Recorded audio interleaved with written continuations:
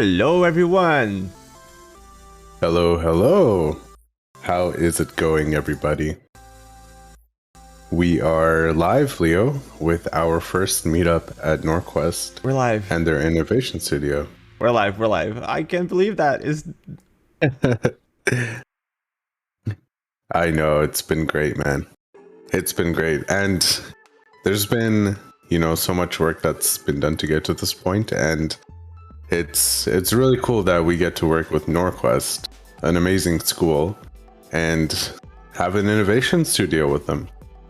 And for you folks who are not aware of the schedule, you can type !schedule like I am here. And you'll know that after our 1 hour of stream games, we are going to give you guys a studio tour. Or specifically, Ronnie will give you guys a studio tour. And yeah, you guys will get to see all the work that we've been putting in. And hey, hopefully it'll come to your school in the future. But yeah, Leo, what are we going to get started on today with the stream games? Okay, so I was thinking about we start with our favorite, our boosting favorite stream racer. What do you think? I'm always down for Stream Racer. I think it's a great game. Honestly, especially and after it's chaotic. Oh, I was just saying it's chaotic, and I love that. Yeah, and especially after they started putting custom maps, because now you have some categories that they're like huge maps. Some of them are replicating actual tracks from Formula 1 and Indy 500. So I think that was a good addition for that. And I also have a surprise for that today. I hope it works. Oh, okay. That's a surprise to me too. I didn't know you've been keeping up on the Stream Racer. So that's a man that's good at his job, everybody. That's a man who cares. And for gift cards, we will have six $40 gift cards being given away within the hour. So, Leo, why don't we get started on the Stream Racer immediately? Sure. Let me pull here. Get it in. Now, if anyone is watching live from NorQuest's Innovation Studio off the monitor, we will have a QR code that's going to be put on Stream Racer, the game that we're about to play. So simply, if you're to scan that code, you'll be able to open up our Twitch channel and be able to participate in the game. But yeah, we'll start heading on over there right now. Okay, so for everyone who's just joining, you have to is !race to join the race. And we see That's Aaron right. over there, first one in line to. All good. Hey, why don't we full screen it right now and actually get the QR code? Yep. Just put somewhere over there. Beautiful. All right.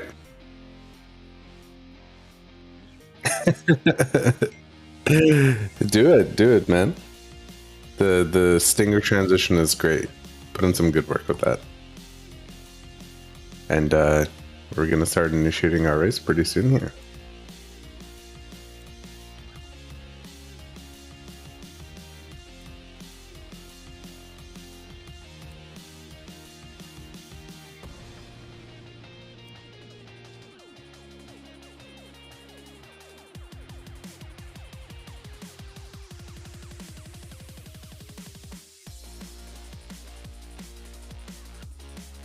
Exactly. We're sorry, our friends from Quebec, but due to the gambling laws in your province, it's very hard to give you any prizes. But you guys have local poutine and croissants. So, I mean, who's the real winner at the end of the day, right, Leo? I mean, that's good. I have to say that was one of the best things that I had here is like poutine. Coming to Canada was the best discovery. Like I eat that thing almost every day. A little worrisome on the cholesterol side, but hey, life is short. Why not have poutine every day? Awesome. Thanks. All right, so we've got about 13 people in the chat and got about 7 people. So make sure you guys type !race to enter the race. Yeah, bring And, your friends. yeah, let's start the countdown. Bring your friends, bring your pets, bring your family, bring your duo on League of Legends, Valorant. Bring everyone. Let's play. Let's race. Exactly. Cool, cool. All right, let's start the timer. Okay, 1 minute. We're so on we a can tight start. schedule, folks.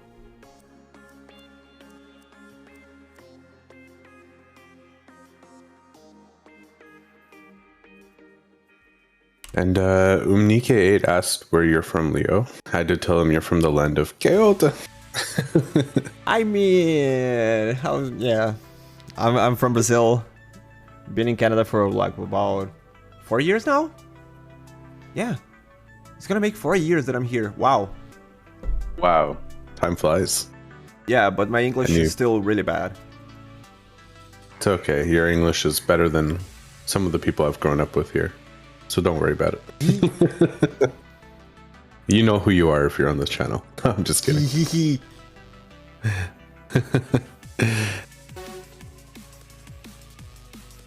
9 seconds till we get in. Race. Let's go.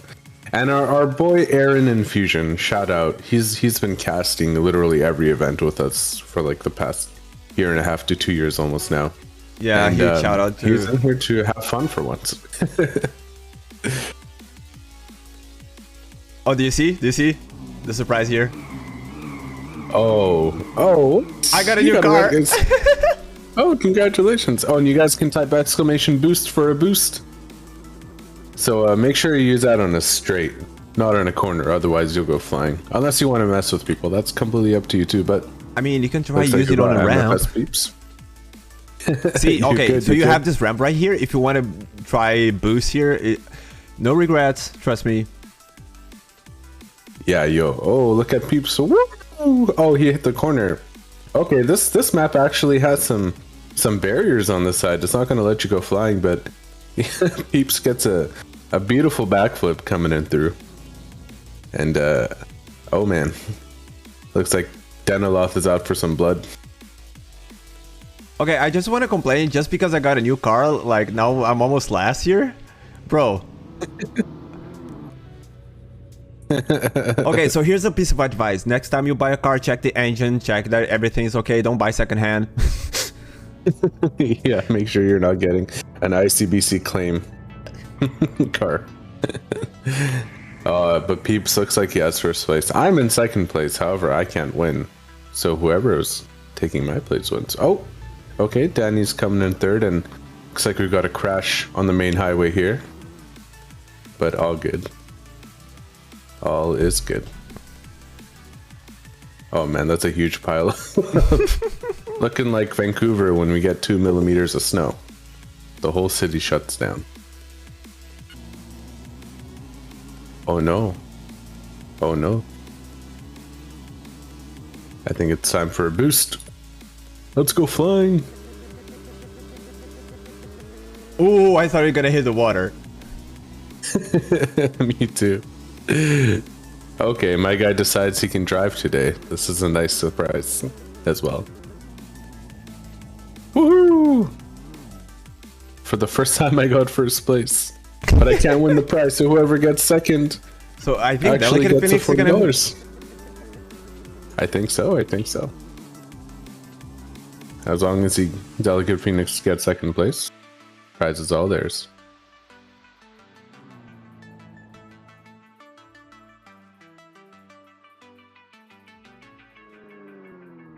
Ooh, congratulations, Delicate Phoenix. As long as you're a Canadian resident, you get to win $40 for a Memory Express gift card. There you go. Congratulations. All right, so we have two more Stream Racer races, guys, which means there's 2 more $40 gift cards to win. Ooh, Olberte. We'll make sure we get you all set up. All right, let's see. Okay, so let's get a new track here.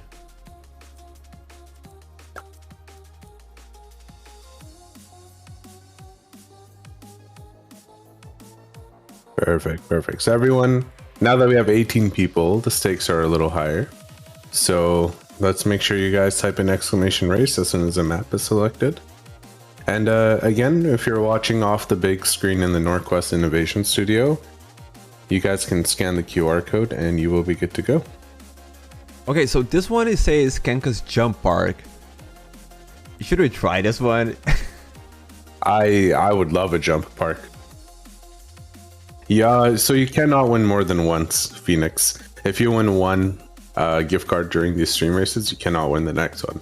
But if you do get first, we'll give you some clout points, and we'll give the prize to the second person. So you do win twice, technically. Oh, we've got some familiar faces here. Yeah, let me join here as well. Perfect. And yeah, reminder guys, you can type !boost. Again, you might want to save it for a straight, or if you're deciding you want to hate on some people, you can use it whenever you want and pretty much destroy whoever's beside you, send them flying with you. Yee.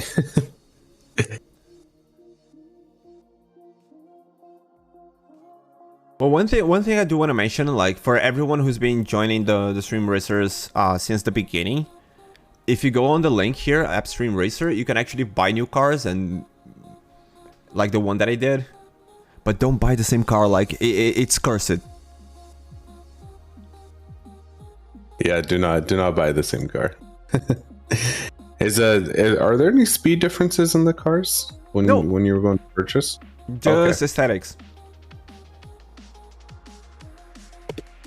That's a great game. I was worried that some of the people from the actual community of Stream Racer had some OP cars, but I'm glad to know they don't. I mean, they have some OP cars because they're beautiful. I've seen some different models and skins. You have some cool stuff, but I think on performance wise, they're just regular. Gotcha. Cool, guys. All right, so we have about 11 out of 16 chatters in the game. So we're going to start the countdown and make sure you guys join. Sweet. Delicate Phoenix, I sent you on a DM an intake form for you to fill out your information for the gift card. So whenever you have time, fill that out at your own convenience. Thank you. Okay, so don't forget !race to join. Starting the countdown now. 1 minute to join. Let's go.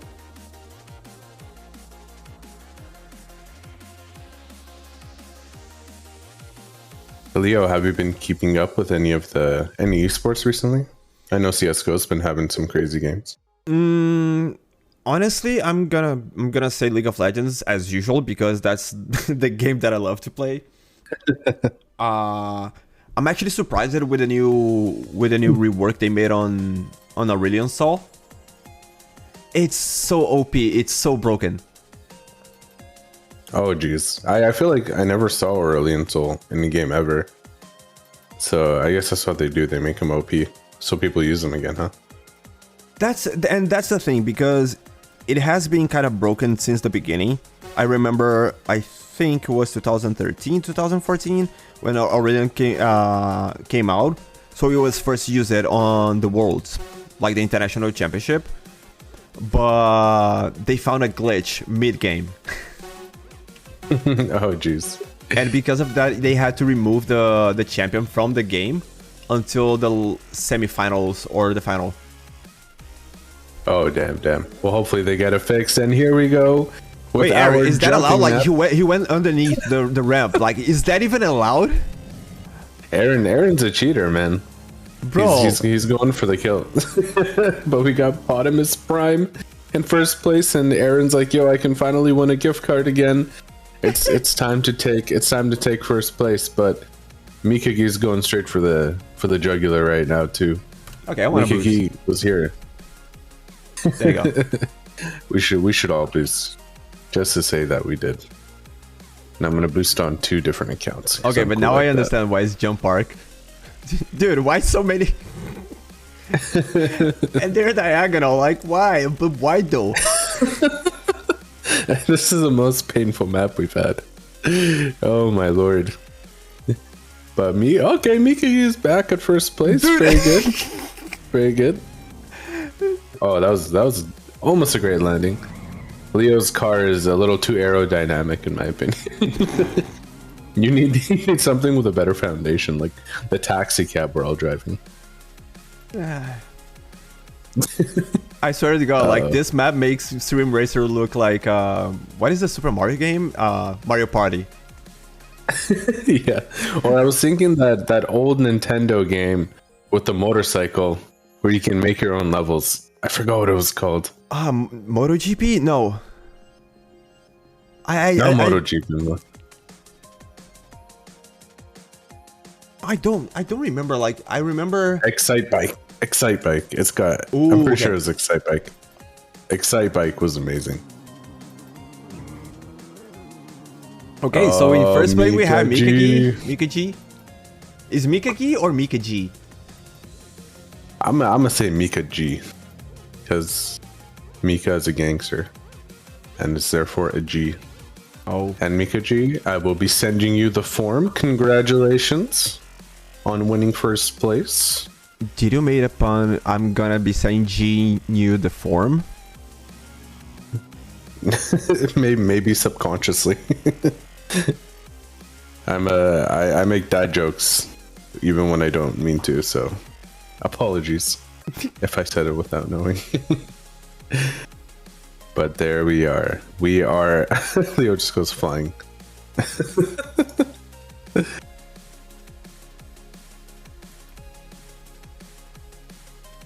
Perfect.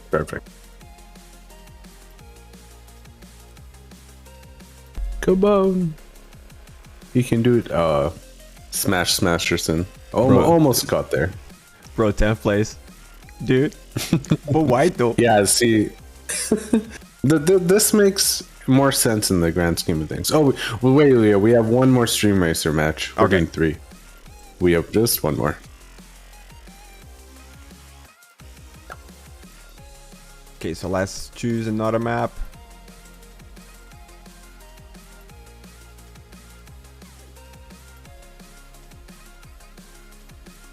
Something crazy. I like something crazy.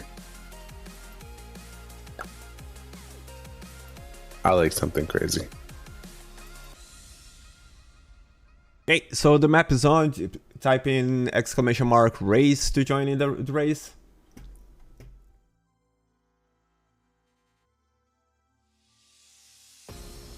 Okay, so first winner was Delicate Phoenix.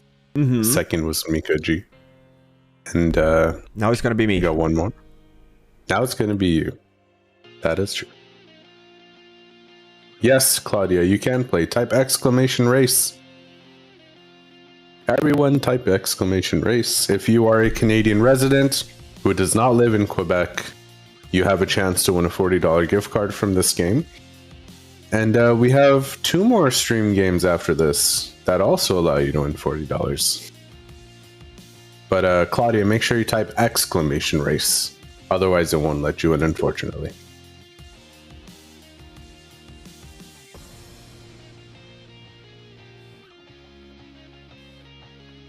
But Leo, are you excited for this map? A little something crazy? Yeah. Okay, so we got ramps going back and forth. What to expect of something crazy? I'm expecting.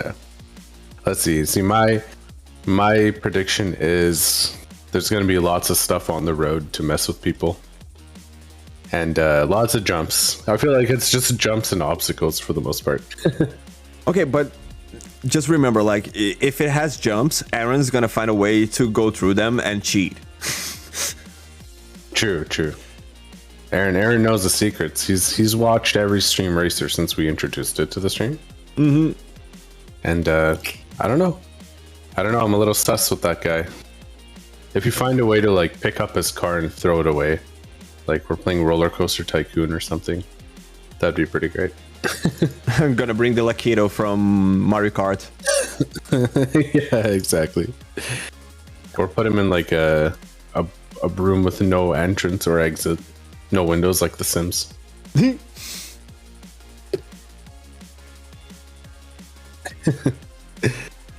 Smash. I think you'll do better than last place this time. It's usually Leo and I at last place. Somehow, even when we don't touch anything, we end up killing each other. Especially in this is one stream game we'll be playing as well. Leo's like a ghost. He's always out to kill me. Yeah, my job is to make Arian's life miserable on Stream Animals. That is my sole purpose on life.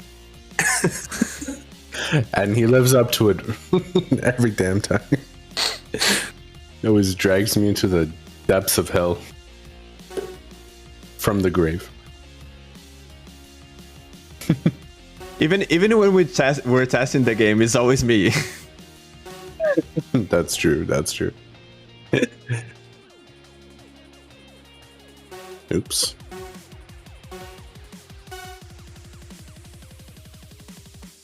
Oh, whoa! Look at that.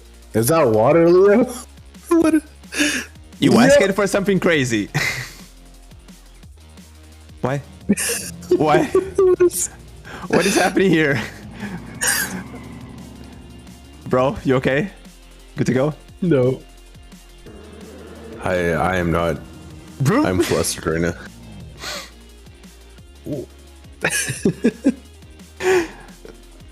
Okay, okay, so this is the car that I want to buy. Like, look at this. It's fast. This is it. Okay, it has aerodynamics, has a good tire. Dude, it has a butterfly on the front. Like, dude. But Claudia's got like the Barbie Jeep car going on right now. You know, what was the name of that character on Wacky Race? Do you remember? Penelope? Penelope? Yeah, I don't remember because the names are different from English to Portuguese. But she was like the one with the pink helmet, the pink car, pink everything. I can't remember, but I think that Claudia's a good representation. Are you talking Speed Racer?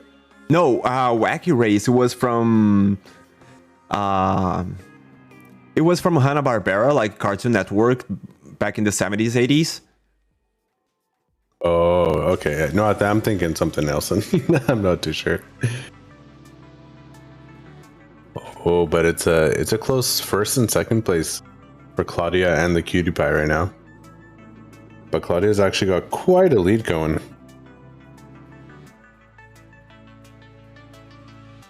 Oh. Everyone's stuck at the little roller coaster area. Bro, why so many turns? Whoa, this map's huge. We're playing the Nürburgring.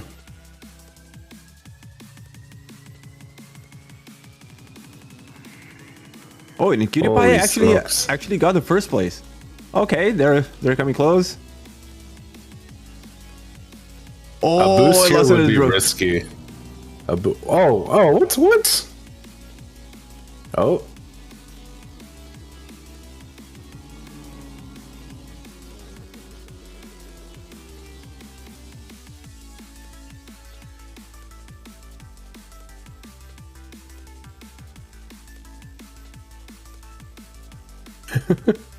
I don't even know what's going on anymore. I don't even know where did I start it. Where's the finish line? Where is the beginning? This map is a good representation of my brain. I'm just all over the damn place.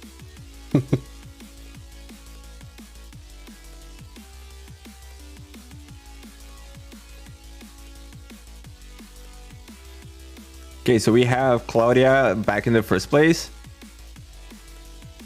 Wait, why is everyone...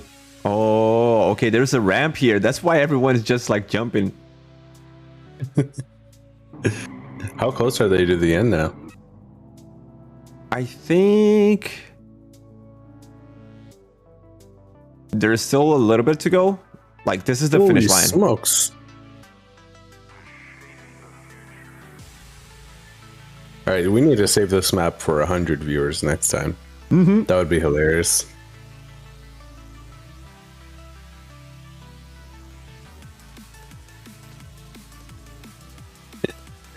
So it looks like I'm trying to mess with Cutie Pie, unfortunately.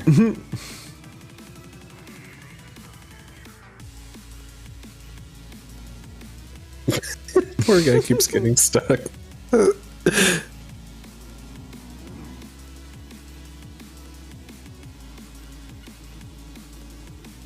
And Claudia actually finished it in the first place here. Ooh, congratulations.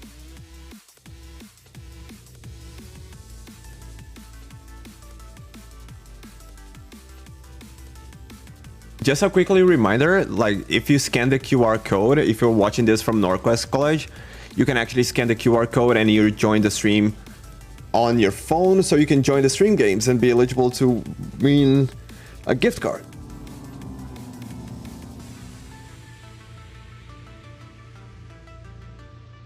Congratulations. Congratulations.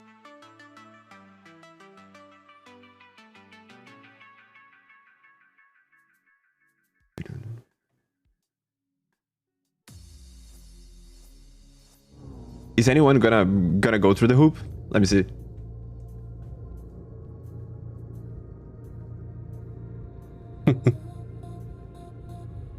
Okay, I'm last. Now that I notice, I'm last. Hi. I'm selling this car. I don't care.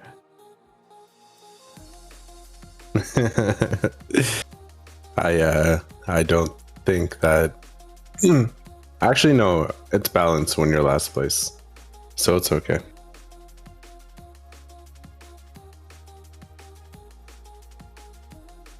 Perfect. Okay, well, we actually have received news.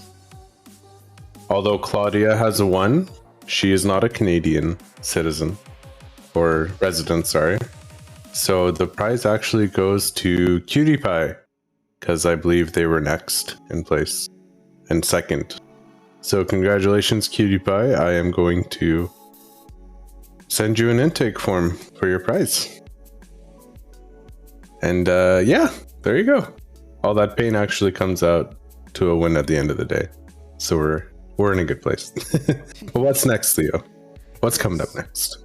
I was thinking marbles, because everyone loves that game. Any also crazy maps. So Yes. I think that would be a good one for starters. And then, last but not least, I can hunt you on stream animals. Oh, you wish. I'm gonna come after you this time for once. Because I've always been random, but this time I'm gonna play a vendetta. Umnike says he can hardly hear your beautiful voice, Leo. Do you know if the mic is Is it okay now? You sound fine to me personally. Mm-hmm. On the stream and in Discord, but okay, so it's much better. Okay. Maybe you just moved your head away for a little bit.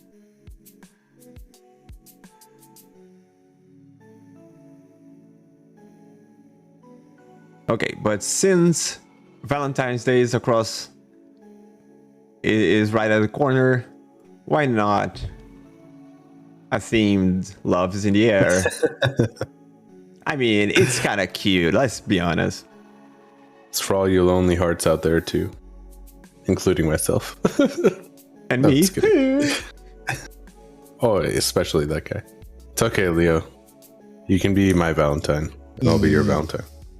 Just make sure the chocolates you send don't have nuts in them, because I don't want to die. But like, if you want to take me down and move up in the company, like I respect that. You know, like the Roman way of getting things done. So it's okay.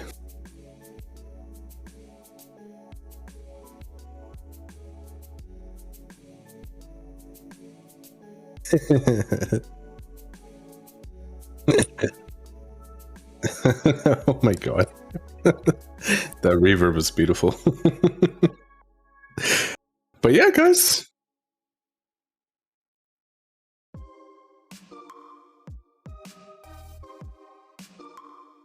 That is correct. And we are playing Love is in the Air, a great song by John Paul Young.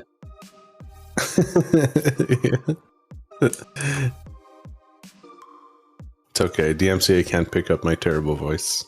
So we win.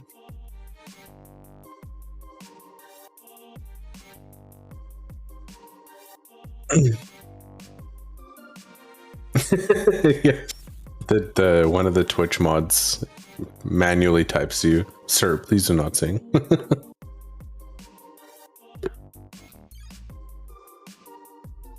But yeah, guys, there's also a $40 gift card for this game.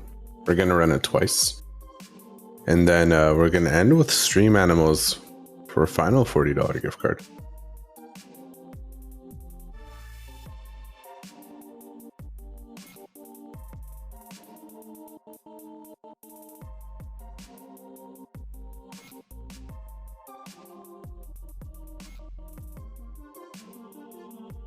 All right, how many people do we have?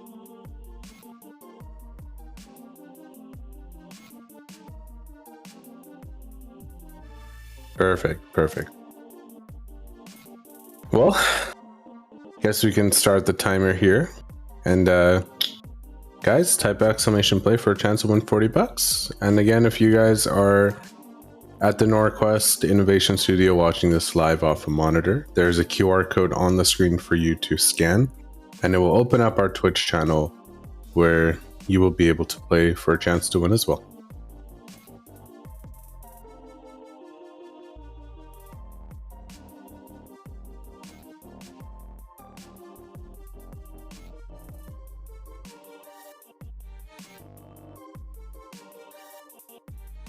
Let's go.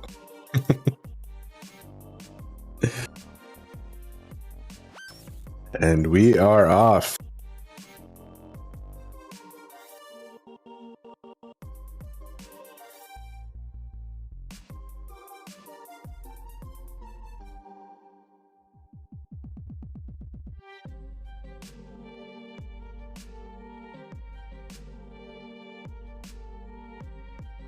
Gotcha. All right, and Leo Greed. Oh, Rodani and Leo Greed going at it. MFS peeps.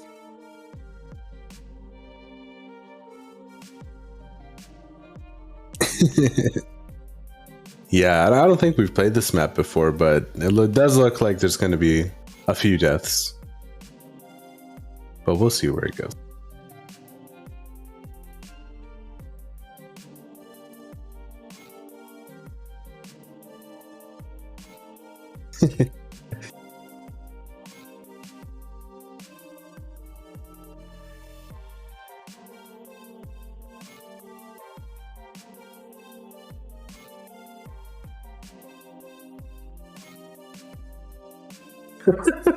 Peace.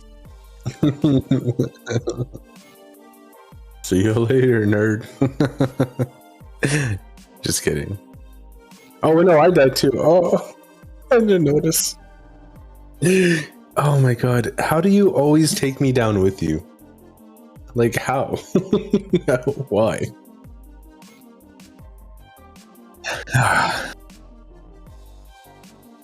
Yeah, you know, I'm starting to believe it.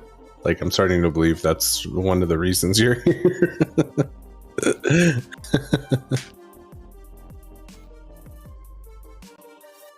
Oh man.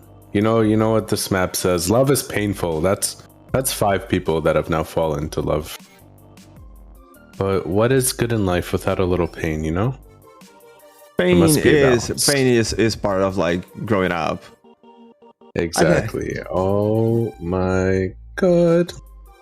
Or worst case scenario, Pain is also a good character in Naruto, so... True. Wait a second. Koji's marble is frozen in the sky. He should be first place right now. Koji is actually the ghost, because I think we did play this map before, and because of that that's his ghost. Oh, okay. So looks like Claudia takes another win. Unfortunately, we just gotta give her props that she's not a Canadian citizen. So ET Iron, congratulations! You win $40. And I will be sending you our intake form very shortly here.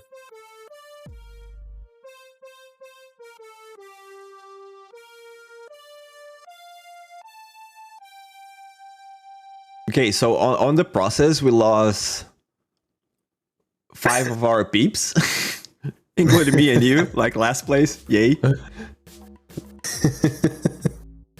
It's a sad day for us. But it's okay. We can't win any prizes, and miraculously we literally die and get last in every single game we play through no power of our own, so it all works out in the end. It's okay. It's okay. Okay, so one more? Shall one more we do one marbles. more? 100%. Let's go. Okay, so let's choose. I want you to pick a map. Oh, okay. The QR code is, you know what? Bongo Boogie sounds pretty cool. 50, number 50.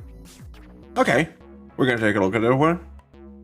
Oh yeah, I'm bringing out the child within me and going based off a silly name.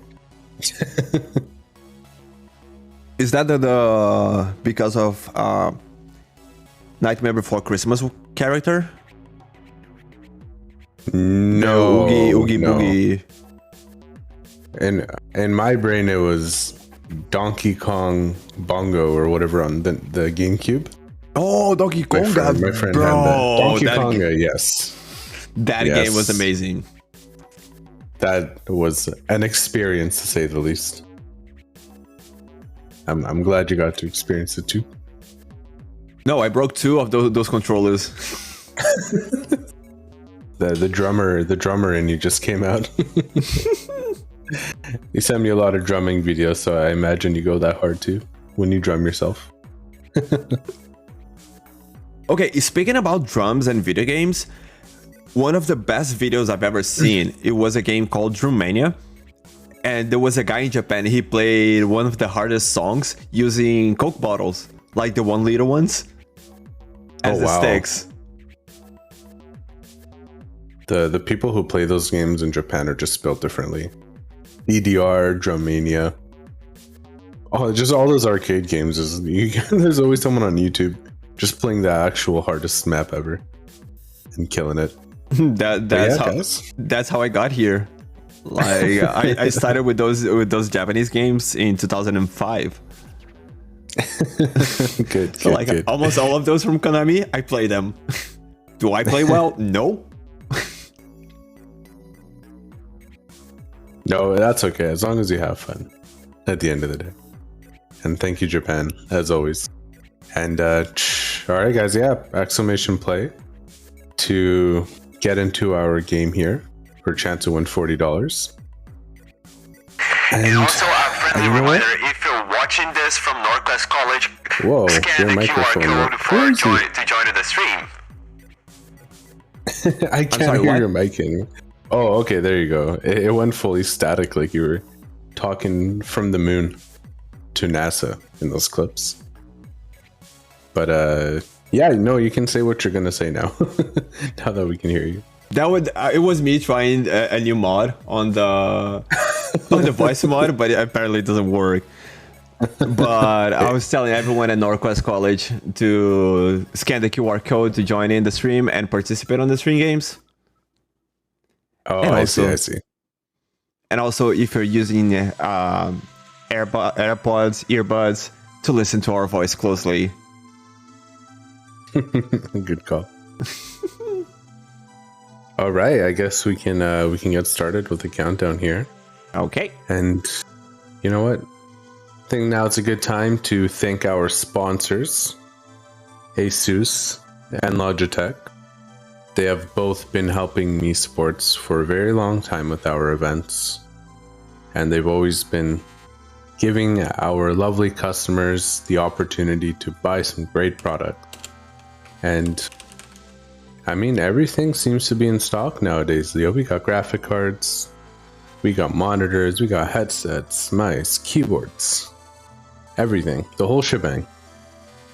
Basically, And, my whole computer. You can buy Leo's PC as well. You can from buy my Memory PC. Express Up.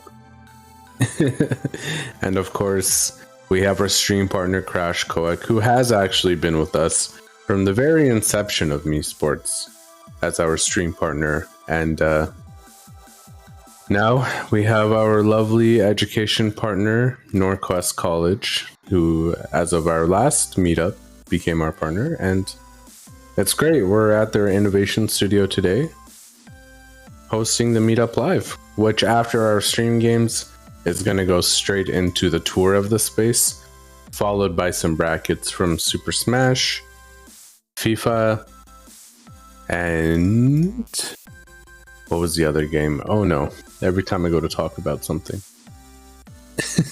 I forget. Okay, what is this gap? Okay, I think we all know what's gonna happen here. There's a huge gap between both places. What Wait. the? Oh, okay. Oh, okay. Everyone survive it? Okay. Oh, okay. Oh, dude, if Smash got last again, I would have been angry. It would have been not been fair.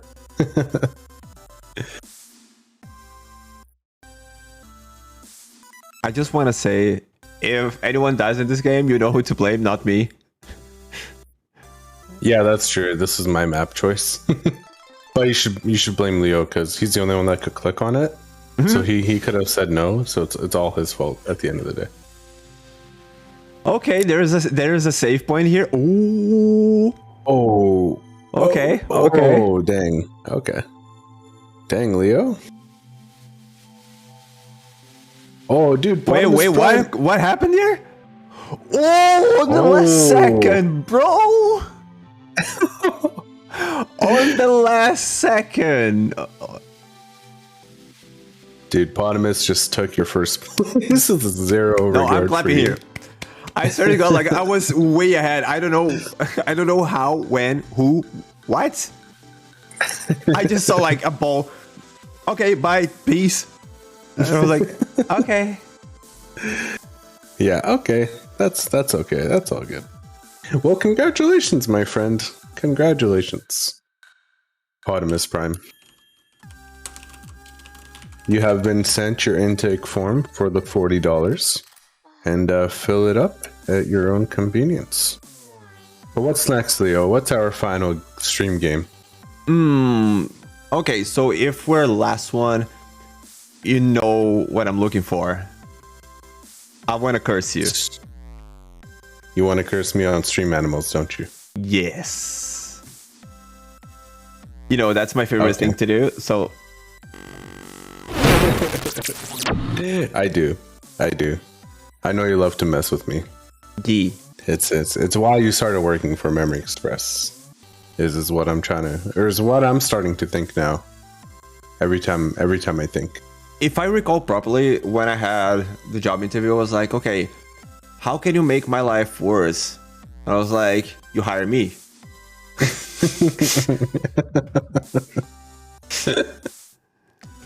Yeah, that sounds about right.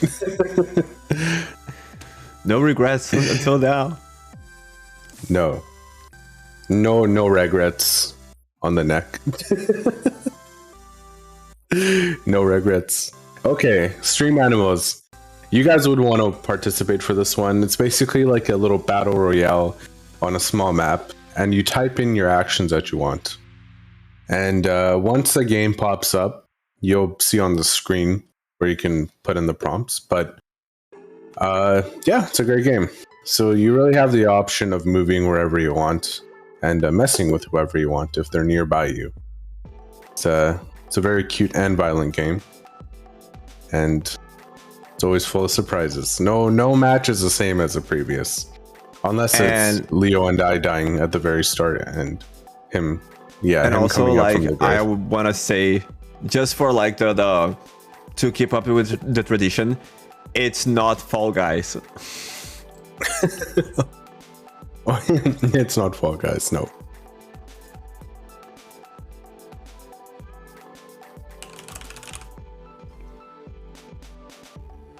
Beauty. Yeah, so yeah, we're just. Can you hear? Can you hear? Can you hear? Can you hear what? The music? Mm-hmm. It's our favorite music. That's your nefarious music. You're coming up with something. Okay, so let's switch over. Look at Umnike8 appreciating production quality. Bro. He says, "Oh, look at that. The stream games are crossed off as we play them. Such high production values on these shows." Well done. Thank you. Thank you. You know, I asked Leo yesterday, like my friend, can you get some X's on there? And he just executed perfectly. Executed. Perfectly. Oh, we're full of jokes. We're full of jokes here at Memory Express. Hello. I'm looking for the fun. Where's the laugh? Hello. Hello, hello. Awesome. All right, yeah, so guys, you can either type in the animal you want. I'm gonna go with goat because I am the goat, self-appointed. You can't argue that. Thank you very much. And other than that, if you just want a random animal, you can type !join or J. Now for the second option, there is auto and auto off. Now what auto does is every round you'll see what actions you can do at the very top right, what commands are available, and you can type that in. But if you leave it on auto, it'll just do it on its own. And you won't have to pick, which is also a pretty good strategy. We've had a lot of people win with auto, but it's up to you because, again, you can mess with people or you can leave it on auto and enjoy the show. Or you can be like me, who because the screen keeps spinning, so I never know what's north, south, east, and west, and I always go to the water. That is also very accurate, yes.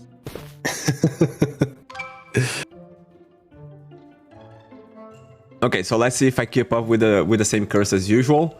Let's see if I die on the first round. So now you have to input what direction you want to go, north, south, east, and west, or random move.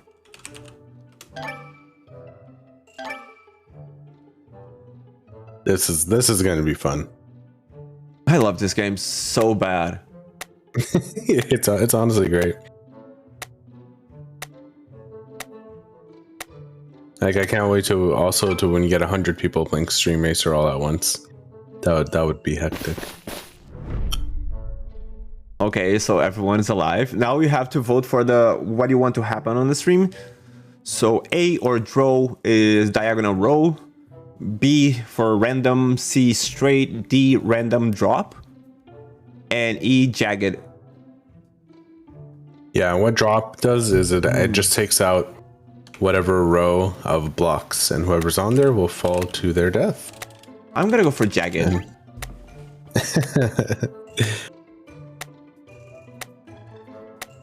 The only vote. All by my. Oh man. Okay, I'm alive. I swear to God, I was gonna say yeah. Oh my God, he ended up killing only me again. My only vote killed you. Okay, so this is what I tell everyone at home. Like, my life is this. Dude, I'm at a loss for words. I'm at a loss for words. I hate you. Okay. What? You killed me on both accounts, actually. What? What happened? Whoa. This is new. Okay. Okay. Yeah, we've never seen this before. Space mode. Okay. Fire Memory Express, man. Yeah, you're right. Okay, I'm alive. Oh. Ooh. Triple down. Ooh, Chicken Rush. Chicken Rush is the thing. Oh yeah. You know what? I'm gonna vote for Phoenix Blast. Only on one account though, because I don't want to abuse my other account and get 2 votes.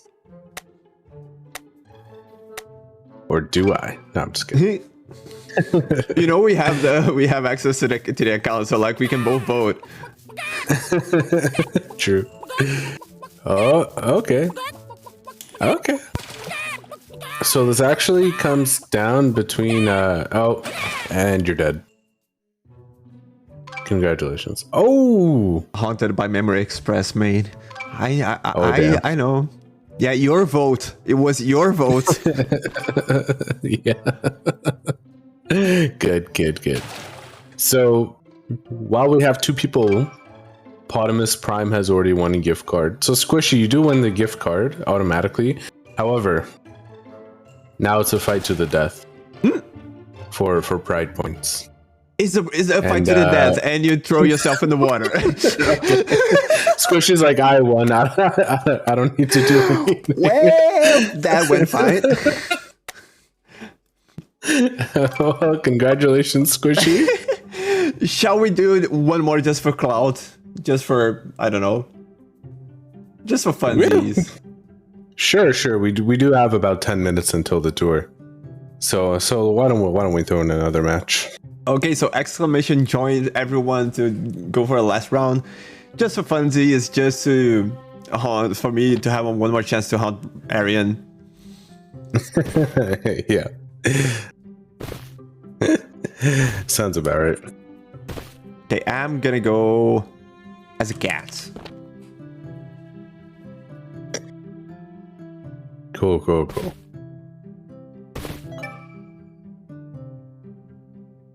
I'm gonna go as a bear. And on the other account, I'm gonna go as a sheep.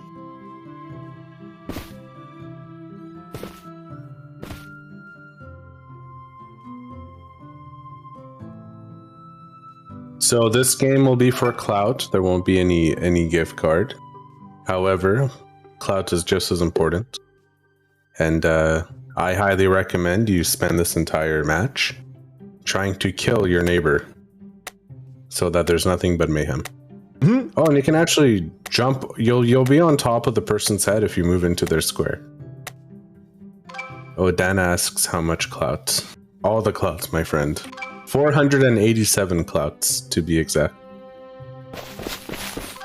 32 types of clout. Yes. 32 types of clout.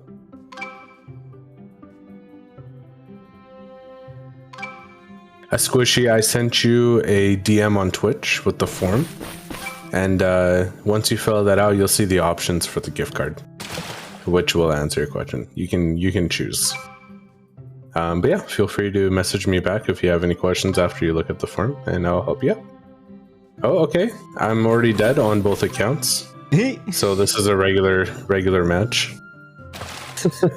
And I'm still alive, okay.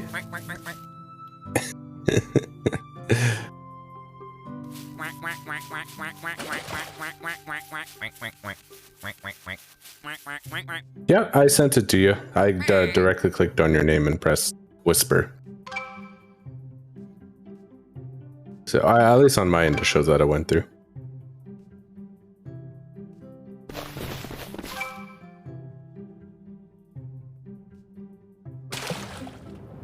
Okay, Leo's dead. That's good. Oh, okay. Jumping off to their death. It's getting windy here, over here. Yep, we're only left with 3 people again. Smash, you need to win. You need to win this one. I have good hopes.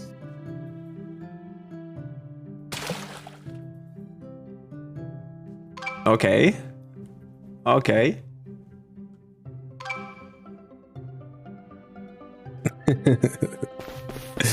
Please, no one throw yourself on the water.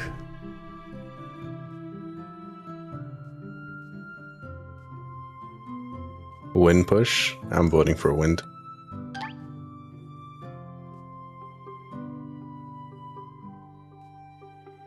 No, I want to see some battle. I want to see carnage. I want to see mayhem. So I'm gonna vote for duel.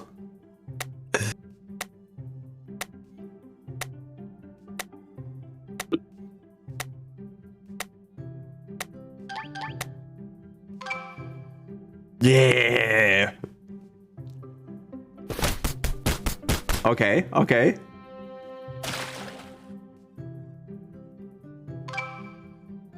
Ooh, what's gonna be? It's gonna be Nikkei or it's gonna be a Smash. Let's go. I'm sorry, Nikkei. I know you're the MVP. You're always here. But I gotta vote for Smash. It's already been said. Come on, Smash. Oh no! Oh man. Okay, that was fun. That was fun. That was a good one. That was a great match. I'm sorry, Smash. Umnike is just too powerful. He's the MVP for most gift cards won at the meetups so far. To the point where the manager at the store is like, "Hey, this guy keeps winning gift cards. Are we sure this is correct?" I'm like, "Yep." Yeah, he's just that good. He's that good. I swear, I'm not just giving out free gift cards. Congratulations, Umnike. You did great. That concludes our stream game, folks. What's coming up next, Leo? What's next on the docket? Should we tell them? Should we tell them? We should. We should definitely tell them. Yeah.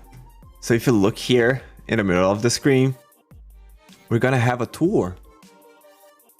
We're gonna have a tour. Ooh. Can we get a full screen? Yep. A good old full screen of the schedule. Thank you. Thank you. And there we are. Our good friend, Ronnie, who has actually been the one out of our group of 3 who has been to NorQuest helping set up the space and working tremendously hard with the school to give the students an amazing space. He will be the one who is live in NorQuest right now, giving you guys a tour in a few minutes from now.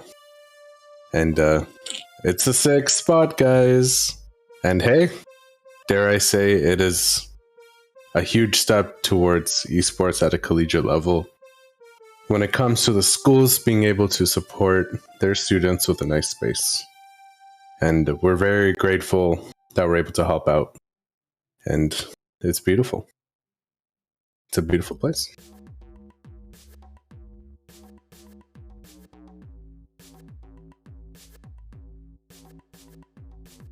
Sweet, sweet. Our tour, eh? Oh yeah. Oh, it says you're muted on the Discord side or on Twitch. However, I will repeat what you said. Leo said we're gonna run into the ads and then onto tour. Our tour. The hors d'oeuvres. Or do-overs. Hold the door. Into Hordor. Our tour of Hordor at Hogwarts. I don't know where I'm going with this. Let's go to the ads. Okay. See you guys in a bit. See you later.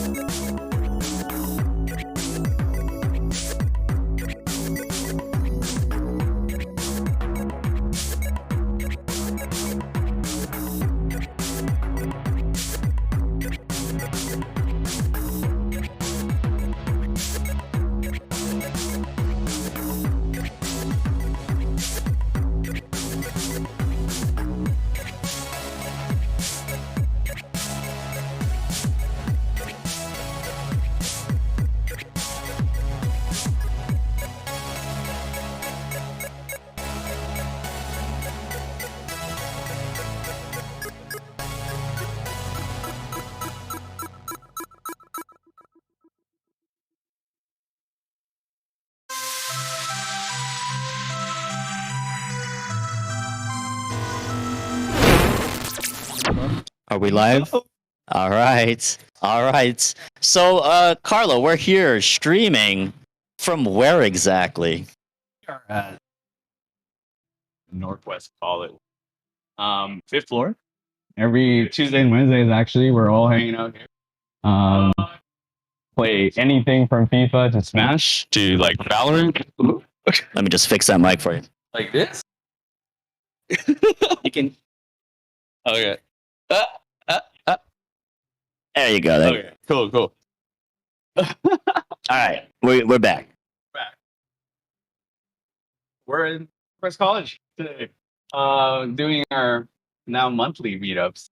Yes. So we're here today, Saturday, February 11th, 1 to 8 p.m. So we're already an hour in. But why don't we turn around and show everyone what's behind us? So once you come in, you can register. We have our staff here. The event itself is free to attend. But if you are doing some brackets, we do have prize pools. So you can all the information will always be in our Start GG page. However, that is because it does change. So Yeah, for this event, if you go to Linktree/MEsports United, you'll have all the information you need. But right now, I think we're going to do a quick tour. Let's check the space out. So I'm gonna be your cameraman, Carlo. Yeah, I'm gonna follow you from behind here. And give me a moment. There we go. ELT building, fifth floor. And then as soon as you get out of the elevators over there, you'll see us, the Innovation Studio. This place is quite special as NorQuest really wanted to invest in enhancing that learner experience. So one of these activations right now. So as soon as you register with our lovely folks over here, you can come in and you'll see our main reception area right away. This is where we're going to be streaming our production. We have Smash Bros. Going on right now, but I think the finals will be streamed live, right? Yeah, correct. Just some bracket matches. Yeah. Right now, FIFA is set up over here because we have 4 titles today. So if you follow me here, you can go pick up a Red Bull. Yeah, I like that. Say hi because we're probably most likely going to be sitting here the whole time. We have all our stuff kind of like wired so that any experience that you want to do in this space becomes very interactive and honestly high flex. So you don't even have to be here sometimes because we have cameras everywhere. But you should come here because this place is getting packed already. We're in our first hour. All of our staff has arrived. You'll see them in NorQuest jerseys. These are our classic OG ones. Big hint. There's a new one coming up. So maybe in July you can see it. But head over here with me.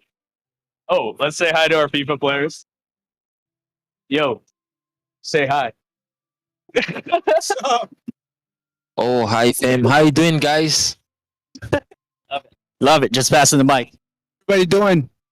FIFA, yes, sir. You guys have got some big screens. Goodness. Stuff today. But if we walk in here, you can find our Memory Express stream PCs that we use. Yes. 5-on-5.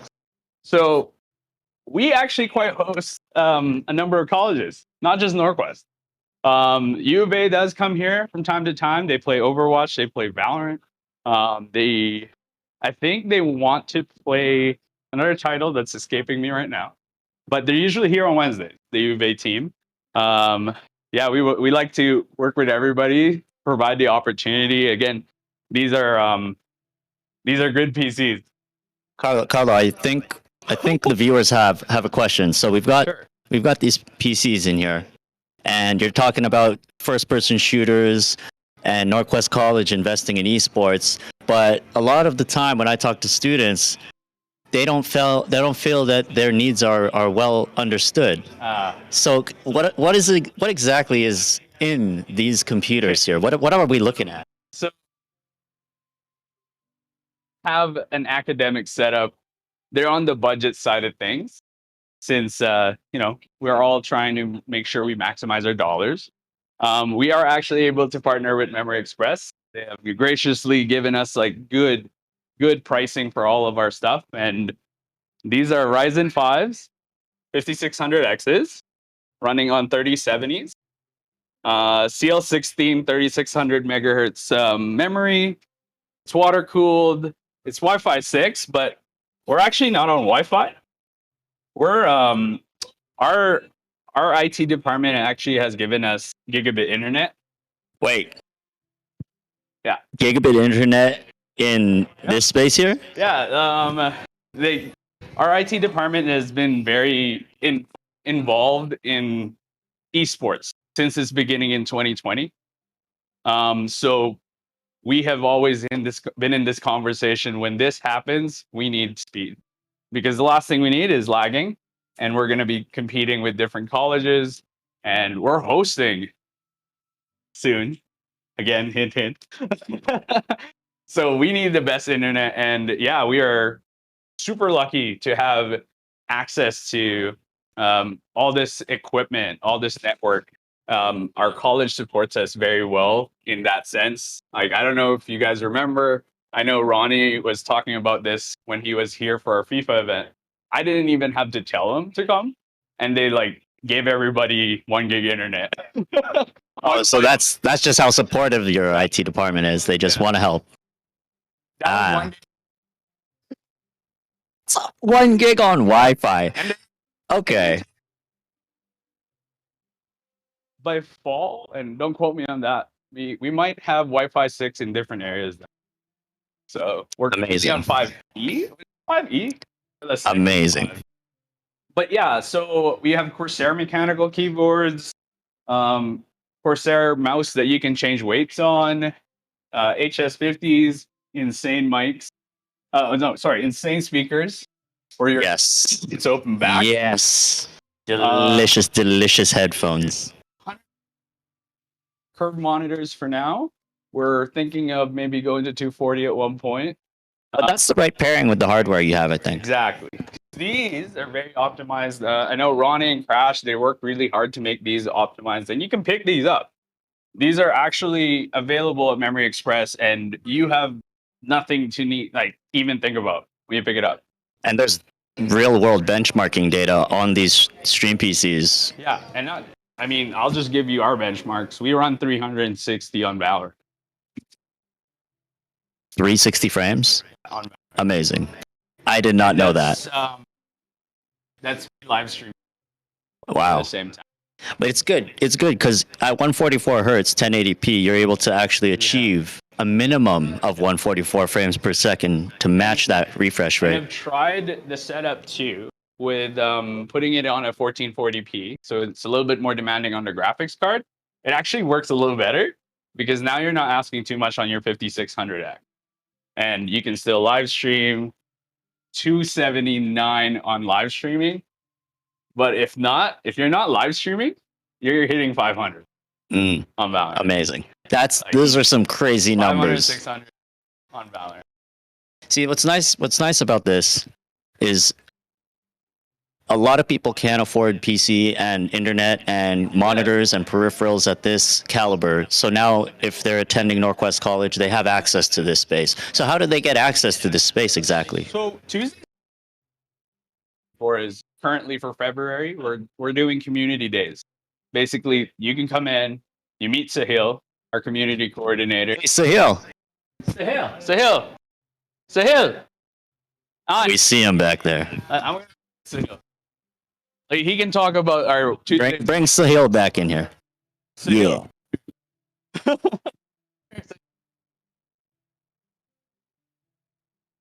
Okay. Hello. Talk about how they can play here on Tuesdays and Wednesdays. Sure. He's Sahil from India.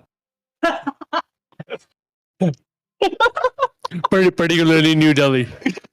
Particularly New Delhi. Yeah. So those people are like the best. They're outspoken, outwitted, full of life.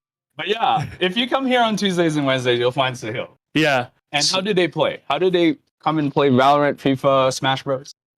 So whenever you come for drop-in gaming on Tuesdays or Wednesdays, so you just have to come in the room and then basically we just show you around how you play, even if you know how to play. So that's good. Like we just have PC gaming stations for Valorant, Apex, and other games as well. Overwatch, and when you get, and then I'm a student here as well. But Yeah. if you want to play, you don't have to be a student. Yeah, we don't have to. You don't have to be like a NorQuest student, like when you're here and playing games. The way is like when you come here, even if you don't know how to play, there's always someone here who can show you how to play the game. You know, and then anything you need or help, there's always staff around. Like me, I'm a community coordinator. Anything you need help with, I'm always here. We have Xboxes and PS5 as well. On Xbox, like the most popular game right now is FIFA 22. And then we're trying to get FIFA 23 as well. We have it on our PS5. We are on our PS5, but probably in the future events, we're planning to get FIFA 23. Yeah. Probably Tekken, because like last couple of weeks, we saw like Tekken 7 is getting popular, right? A lot of fighting games. A lot of fighting games is getting. We have Dylan. We have Dylan, who's like doing Smash Bros game. So we have a new employee. We could just say like he's a new volunteer, but he has an expertise. He's our Yeah, lead for Smash Bros. Yeah. So, but yeah, like you don't have to pay anything. You just need to say hi to Sahil. Yeah. Register your name and email. Just and then come you and can say hi to me, and then yeah, man, just get it along and welcome to the gaming world. Right? All right, Sahil. You can go play FIFA now. I took him away from FIFA, but thanks, Sahil. But yeah, no. We've always wanted to make sure that the access to these things are free. The biggest barrier is cost for people to play. So we've been lucky enough to have this space, and NorQuest really wants to make sure that we're taking care of our community, because that's the most important part. We've always had them support us in our events, so come and play. You know. So we've covered FIFA, we've covered Valorant. What else do we have? In general. But we are hosting other things today. So if you follow me, over in the main area, we have our people from Canacurn, and he is hosting a Canaclash clash today. Anthony, why don't you say hi with us? What are we doing today here? We're hosting for Canacurn. for Canacurn, we're hosting our Super Smash Brothers Ultimate here in Edmonton, Alberta. Setups. Oh, Yeah, you got it. can you guys hear me? Sorry about that. Yeah. This is my kingdom. Welcome. Come. Got a big projector right over here. But yeah, mainly here at Canacurn Esports Productions, we host Super Smash Bros. Ultimate. That's my main thing. But we also do various FGCs as well, not limited to Dragon Ball Fighters. Guilty Gear? Guilty Gear. Gear. Yeah. It's like we're doing. Oh, I have my own mic. Oh, okay. I'm like, Okay. I just been thrown into the fray. No. so usually, how does one get into one of your tournaments? Yeah, so we have something called the Alberta Discord. And so that's mainly where most of my tournament announcements come from. I also have a Twitter page as well at esports, Canacurn Esports. Oh my god, I don't even know my own link. Yeah, now we're esports up in here. That's where you'll find the majority of our announcements. Next one is March 11th. Sign up through start. Yes. We'll take a gander at what's going on here, but thank you. Yeah, no worries.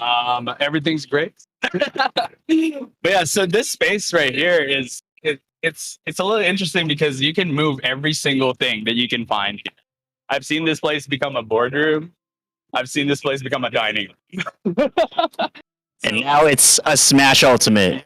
SSBU room. Well, we'll have some bracket matches on stream later today. I'm sure our production team will pull that up on the schedule or on the live stream. It's a quarter of what Anthony can do because on March 25 and 20 can a clash. Yes, stay tuned for some announcements about March 25th, 26th happening here, but not quite in this space. We'll talk about that during our interview. 200 people, as Anthony told me. So we're going to be in the main atrium space. So watch out for that. But let's walk a little bit this way while you're viewing all the other Smash players. You know, I've never been good at this game. Somebody told me that if you don't know how to edge guard, you're just dead. So I know. I personally play Tekken. So Tekken. Yeah. Well, maybe we got to add Tekken in here. 10 units here today, but we're doing 9 for bracket. No. But yeah, we also have these experimental classrooms. If you walk over here with me, we're using this one as a storage. But later today, we will have a bracket for Street Fighter. And this is going to be in this space right here. And the good thing about this space is that this is our experimental classroom. So if you look over there, there's lots of these cameras that are connected to this classroom, and you can do a lot of different demos. We've done nurse training, ER training, and EMS stuff during COVID. And the instructor would be here, and everybody would be watching from their home and learning. But yeah, this is like just a part of the innovation studio. There's a little bit more over there. I mean, if you've been following like Memory Express's like social accounts, Ronnie has been here. We've done our podcast here, and we'll be releasing that as soon as I have time. But we should probably head over there. Eh? Yeah, let's head back to the reception area where the stream matches will be and the commentators are. Street Fighter will be happening on stream 2 later. Correct? Bracket? Yeah. Yep, brackets all the way to finals. So you can always come find us here at the Innovation Studio for NorQuest. There's lots of people that come and have even no idea that we do this. And we love teaching. All of my coaches, their main goal is to teach people before they become competitive. So should we be switching over there? Let's take a sit. Yeah, cool. You can take a sit on.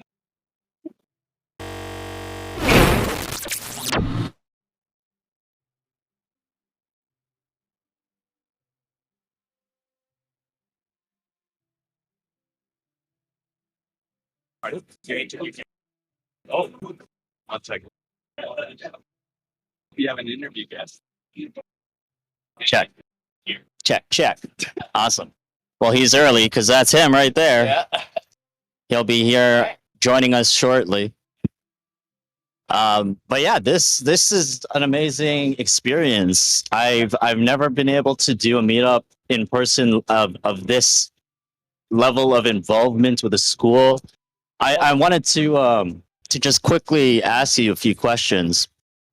With what's happening here in this space, what is the intention with NorQuest College behind this space? Because it's called the Innovation Studio, but we've never actually explored what that means. Like, what is the idea behind the Innovation Studio here?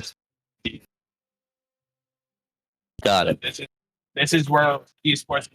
This is where esports basically birthed too. Right, our first equipment was here, and then it just came from all the hard work that multiple people, multiple departments have done. So I'm being told we have some technical issues with your mic, so we're just gonna pass this mic around at the same time. No, not your fault. But yeah, no, this is the birthplace of everything new that comes out from NorQuest. Machine learning was here at one point. Now it's an official program, right? So you can learn AI. actually, my brother is enrolled in machine learning. Gab, you met him the other day. So yeah, this is the space where NorQuest really shines, because we're proud to do like a lot of new learning experiences at a very quick pace, right? So yeah, we're more to come here. I mean, there might be some renovations, hint hint, that's coming up soon.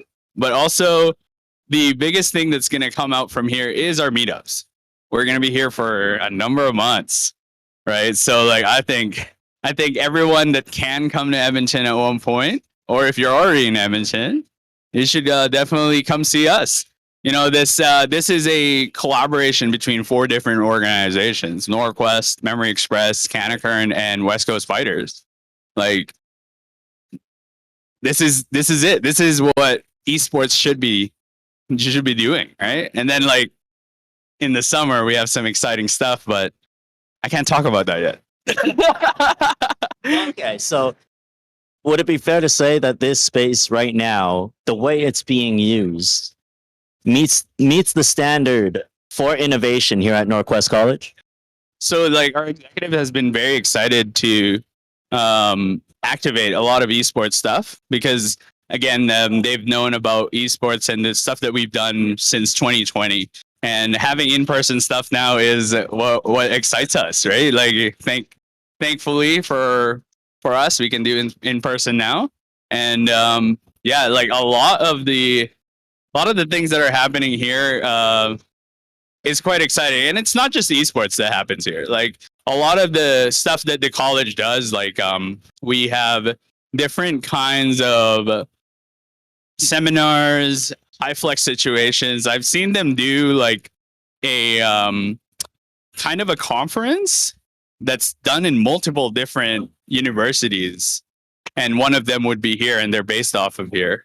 We also do a lot of our filming here, a lot of our what we call NorQuest Unscripted. That's how our college communicates with the whole staff. So it's a great place to just honestly do whatever you need to do in NorQuest, right? That's the space right now, and we're having so much fun, just like inviting different universities, different groups to just come play, right? So, but yeah, no, the Innovation Studio has always been a kind of a gem for this building specifically, before even the Sigmar location was done.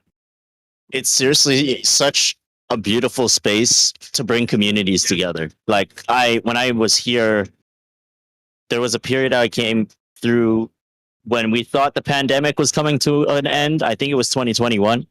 And when I was here, I already saw, and this was almost a year and a half ago now, I already saw how we could make this a hub, an esports hub in Edmonton. So I was waiting for this for so long, and I'm just so happy to see it all come together. And that was in a different space, which is an amazing space as well. We'll explore that another time. But having our meetups here is just such a blessing to be able to bring the community together, and it's free. Like you can just show up, hang out, and it's just. I just want to say thank you so much, Carlo, for being able to really bring this all together. Before we switch off, I've got just one or two more questions for you. So we are currently here Saturday, February 11th. When is the next meetup? Because I'm sure our promotional campaign was a little bit short, so maybe we missed some people. When can we expect the next meetup here at NorQuest College? Our next meetup is on March 11th.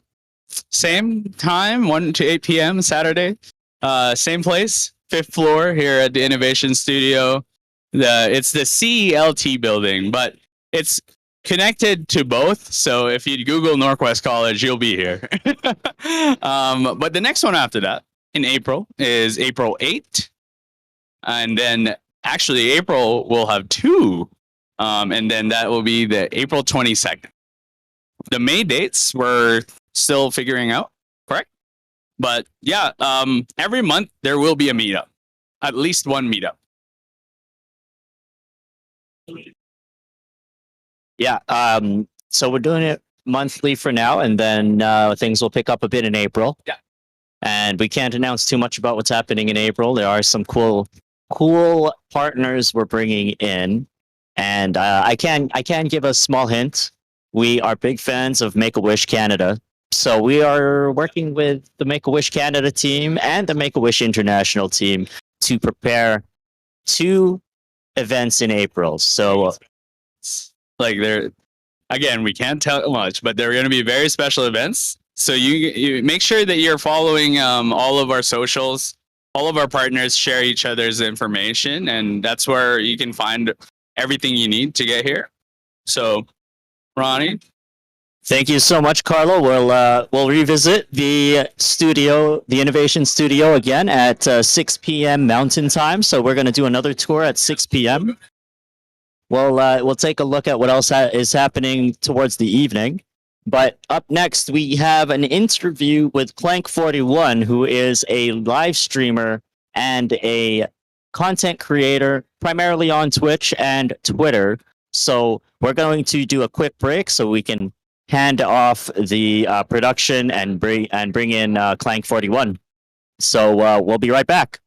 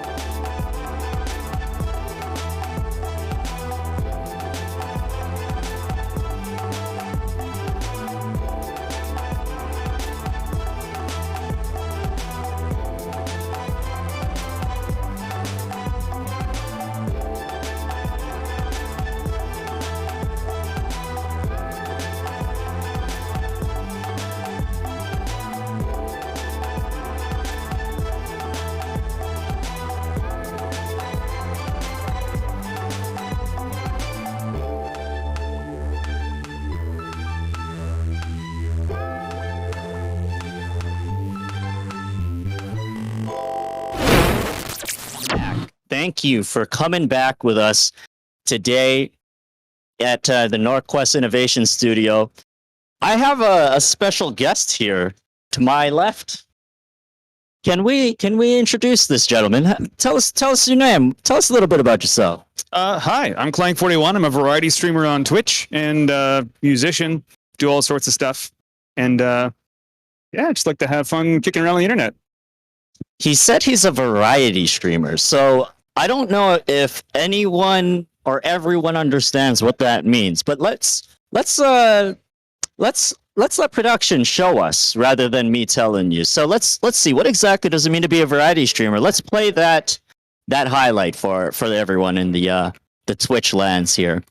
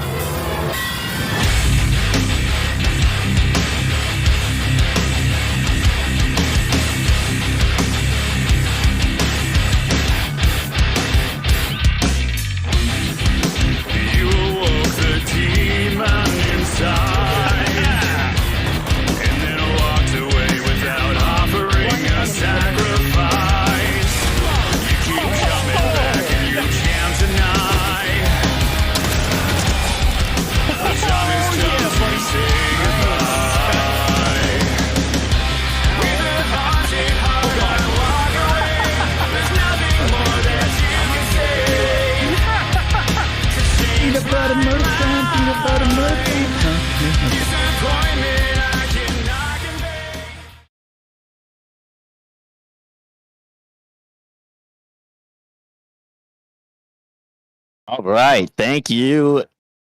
Thank you, Clank, for joining us. I think I get a much clearer understanding now of what it means to be a variety streamer, because there was more than just one area of, I guess, interests, a passion. What exactly does it mean to you to be a variety streamer? It means not really planning everything out and just, streaming and living in the moment. I do a lot of music stuff. I was a touring musician previous to streaming, but then COVID hit, so I was like, let's try live streaming. Turns out it's way better than playing music live, so that's what I do now. And then we just kind of play games, do stuff with the community. We do a lot of charity stuff and just kind of go with the flow. It's just super chill vibes. I feel like for a lot of creative artistic career paths, live streaming has been one of the major game changers that allows the artist to regain control of not just their art form, but of that entire path, that career path. How long have you been streaming, and what sort of things come to mind when you first started versus where you are now as a streamer? That's a really good question. So I've been streaming for a little over 2 years. When I first started, it was literally just I wanted to stream to raise money for Children's Stollery because they had the Extra Life event thing. So I did a 24-hour stream and then got an email from Twitch the next day saying I was affiliated. And then I talked to a couple of friends who were already streamers, and they said, you should do this. Like, you have the personality for it. You have the platform for it. You should lean into it. So they made me a bunch of emotes and some branding and stuff. And I just kind of, took off from there. And it's been nothing but a fun time just hanging out and making friends and playing games and doing stupid stuff on the internet.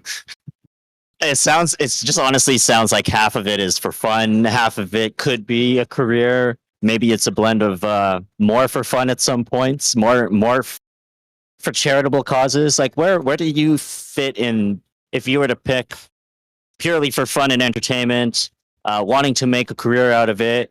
Where would you land in there?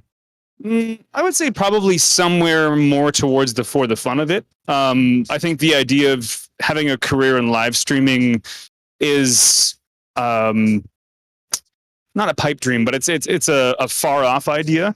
It's something that I would really have to want to lean into. And currently I have a job that, takes care of me and pays me well. So I'm happy just streaming, and actually all of the funds that I get from streaming goes into various charities or back into my community. I've bought chairs for people. I've sent people, video cards and microphones and stuff so they can game with me, things like that. And these are like fairly expensive gaming chairs, just to clarify, right? Like we're talking about the fancier, full on, we're not talking just some off the shelf IKEA chair? Are we talking about something else? Yeah, no. So one guy, we got him a Corsair TC60, which is like a $330 chair. Another guy who's actually my mod, his chair just broke. So I sent him some money and he got a Secret Labs something. I can't remember what, but his parents helped him pay for the rest of it. But I sent him some money and said, go get yourself a new chair. You know, I need you for stream, that kind of stuff. So he ran off and bought a new chair. And then I've given away like an RTX 3060. I've given away microphones. I've given away Stream Decks to other streamers just to kind of. It's up in the thousands of dollars when you kind of put it all together. These are some amazing things. And you just do it for charitable causes. Yeah. And then we've raised money for Stollery, Trans Empowerment Project, Trevor Project, Able Gamers. A lot of what I do is just for charity. Amazing. Like I really feel that a lot of people who aren't in this scene, whether it's esports, content creation, live streaming, people don't understand how involved it can be and bringing communities together. So in your case, when you live stream, just to help the audience get an understanding, because we're live streaming right now, everyone's watching the stream. When you stream, what does your community look like?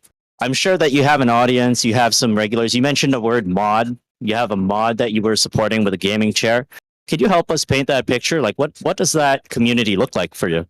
So the community I've built is based off of like a lot of mutual understanding and trust, and just being very welcoming of people from all walks of life, of all different types, and just everyone supports everybody.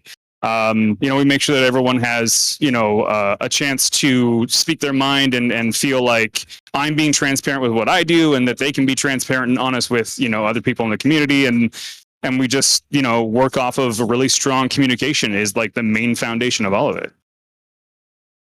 So a lot of what we do is actually the same as what you're doing. Because when we have our meetups, which have never been in person, and I'm guessing that's a similar case for you. It's mostly online experiences and shared broadcasting to your communities. What would you like to see us do more of? So Memory Express, we've got MEsports, got NorQuest College, we've got West Coast Fighters, Canacur, and there's a few organizations here. But with Memory Express and MEsports, we are a nationwide company. I'm sure you've heard of us, and there's so much more I want to be doing, but to hear it from a live streamer like yourself who has a community, what sort of things do you wish companies did more of to support these communities, these live streaming communities? Well, I know you guys have been doing giveaways and things like that, so that's a really good start. And as I recall, you guys have done some charity stuff as well, which is great. So, I mean, you're definitely on the right path, I think. A lot of the games that I play with my community are more survival based. So we play a lot of like Valheim and Forest and, things like that. It would be cool to see Memory Express host servers like that aren't necessarily just esports, but other games too. I think it would be really cool. That's really the only thing that comes to mind, because you kind of have covered the rest of the bases already, which is really awesome. So this is one of the biggest challenges, for me at least, is every new game title requires a new subject matter expert. So it's not, to me at least, for the standards that I want to include or push forward, I want the grassroots community to merge with the mainstream community, and to also merge with the larger companies like our sponsors, Asus and Logitech and Red Bull. I want to bring them all together. So what I'm hearing from you is more fun experiences for the fun of it. It's almost like, I know that some people host meme tournaments where you don't actually play the game the way the game's meant to be played. So is this kind of along the lines of what you mean? Absolutely.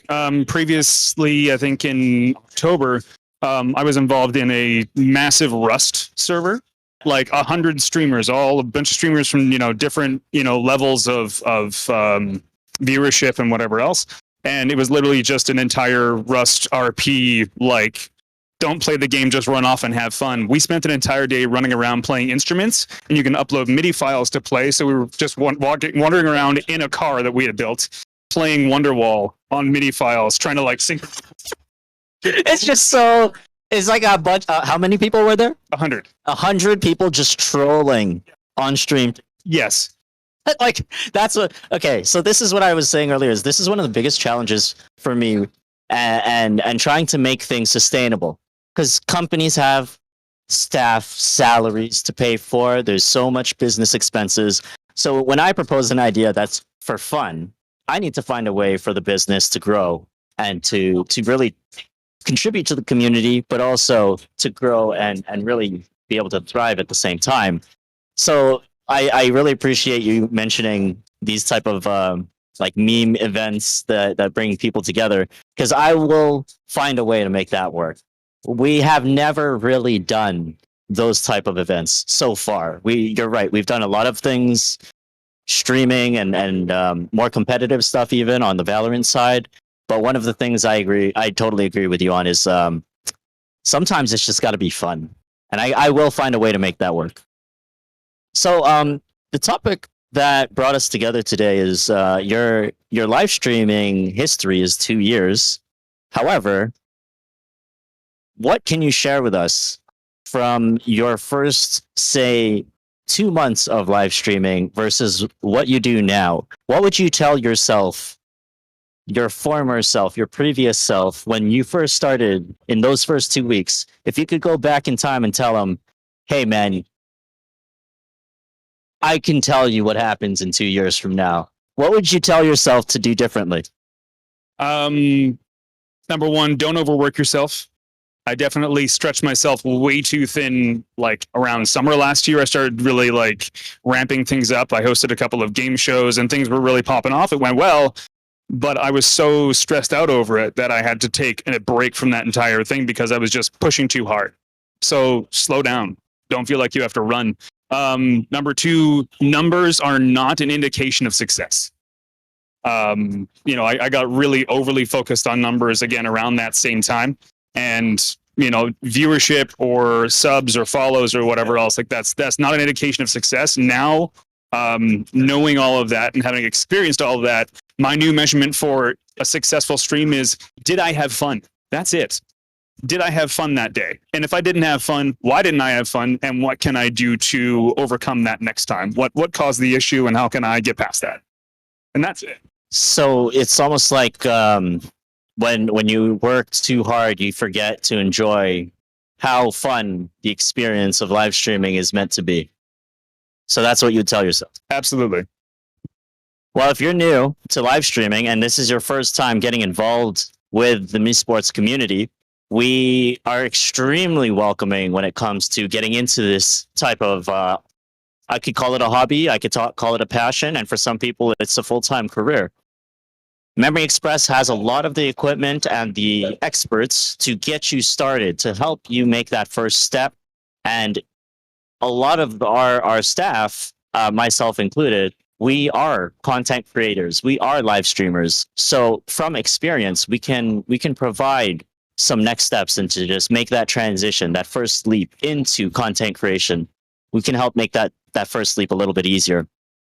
So we've got let's see. Oh, we're actually perfectly on schedule. This is amazing. I've actually got some questions here from our live stream chat.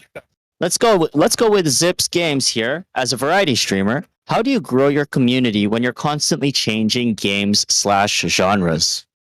So I find there's two lanes when it comes to streaming games. One is you can specialize in one specific game. For example, I have a friend who literally just runs Resident Evil speedruns. Like that's what she does. That's all she does. And that's great. But after a while, you get burnt out on playing Resident Evil for the 1,000th time and dying to, random zombie, right? When it comes to the other half of it, like myself, a lot of people aren't there for the game. They're there for you. They're there to watch you and see you and spend time with you and get to know you. And that's how I grew my community, was through interacting with my followers and getting to know them on a personal level, spending time with them in Discord calls and organizing community games nights and, getting and generating and creating real friendships, not just viewers and watchers, I think it's really important to make those genuine connections, and that's how you grow as a variety content creator. There's another question here that I feel like it ties into growing your community. A question that, here we go. Oh, how often would you promote yourself on social media? Daily. I'm always on social media. If you check out my Twitter, I literally post like 3 to 5 times a day. Sometimes it's mentioning or commenting on somebody else. Sometimes it's something of my own. I actually gave away a microphone today. So it's basically just it's a constant movement, but I'm lucky enough one of my mods takes care of my YouTube, Instagram, TikTok, and there's an app called Fresh Cut, but I don't want to dig too deep into that.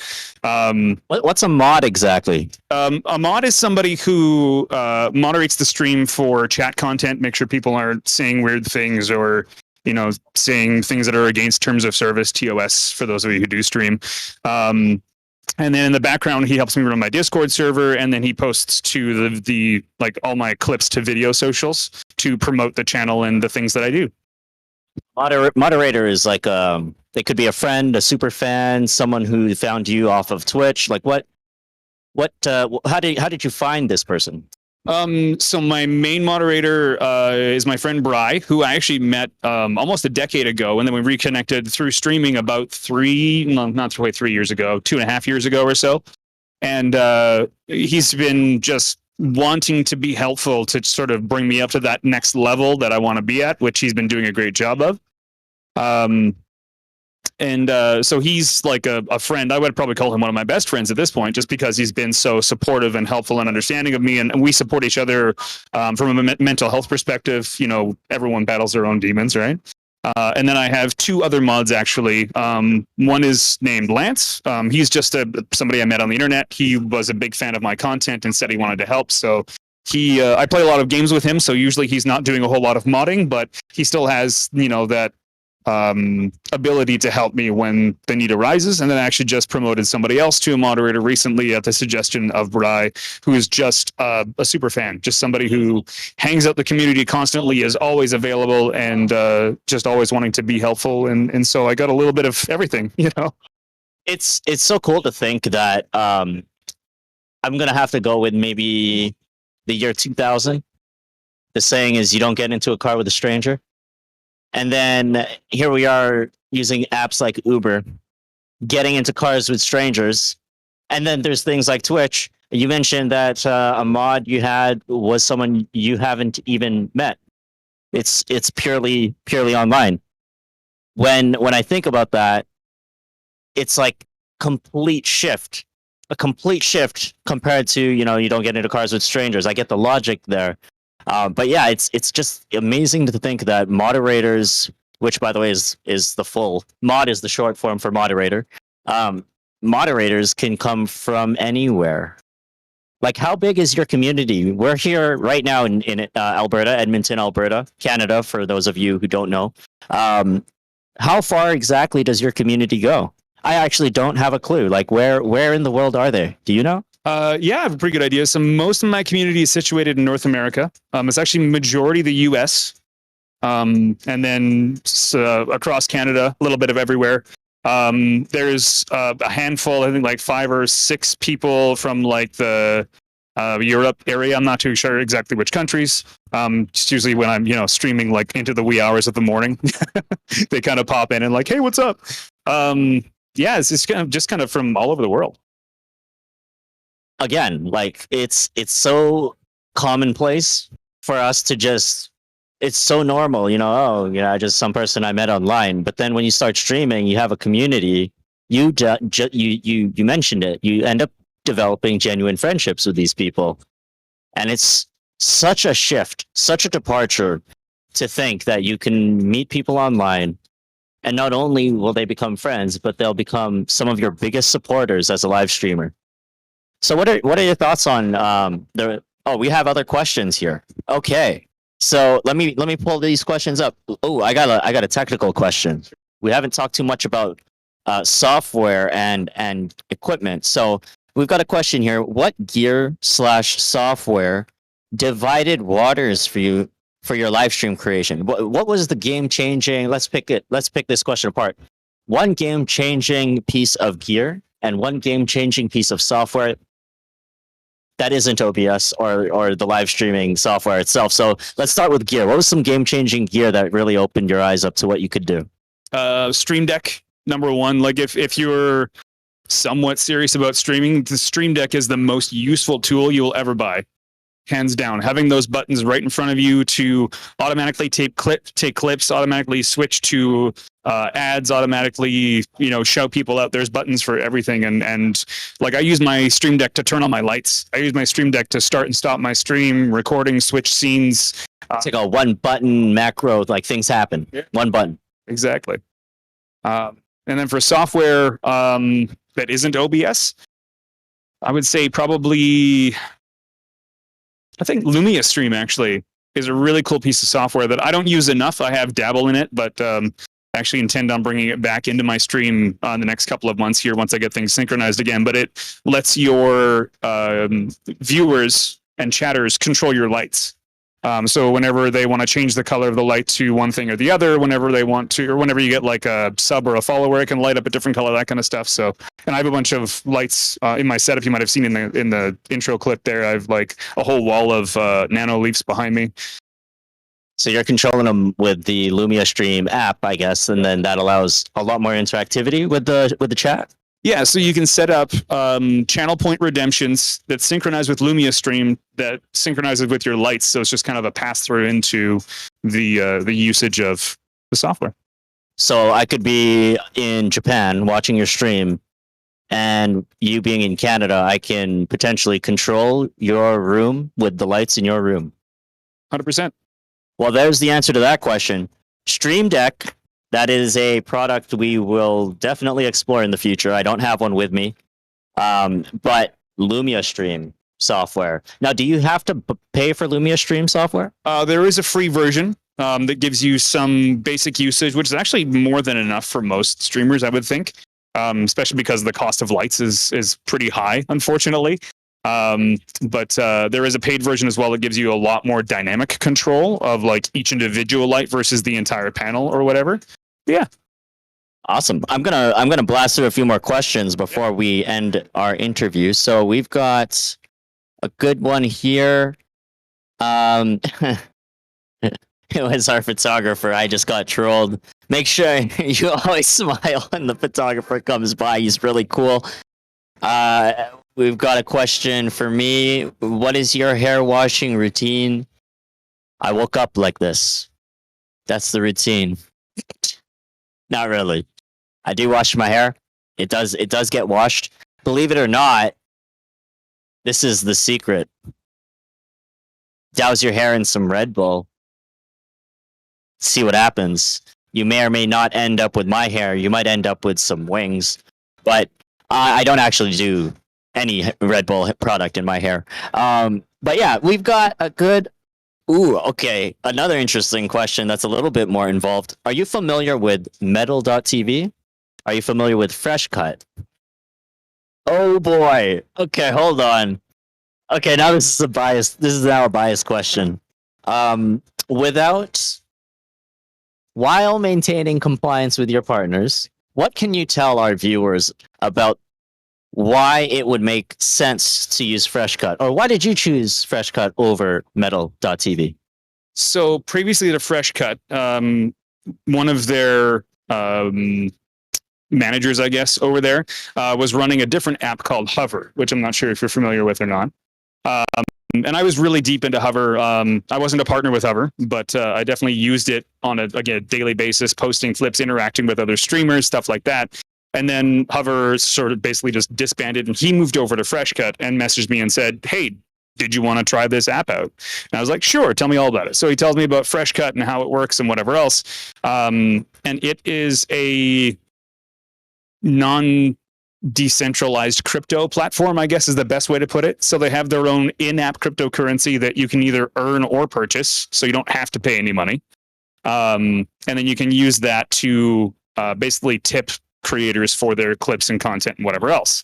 I'm not overly familiar with Metal TV, but I have a friend who uses it quite often, and he loves it and says it's a great platform. And it's, not all that dissimilar. Now I know that you can do clipping, content creation, and I think live streaming on Metal.tv versus Fresh Cut, which is literally just reposting clips from Twitch. So it's just about spreading content and meeting other creators is really its main design. I have used all three, not in depth, not probably as thoroughly as you have, but I think what is important to share is they can all get the job done. But once you actually use each one, you're going to quickly understand which one suits your needs better. And I have used Hover and Metal.tv. I actually haven't used Fresh Cut, so maybe that's the one I try next. I think we've got one comment. We're going to just review some quick comments before we close off our interview here, Clank. We've got Zips mentioning one of my mods has become one of our good friends and even invited us to their wedding. Online communities are amazing. I can agree with that. It's not to say that we should still be smart about what we do with our online communities. You know, there's definitely things to consider there, but for sure, I agree with you, Zips, and so does Clank. So I'm gonna end this off with one last question, and I'm not too sure how you're gonna respond, but is there a story behind your name, Clank41, and what can you tell us about that? There is a story behind my name. So for many years, many years ago, there was a game called StarCraft. Not StarCraft. You mean original StarCraft? StarCraft, yeah, and then Brood War, the expansion. I ran a StarCraft clan, which is a group, a company, whatever. You can call it whatever you like. They called it clans back then. So I ran a StarCraft clan called K41. So my username is actually Clan K41, not Clank41. But everyone's just kind of leaned into calling me Clank, so I just go with it. So now I'm Clank41. So it's a StarCraft clan that was originally named K41, but the way it's spelled out, I mean, I fell for the trap. I didn't realize it was Clan K41. It's Clank41 to me, but now I understand. Do you have a preference between the two? I actually prefer Clank now. I actually, if I could, would just change my Twitch name to Clank, but somebody else has the channel. So Clank41 it is. Well, everyone, thank you for tuning in to our interview with Clank41. And I'm Ronnie here from the MEsports team representing Memory Express. We're going to do a quick break, but up next, we have some very exciting things happening. We're going to check out Kana Kern's Super Smash Bros. Ultimate bracket matches, and we're just going to do a big switch with couple commentators, and then we're going to bring Smash Bros. Ultimate to life on stream for you in the next few minutes here. So stay tuned. We'll see you shortly.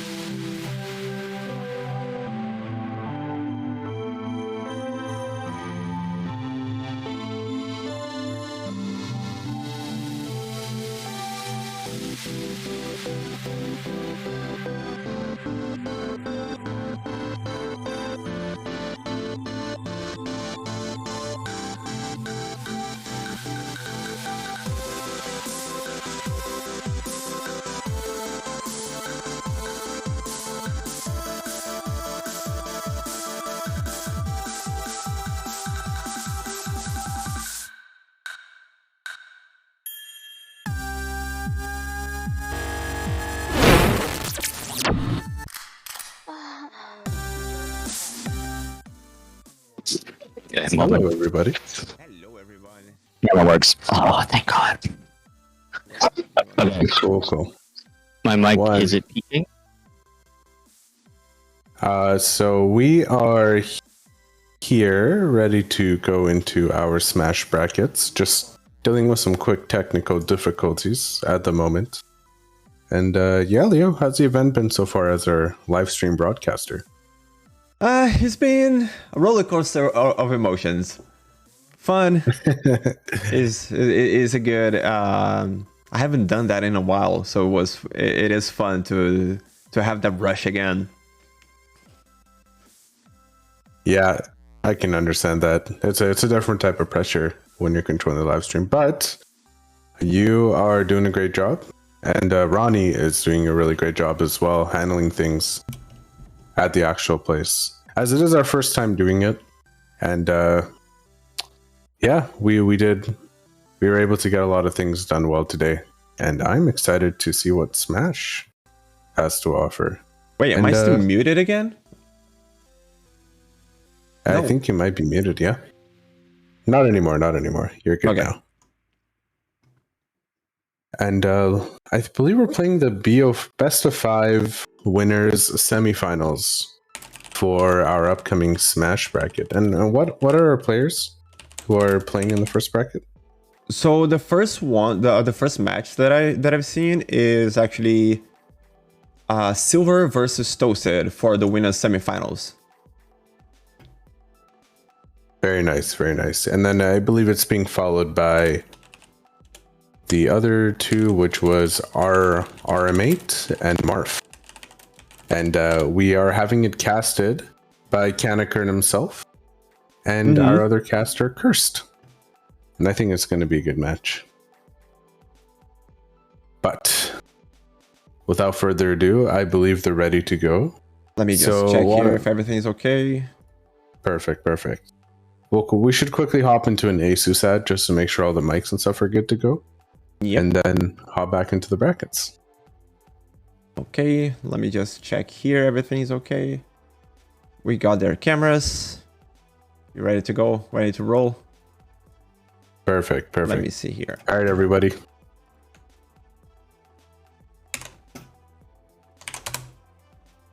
You let me know. Okay. I'm just finishing to... I'm just confirming to see if they're good to go. No problem. All right. Shall we head off to the ads then? Yep. Cool, guys. All right. See you in a bit. See you in a bit. Top 8. Oh, perfect. You're good. Hello, everyone. Hello. Oh my gosh, we're here. I'm trying to make a tweet out. Oh, no worries. Got Kanakern here. Hope you guys have been enjoying the stream. And here I'm joined with Mr. Number 10 himself. It is I, Mr. Cursed Mike Logie. I'm here. For those of you who don't know, this man is number 10 on the Alberta PR here in Alberta.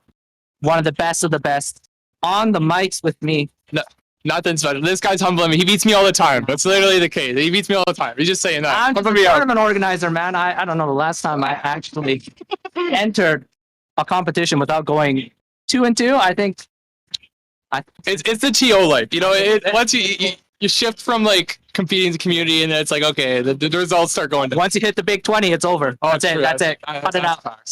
Cut it.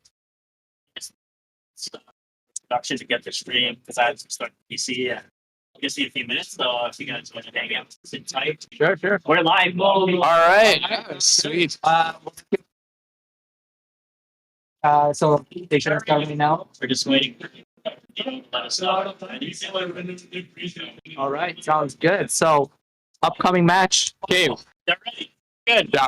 We're good? Yep. Awesome. Start our first match. All right. We are about to start watching Toasted versus Silver. Now, Anthony, what you know about these guys, straight up. Like, let's be honest. What do you? Okay, well, this is like the battle of the old guard versus the new generation. Toasted, he's new. He's a little bit newer-ish to the scene, but I think they're getting right into it here. But Toasted is actually from our newer generation. He's a zoomer. Yeah, he is the zoomer, bro. Disgusting zoomers that us boomers have to stop. Whoa, these guys are young, man. What are they like? Well, Silver's a little bit older. He's been playing for like years, right? Yeah. Silver dates back all the way back to like. Yeah, he's an old man. Yeah. Love him though. Love him. Yeah. I think we're ready to go. They're just on the game setup right now, and we'll give them a thumbs up. Yeah. All right. Yeah. Let's start it up, boys. Well, we'll see. Will Zoomers prevail once again as they've been growing in popularity? Our top 10 power ranking. Oh my gosh, dude! All the new and young people, man, they're coming up, and it's just like all the guys have been playing forever. They're getting wiped. It's over. You ask them what their age is, and they're like, "Oh wow, that's like how long I've been playing video games for." 100%, dude. All right. So right into game one, we got Pit, Silver's Pit, and then we have Toasted's Game and Watch. So they've definitely played quite a bit before. Oh yeah. I actually don't know what their set count is. I'll be honest. I think Silver is probably up on this. I think Toasted does have a set win over him. Okay, so Silver wins most of the time, like the Pit. So. Yeah. I think so. I think right now Silver would have the winning record, but I would not count Toasted out, especially since Game & Watch can play Smash Ultimate with privilege. Oh, yes, he can. Yo, totally, dude. I know what that feels like. For those of you that don't know, Mr. Game & Watch can kind of just throw out attacks, and most characters can't really do anything about it. They just kind of have to watch him do his thing. Yeah, no, Game & Watch has a lot of like fast and like pretty safe moves, and he can like do his little up B, and it gets him into safety like all the time, just like that. Oh, except Silver caught it. Silver was ready. He was like, I'm catching that. Silver has, it's very knowledgeable in this matchup. He's keeping Toasted by the ledge, and Toasted just doesn't have enough room to breathe. Oh, yeah, the upside. It works. That's the Game & Watch way.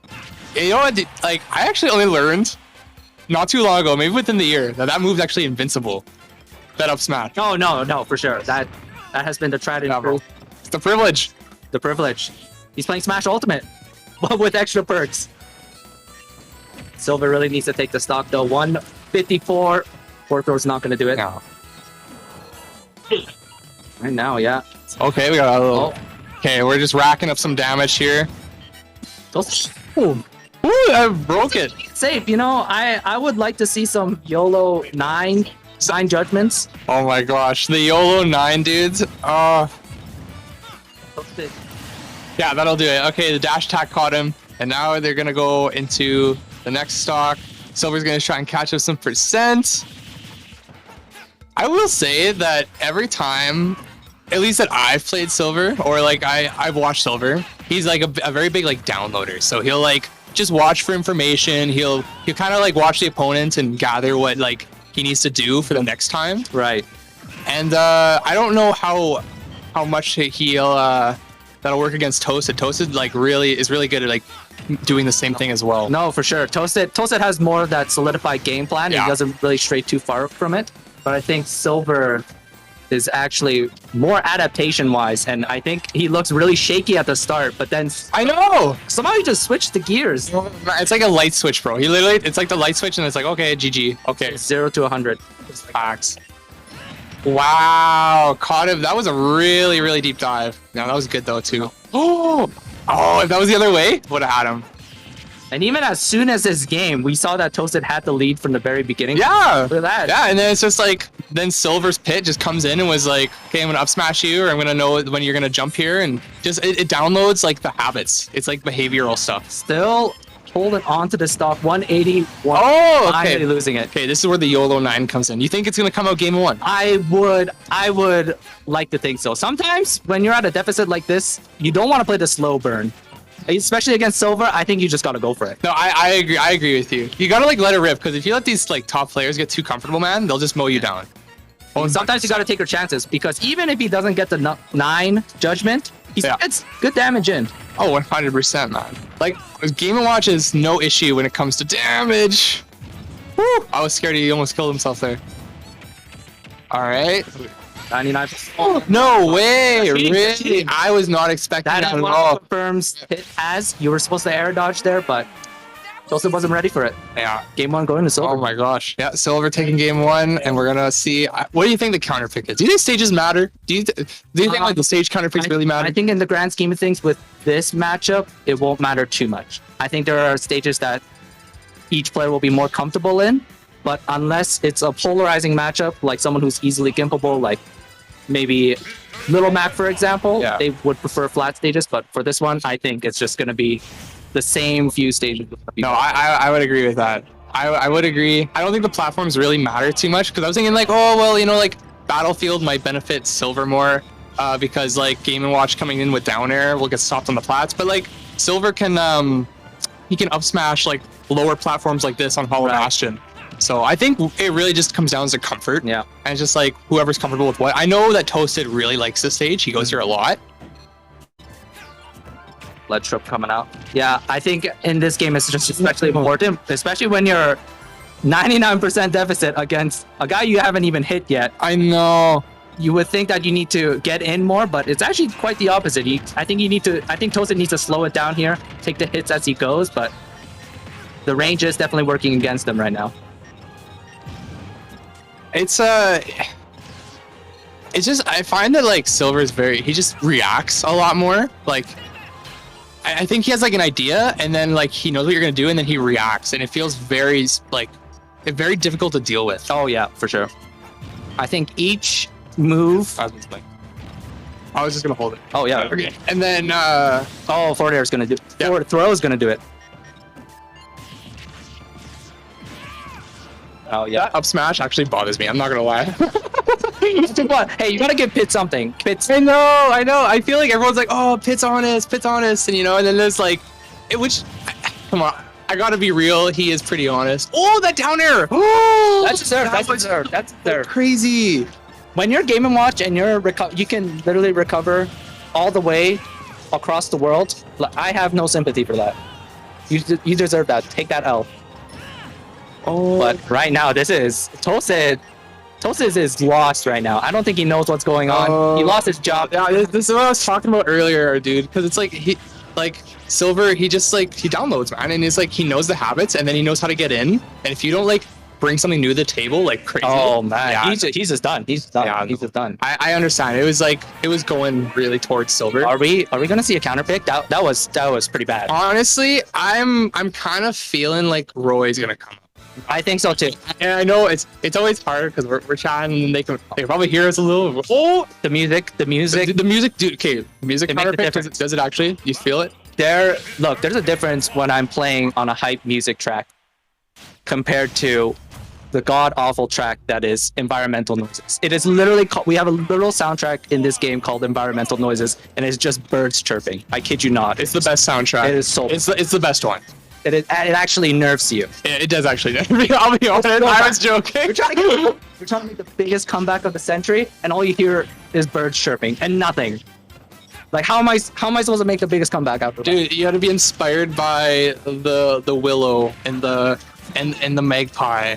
But no, actually magpie not so much. This is very rare for Toasted to actually stick to a character. Usually, I will say, well, this is like a bigger event, right? And like this is a event that means something, and Toasted wants to win. It's not like a weekly where it's like, you know, the weight of winning isn't as important. That's true. I think it's really just the players that are in attendance right now. No, I agree. No, there's a lot of good players here. Like I was not expecting like the players that showed up today. Like it was like, holy smokes. No, absolutely. Like buddy. Right now, looking like an even game so far. Toasted's doing a little bit of a better job, but Silver and that patient, he just goes in. Dude, I know. He just knows. He knows when it's not safe and when he can capitalize. But oh man, yeah. Do you think that like Toasted like kind of like comes in and just like throws out moves? You can do that. Like what is Silver gonna do? But like I don't know. Like, is there like intent? You know? No, I think he's just hoping that Silver teleports like towards like halfway across the stage. I think that's the plan. But good up there, good up. Maybe it's like a mental reset, you know. But, you know, maybe he's trying to reset his rage or something. Because, I don't know, sometimes I'm like, okay, I think he's like expecting, maybe it's a Game & Watch thing. But maybe he's expecting like Silver to like approach a little bit more. But it's like, I find like Silver's just like playing this like range. Like, he doesn't really come near Game & Watch. Pit has like some options to like kind of space a little.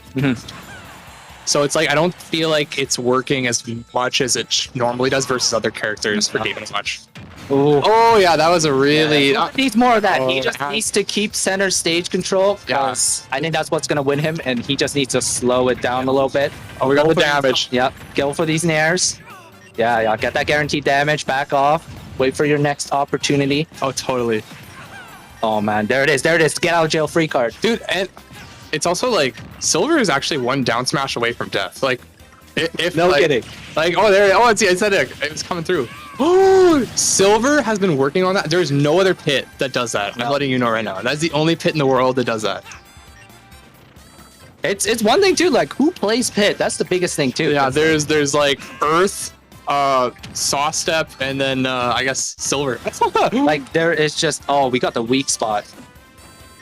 Oh my gosh. Going deep. Yeah, you know what? gotta do. It's so hard to tell. Like, especially like you would think like, oh, like Pit has a pretty linear recovery, right? Like, oh yeah, you can hit, but like Silver like mastered how to like really wait.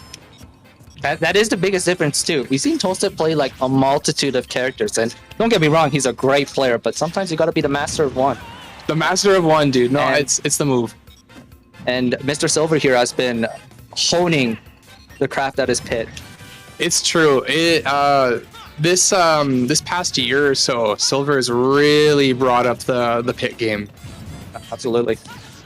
He hasn't been attending as many of the bigger events here in Alberta, but his skill obviously hasn't deteriorated, and he's still got what it takes to go with the best of the best. If not, he is probably one of the best. Oh, okay, good there we chase go. down. No, that was good. That was good. Do you think the FT picks working? Like, it's definitely a lot better than Hall of Bastion, but Toasted is definitely making better reads here. He's taking his time, but right now, 69%, you're in kill range for down throw back air.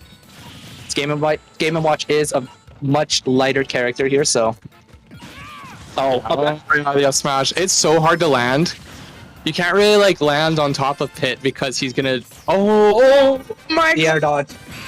Yeah, the regrab. Yeah, good games. Good games. Convincing 3-0 from Silver. That's how to do it. I think I was really like hoping that Toasted would be able to like kind of take the game and then like maybe change up like what was going on a little bit more and like the pacing, but no, Silver put a stop to it. He was like, no. No. We're just Momentum is important in this game. It's everything, dude. It's so important. I cannot stress it enough. It's all No kidding. Yeah, Toasted just could not find that rhythm that he wanted because those were very convincing wins by Silver. But yeah, that's gonna do it for our round one of top 8 winners here, and we're gonna get our next set of winners here. We have, I think, Marv and RM8. I think we're just waiting on those players right now. Okay, all right. I think we have Marv on standby and RM8 just on the back burner somewhere. But again, we got the RM8 legend, dude. NPR. Very stacked tournament winners here back to back. Like, you know what? I'm actually not too surprised. Thank you. I'm not too surprised, mainly because like the people who are like I find top 10 in Alberta, or at least in most regions, they're the ones who like I would say grind the hardest. They come to the events. They want to like they just want to keep going. They want to keep playing and playing and playing. It's a big difference. It really is like the names you are familiar with. Those are usually the ones that are up here. No, I 100% agree. Do you think like I was gonna say, do you think that like the top 10 in Alberta stacked to like other provinces? Yeah. Do you think we're pretty good? Would you say like we can like give other provinces a run for their money in Canada? So I think a big thing that Alberta specifically has going for it is we play very obscure matchups. Oh, yeah. One of our, like Silver that we just had, who plays pit? We don't have very many. Oh my gosh. And then with upper echelon pit. Silver's run at SKL. Yeah. That was like a grand showing of like nobody knew how to fight the pit like Silver. Like it was he got top 3 at probably the biggest stacked Canadian tournament. And it was ridiculous. So I think a big edge that Alberta has is I don't mean to bash on Alberta, but we're very gimmicky in the characters that we choose, and we rely a lot on the crutch of please don't know this matchup. Like, oh my god, I hope he doesn't know that this move is actually very unsafe. It's actually so true. But I think I think we're like decently okay in terms of like fundamentals, but I think we're just outshined by other provinces around us, like BC especially. Yeah. They are just consistent like that, and I think their best player in BC is a Wolf. Yeah. And It's fundies. Wolf is like, you see them by the dozen. They're like, you see a dime on the ground, it's probably Wolf. That's how common they are. And Actually, I think on the last data thing, Wolf in like Smash Bros tournaments is actually like the 4th most played character and representative in all of the characters in Smash and the competitive scene. Yeah, which is pretty crazy. Number 1 is or for results, I know it was results. It was results. Wolf is 4th. Number 1 is Steve, and then oh yeah, Steve. yeah, That's when the Zoomers came out. Yeah, bro. Came out of their homes. it's like it's time to stop playing Minecraft and start playing Smash Bros. It's like That's when what the they- Fire Nation attacked. Oh, Prince Zuko. We need our Uncle Iroh to come through. That's all right. That's all right. I think we just have to accept it as change in the meta. We've been seeing a lot more of the newer DLC characters. Kazuya, especially, as much as people hate him, he's here to stay. Do you like Kazuya? Like, be honest. What do you think of Kazuya? Tell me right now. I don't know.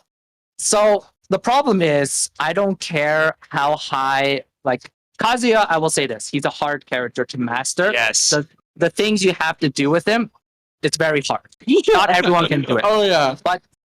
But unfortunately, the thing is that when your whole character game plan revolves around, I hope I get this one single interaction to come through of hitting one or two moves, I don't think that's good character design.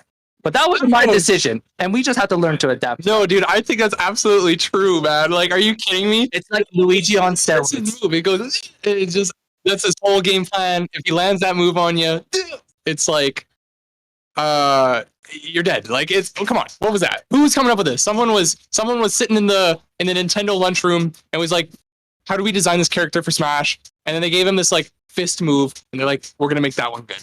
That was it. That was the one. To be fair, though, the Sakurai, the creator of Super Smash Bros., literally said, "Yeah, I'm talking to this guy in like the lunchroom while we're just like It's chilling and talking, and we're like, hey, how's the balance with Rob? Oh yeah, it's like we just made it like dude, one move kill like super early. He's like, oh cool, like okay, catch you later on the next lunch break. dude, my theory. I think that's like that theory is actually so true. I think what they did when they were designing Smash Bros. Is that they probably had like up to probably like 70 different teams, Right. and they probably had like they didn't really interact with each other. They just had like different teams for one character. And then they would just design it, and then they said, okay, and then we'll put it in the game. And they didn't really compare, and they just threw it in, and then that's probably why like some are more like crazy, because someone was a little bit more lenient on one team with like hitboxes compared to like another team with like lighter hitboxes, like with Pit compared to Rob.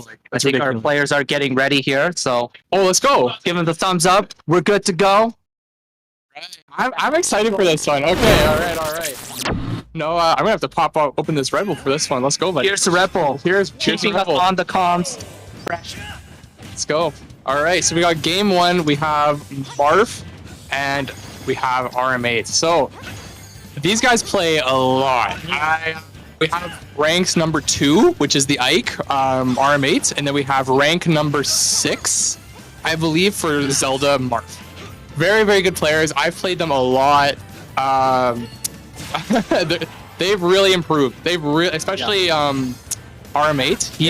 He used to like go like 2-2 in tournaments, and then all of a sudden quarantine happened, and then he started like winning tournaments. You know what the weird part is that he doesn't even do anything like really that different from what Ike is supposed to do. It's a very simple game plan. Oh, he fishes for that one option, which is the God Almighty Nair, which combos really into anything Ike wants. Really imagination. I'm not gonna lie to you. It actually amazes me that like Ike players don't get bored. Like your game plan is so straightforward that I don't know how much depth there really is. Oh, that was a good up air from Marv. It's like a double-edged sword. It's like so good, but if someone knows how to play around that, there's not much you can do. Oh my gosh, it's really funny because I think like the controversy of like Ike and oh, he's so simple, people are just bad. It's like, then why are you guys losing? You know, like it's true. Like everyone likes to talk, and it's just like, okay, let's see you fight RM8, or let's see you fight an Ike that's doing this, and let's see what you do. I really love RM8's story just because he has been around the scene for so long. Oh my gosh. And he's been grinding it out. Look, I think his placement right now on the Alberta PR is very well deserved. He's been No, I agree with you. he's been here since day one, and you know, hard work does pay off. Yeah. For just for like the record, yeah, like I believe RM8's like 17 years old. Yeah, he's like 17. He's a pretty young guy. Yeah.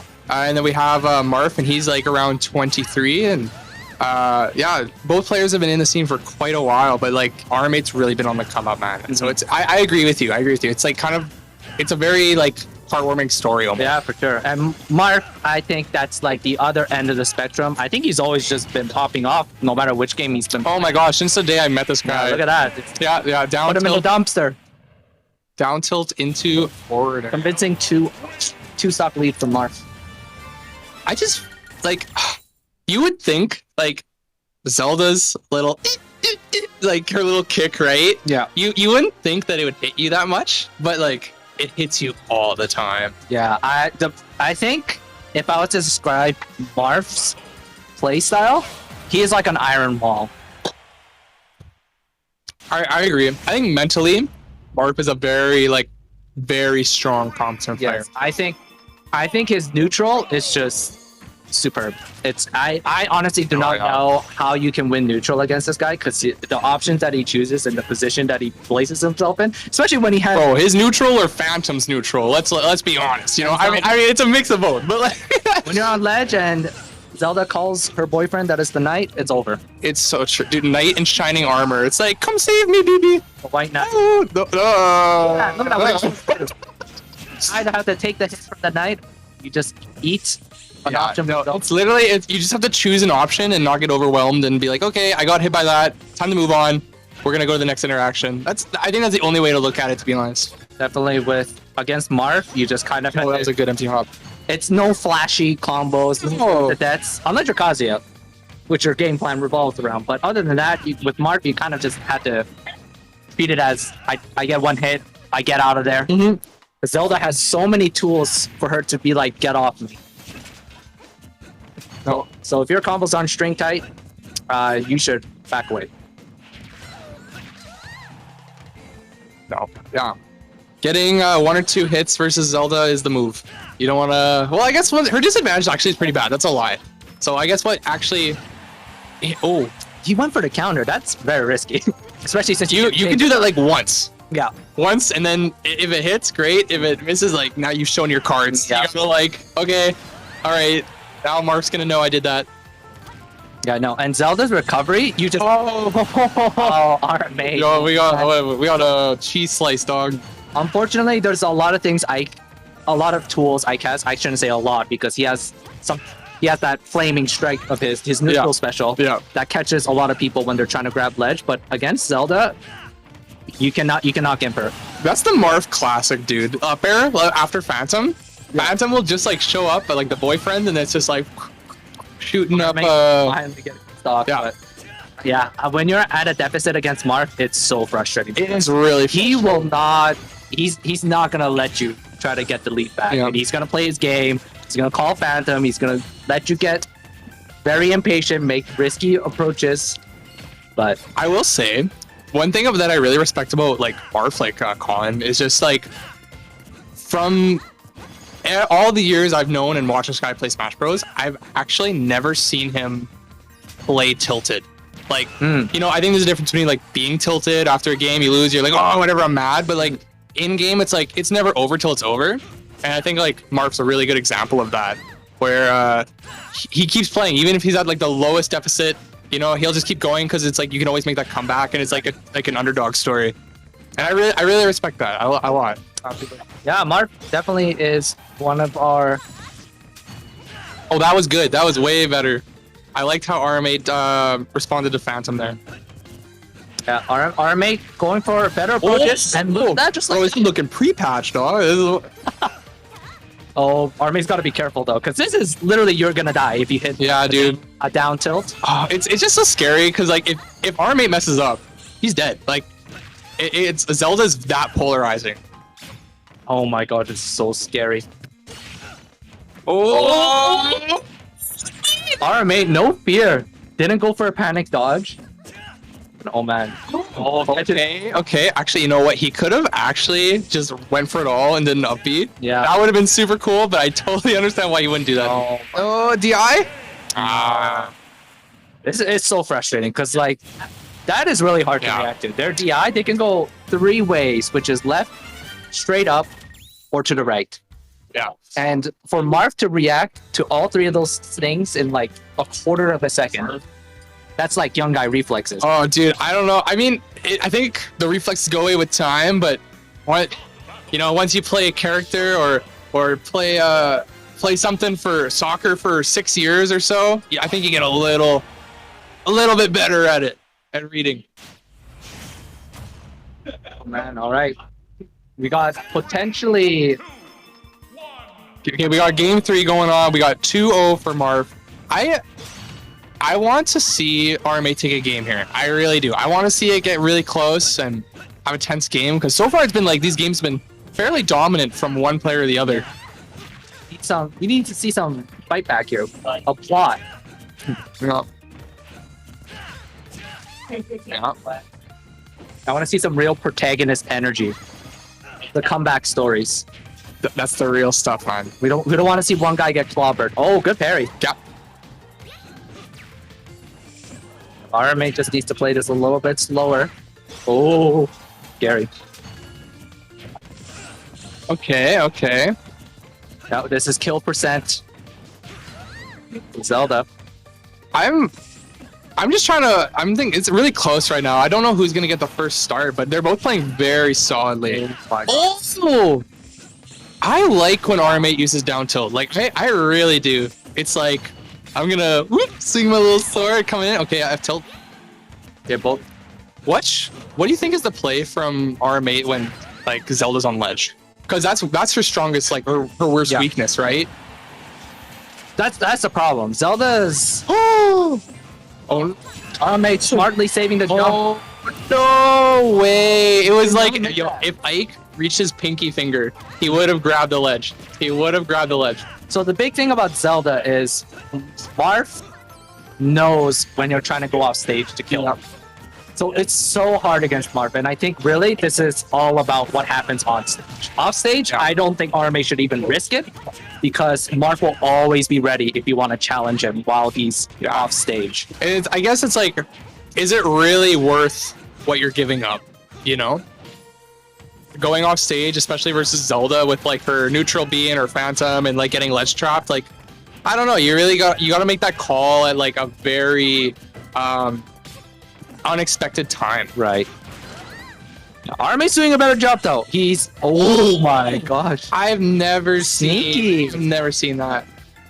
This is a really close game. Okay, I think the tides could be turning this game. We'll see. Oh wow. That's kind of scary. What if like RMA messed up there? Yeah, no. You know? Oh my gosh. Did not go for the up air for that. No, I don't blame him. I think he was trying to... I think he thought that Zelda was going to come behind. No, I would like to see RMA play maybe a little bit more grounded. He's kind of scaring me with these aerial approaches. I'm getting scared when he goes off stage. I mean, he's kind of conditioning right now, I feel, but... Oh, misses the nair timing.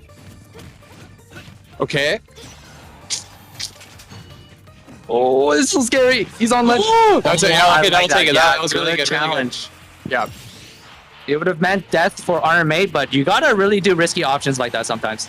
Especially when you're playing against a very textbook clean player like Mark. Oh, sometimes you gotta catch them off guard with the...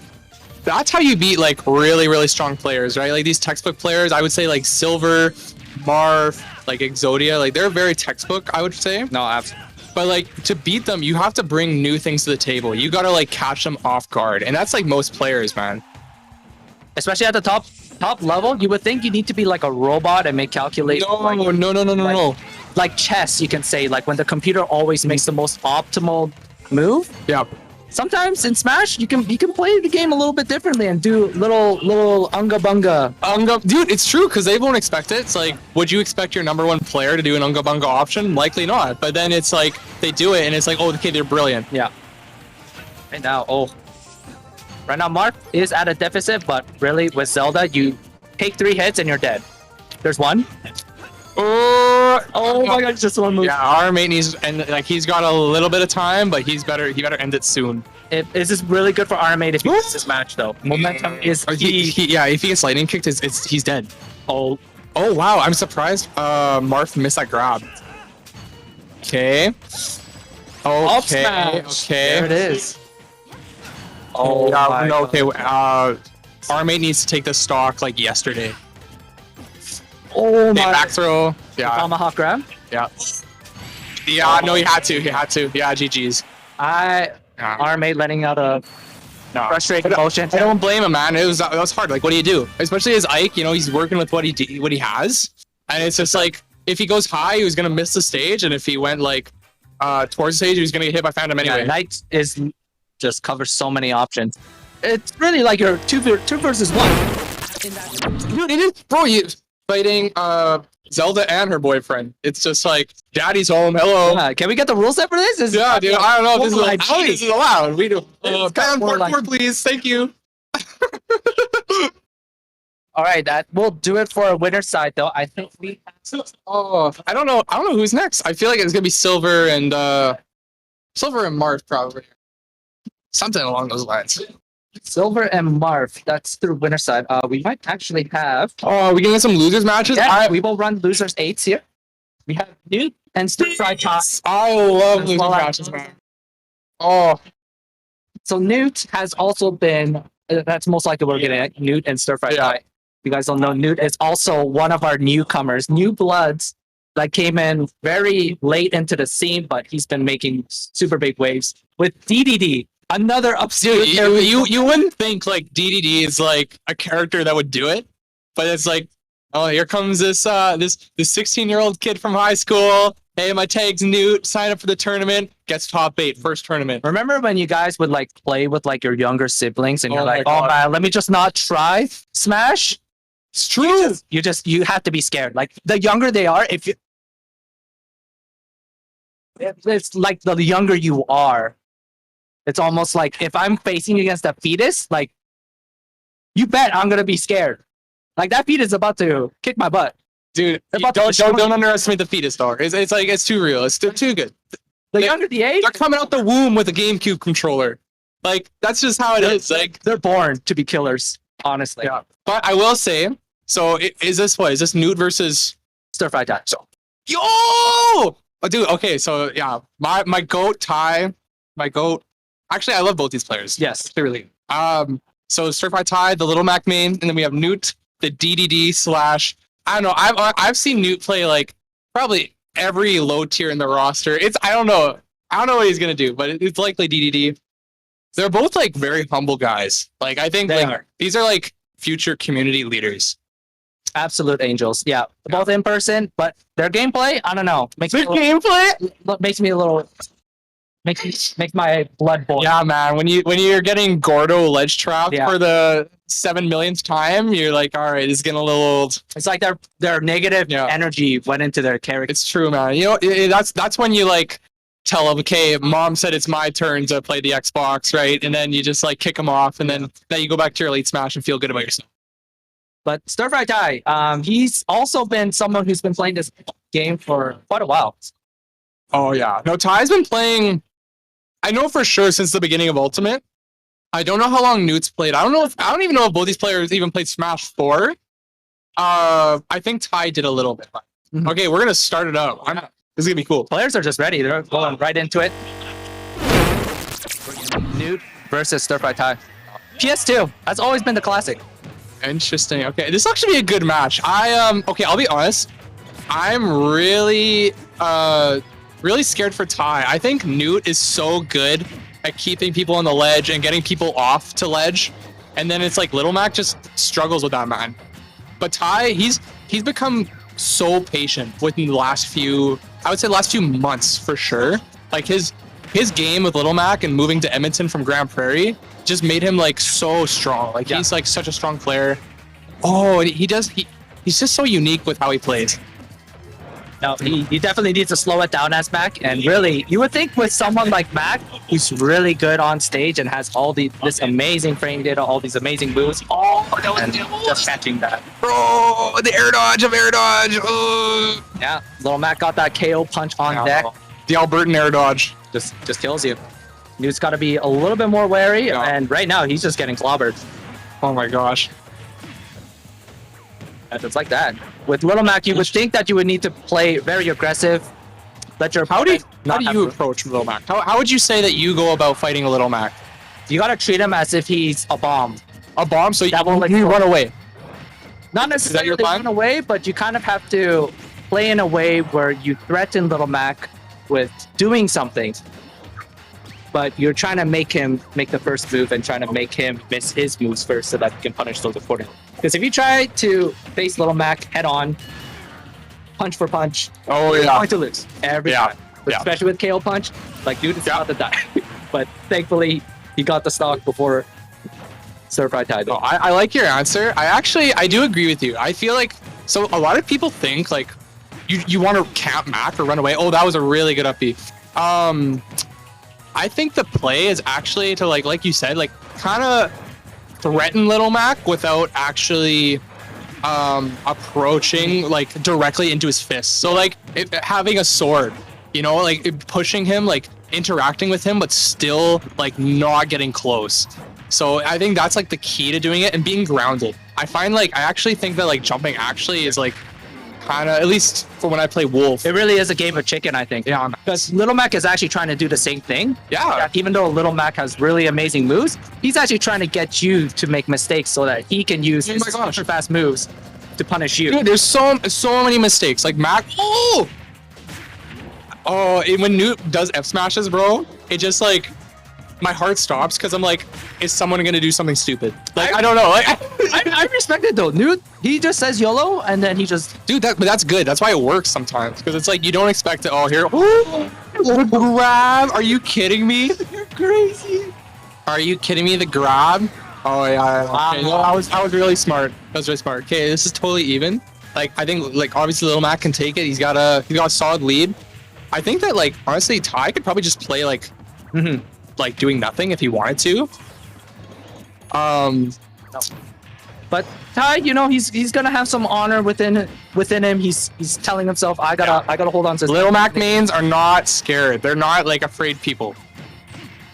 I think it takes a certain type of person to play Little Mac or Crom. And we got KO on deck. Oh, but it's a scary spot. Little Mac. Yeah, no way, bro.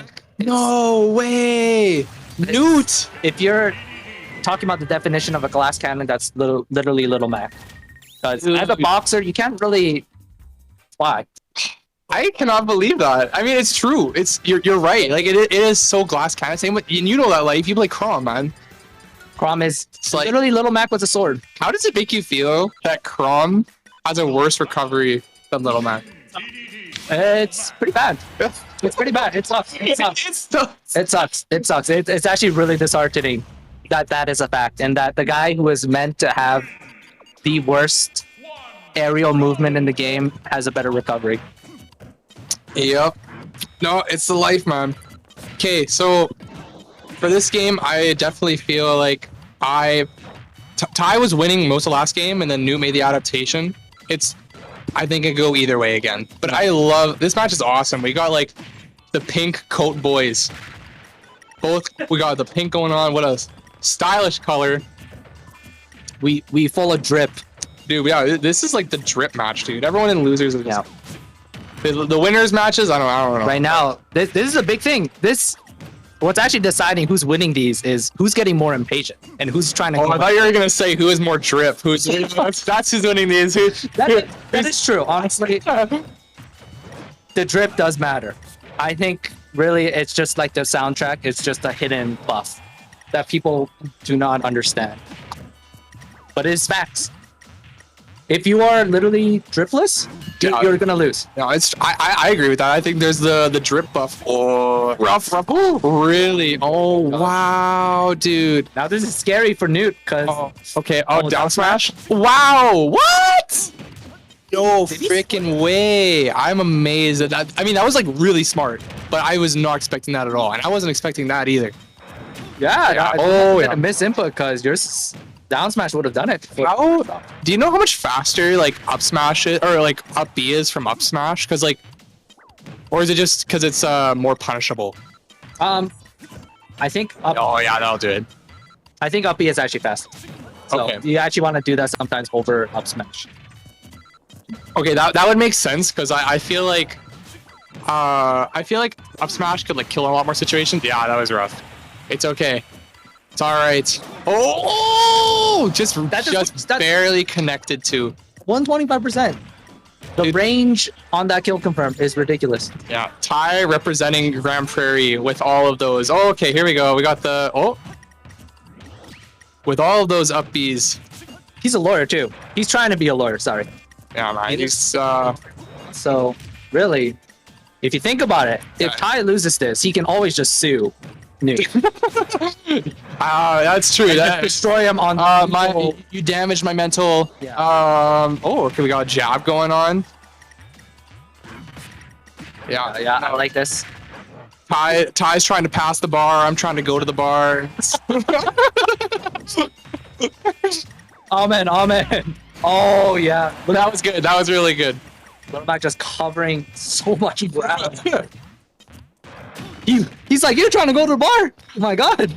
Yeah. Man, Newt is actually too good at that. Newt is actually like, he'll just charge down B, man. It's just like, what do you do? Yeah, okay. This is actually super even, man. This is, it really depends on who gets the next hit. Oh, I don't know how I feel when Ty does that. Oh, it's crazy. Yeah, the counter doesn't really cover above or below that well. Okay, yeah. F tilt. Oh, that would. I think that would have killed. Actually, oh, it's hard to tell with DDD. DDD's heavy. Yeah. DDD's. I think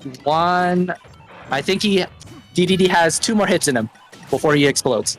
Oh, what's that? Oh, no way. He hit it just before the Gordo was about. Oh, he went for it all. The dude hit the graham cracker. Oh, wait.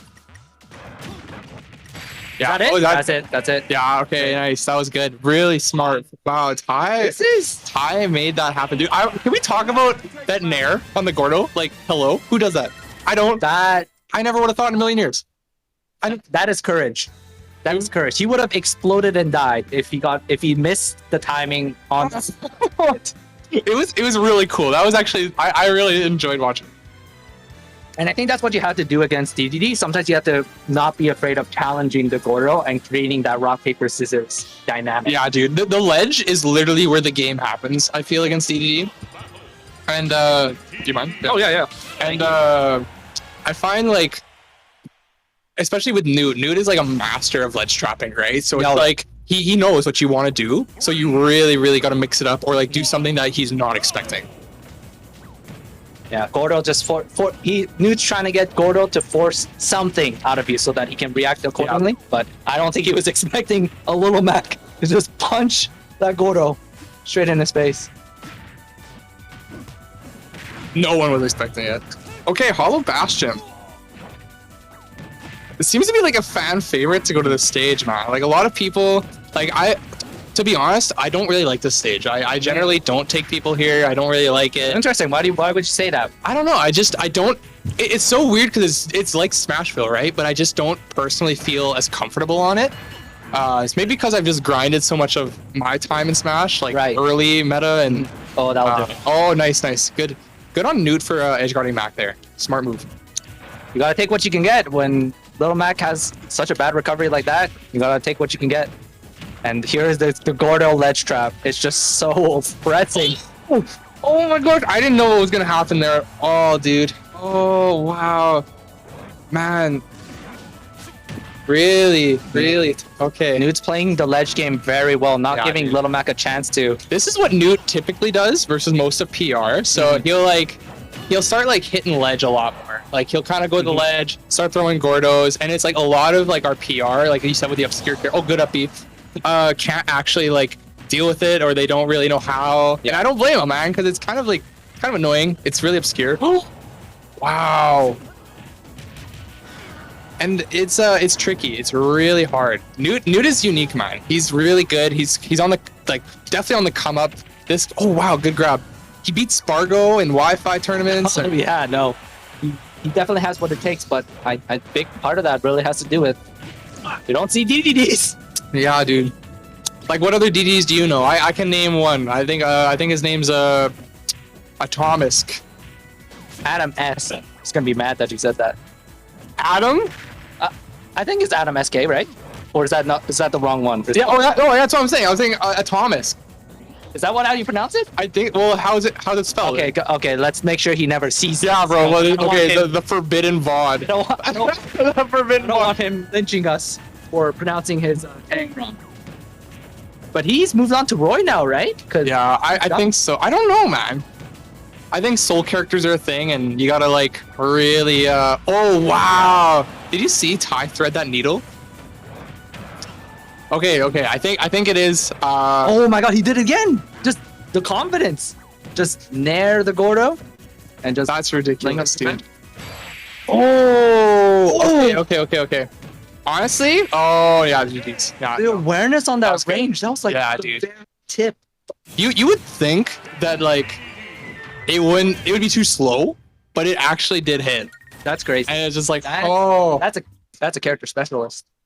That's a person who's doing that up smash since he was born. This is probably our closest set that we've had. The other ones, good. Very polarizing. One person just smacks up the other person. 3-0. It's true. Let's see if Nuke can close it out in game 4 though. Kill Stir Fry Ty's momentum. Oh man, but we got Battlefield. So a lot of people actually think that it's more advantageous to be above Little Mac. And while that's true to a certain extent, Little Mac can kind of be threatening, being a little pesky by sharking you with some of his aerials without having to really overly commit. And it's kind of annoying. Oh, that's rough for Ty. That is rough for Ty. He's used to it though. His first stock is it's gone. Where'd it go? Well, he got edge guarded by dash tact. Is this that is scary. You can actually catch DDD with that, but I don't think that down smash would have killed. No, I do agree with you though that like being above Little Mac is not. It feels natural to do it. Yes. But it's not. I don't think it's the right play because you want to just outrange him on the ground and stay grounded, and like Little Mac struggles to actually get through like swords or disjoints. No. Okay. No. DD just a heavy guy. Wow. Okay. Oh, this is scary for Little Mac. The dash attack does not actually go through. Okay. Wow, that's not DDD. If he takes a stock, you can take it and like. Oh yeah, that might do it. No. Too stale. A bag of chips, bro. He's let them out for too long. The patience game, dude. Oh man. But Newt, doing really well to hold on to this stock. That Gordo covering. Wow, what a parry. Newt is just like he's holding on to it now, man. Okay, pressure. This is the Mac life, man. It's like you either go like super hard or like you go out super hard too. Wow, really? At 153, that still armored through. Smash attack. Okay, I changed my mind, dog. DDD ain't low tier. He's climbing the tier list right now. Star Fight is gonna have to make a miracle happen because this is entire stock lead. Dude, they're playing tennis. What is this? Oh, just barely getting clipped. Okay. I wonder, like, is it advantageous to like kind of go for more up tilts versus DDD? Like, you want to like kind of juggle him in those up tilts? Oh yeah, especially as a heavy character, you kind of that's what I was thinking. I haven't seen Ty do that too much, but he's been doing that a lot. He approaches with turnaround up tilt. Oh, it's so good though. Yeah. There's like no lag on it, and okay. Oh right, Nude. He's trying to play the. What is with Ty and these crazy up airs? Oh my god. Okay, there it is. This is doable. This is actually like. You can see Nude trying to be above Little Mac, but it's not working that well. No man, I think Nude's actually losing.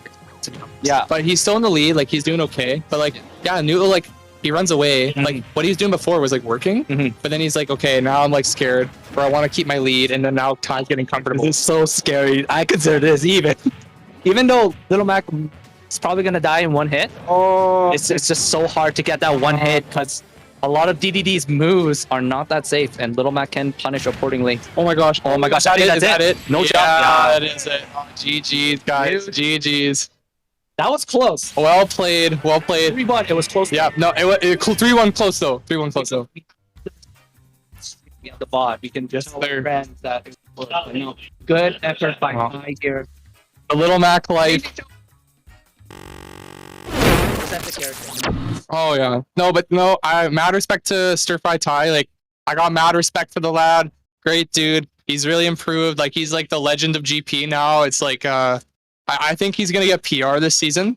He's really been working on it, so it's I'm looking forward to it. I am. Alazon versus Jason. So I'm excited about this. It's always been it's a Mewtwo main. Oh, It's been playing tournament since day one, but not to take the spotlight off of Alazon, but we have a person who hasn't been really attending tournament. no. Jason 650. I think his tag goes by Jason now. Very basic, a very basic tag. He did But the it's gameplay. classic esport player move where it's like you have your original tag, your tag when you're young, and then you're like, oh no, I'm just gonna be my name. Like this is my name. Classic like Valorant thing to do. I know. I don't know why people do it. I think it's cooler to like just stick with your tag. Like you know, it's your legacy. It's who you were. It's who you are. It's You should have at least done Chad. Chad. Chad, just straight up Just Chad. Chad. If you're gonna choose a name, choose Chad. No, I feel that. That would have been great. But I think the thing about Jason is while his tag is super basic, his gameplay not so much. He's been a killer, and although he did not place the PR for last season, I don't think it was because he's washed. Blah blah blah. Insert whatever keyboard warrior comments you want. But, And the wise words of Jason, bro. He's like, I'm buns. but no, Jason, I think is just if he had been active as he was before, he would have made PR easily in last season. Yeah, Jason actually grinds a lot. So, okay, Anthony, if you were to guess Jason's like lab count, like hour total for Smash Ultimate, what do you think it is? What would you say? It's probably older than me. It's older. It's what? Like it's older than how long I've been on this like plane of existence. Like that's probably how much he's a lab monster. Yeah, it's true. I think I'm also super happy about Jason's story because he is also one of those people that did not have those genius, innate like talent to do really well in Dude, Jason, he's definitely like he's an honest like grinder. You know, like I would say all of Jason's wins and like his improvement has always been honest. Like he doesn't lose. He doesn't like. I don't think Jason really takes advantage of cheats. No, he plays a clean game. Yeah, he plays like a very like textbook honest game. He's learned it. He's a believer in the long term and yeah. And Jason just finished his master's in physiotherapy. So he's doing that and then a doctor now. Yeah, he's got a doctor. He's a doctor and Dr. Jason coming in. That's the option select though. If you lose to your opponent, you'll be like, "You have a master's degree, though?" Yeah, bro. You can straight up lose and be like, "What's your job?" Oh, you don't have one. What's that? You make $0 playing competitive video. Sounds like broke to me. I'm gonna go back to my Lambo now. Yeah, have fun. Like this children's party game. Who's the real winner? You know, it's like, it's funny. It's true, but we'll see. I don't know how this will go. I feel like this matchup. I don't really know what to. Players are off to it though. We're gonna go right into it. Alazon against Jason. Best of 5, as per usual here in losers top 8. Yeah. I don't know how well. Oh, maybe they're doing a button check. Yeah, they are. Oh, okay. Button check. We've been duped. So I don't actually know how this matchup will go. I want to say it's like obviously go like Pika is a little bit more comfortable, but like don't sleep on Mewtwo, man. Mewtwo's got options. Mewtwo will like mess up your day. And Mewtwo is also one of those characters. I think Pikachu is becoming less popular now, but in the very early lifespan of Ultimate, Pikachu was definitely like, I would say not a common pick, but you see some Pikachus. It's true, man. There's like some character loyalists, and people love Pikachu, and like I kind of get it. Like even when you like play Pikachu in the game, he feels like pretty good, like for moving around, and once you dedicate the time to learning him, it's very rewarding. For sure.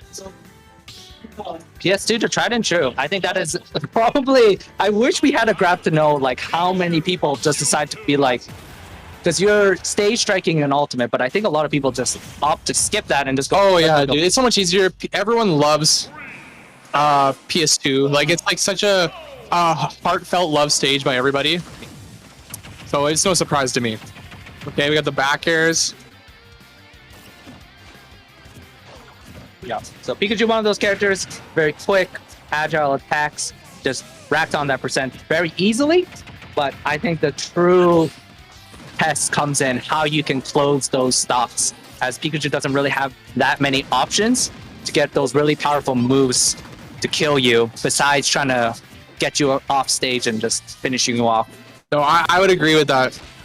I feel like Alazon or Mewtwo for sure, like Shadow Ball is the move in this matchup, so it's like any chance you get, you really want to charge it. Oh wow, good. Yeah, that just lasts a million years. I feel like I can go to sleep right now, wake up in 8 hours, and it's still gonna hit you. That Force Smash will still be active. Oh. Yeah, man. And you've played a lot of Pikachu too. Oh, so you know. Oh! Oh! Oh my god! Dude, Alazon coming in with the down air. That's crazy. I will say Alazon is also a player that is like seriously improved within his like at least I haven't been to the scene a lot recently, but I went to the last weekly. He has taken some names. And he beat me. Like, I was like, oh my gosh, dude, you got really, really good. And he was like, thank you. And really humble, nice guy, like getting way better. He's been putting in the work too. And oh, Shadow Bell at a disadvantage. Wow. Oh yeah. So that is scary. Mewtwo really doesn't have that many good options out of shield, besides maybe if you're facing towards him with forward air, but Mewtwo's defensive options are pretty limited in what he can do. But I want to see more Shadow Ball getting charged. Yeah, Mewtwo very light, makes Pikachu hit like a truck. Oh, that's even more scary. You gotta up throw is gonna do it. No, Mewtwo a little bit more. Yeah, okay, that'll do it. Good catch from Jason. That was nice. I like that. Pikachu is very light too, so Mewtwo. That's what I'm saying. It's like, you know, Shadow Ball will kill pretty early. Up throw will kill. Like, Mewtwo has ways to kill and get damaged. Okay. Well, good challenge. Gotta keep him guessing. Good. Yeah, that's what I'm saying. Like, oh, what is with Alazon? I swear. That's psychic. Bro, dude, he's a psychic. He's inherited the Mewtwo gene. It's like, it's in his body now. He's like... The Gimp, especially for that first off, that was big. Pikachu getting Gimp, that's like an elephant forgetting. Bro, they never forget. It is so rare to see Pikachu getting Gimp, but oh my gosh, yeah, this could go either way. Like Jason has played like a very honest game, and then Alazon will do like an F smash out of nowhere. Yeah, that was really smart. That was really good from Jason. I like that a lot. I like that. He could not foresee that one. No. No Mewtwo gene is gonna come through for that one. I don't know what options Alazon was looking there for, but that. No, I didn't expect it. Did you expect it? Honestly, I'm mashing air dodge right now. I'm mashing it. I respect the honesty. Like when you're Chrom and you're in disadvantage, you just want you're to mash. I'm gonna land. I gotta land. I gotta get back on ground floor. Oh, ground zero. It's crazy, dude. Yeah.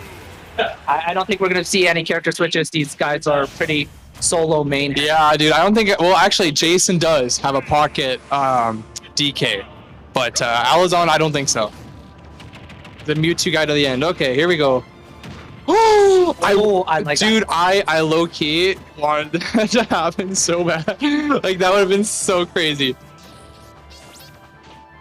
Yeah, this is what I'm saying, man. This is where like in those moments of like we're gasping and freaking out, that's where Alazon, I would say, has improved the most. He's like turning disadvantage into like advantage, and he's like keeping people on their toes, you know?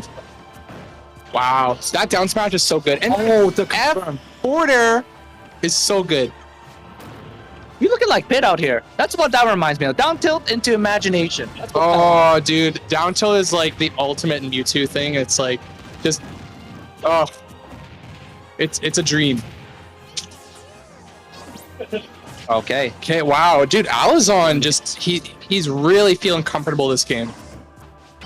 Okay, Jason coming in with a back air. That dash attack. Okay. Yeah, we're just getting those straight hits and nothing really polarizing happening. Oh man. Yeah, that's the Jason classic, bro. I used to like piss off Jomar by telling him that like Jason did that and like that's the Jason 650, and Jomar would be like, I showed him that first, and it was like so. That's a classic, dude. I know, but to be fair, I'll be honest. Like Jason lands that like way more than Jomar. Jomar, I hope you watch this VOD and like get mad because I'll talk to you about it. Those who don't know, that is Chokajo, yeah. Joe, a local player that used to be here in Alberta, but now I think he's moved on to bigger and better things back in Toronto. Yes, sir. There in Toronto. Oh, wow. I don't know how that. Wow. This is. What happened to his stuff? I don't know. Like the first game, like I don't know. Like Alazon got a fair, and in that game, like Jason went for the ledge trump, and I don't know how Alazon did it, but he like was able to fade in instead of out and getting back aired. Jason can still make this comeback though. Yep. Upper's gonna do it.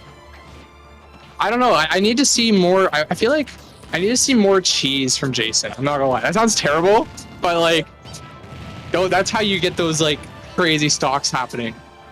Oh, well, I like the recovery. Yeah. You don't want to risk eating a fully charged down smash at 52% as Pikachu. No, I feel that's dead. Yeah, 100%, dude. You will become yellow pudding. Yeah.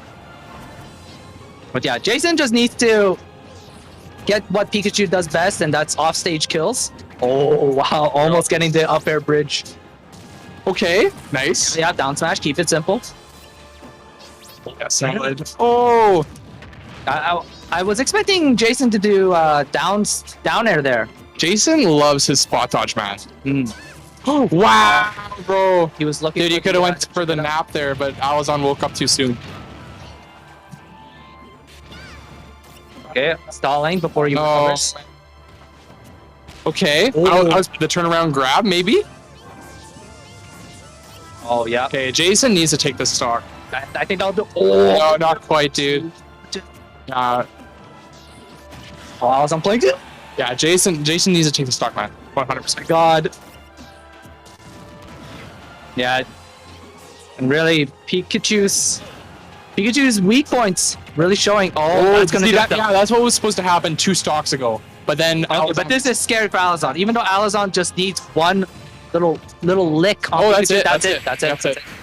That was really good. I like that up tilt. I didn't know what he was gonna do, to be honest, but he made it work. I don't think you can combo with anything else other than that. Yeah. But good awareness by Alazon. Yeah. Keeping it simple, keeping it by the book. 1-1.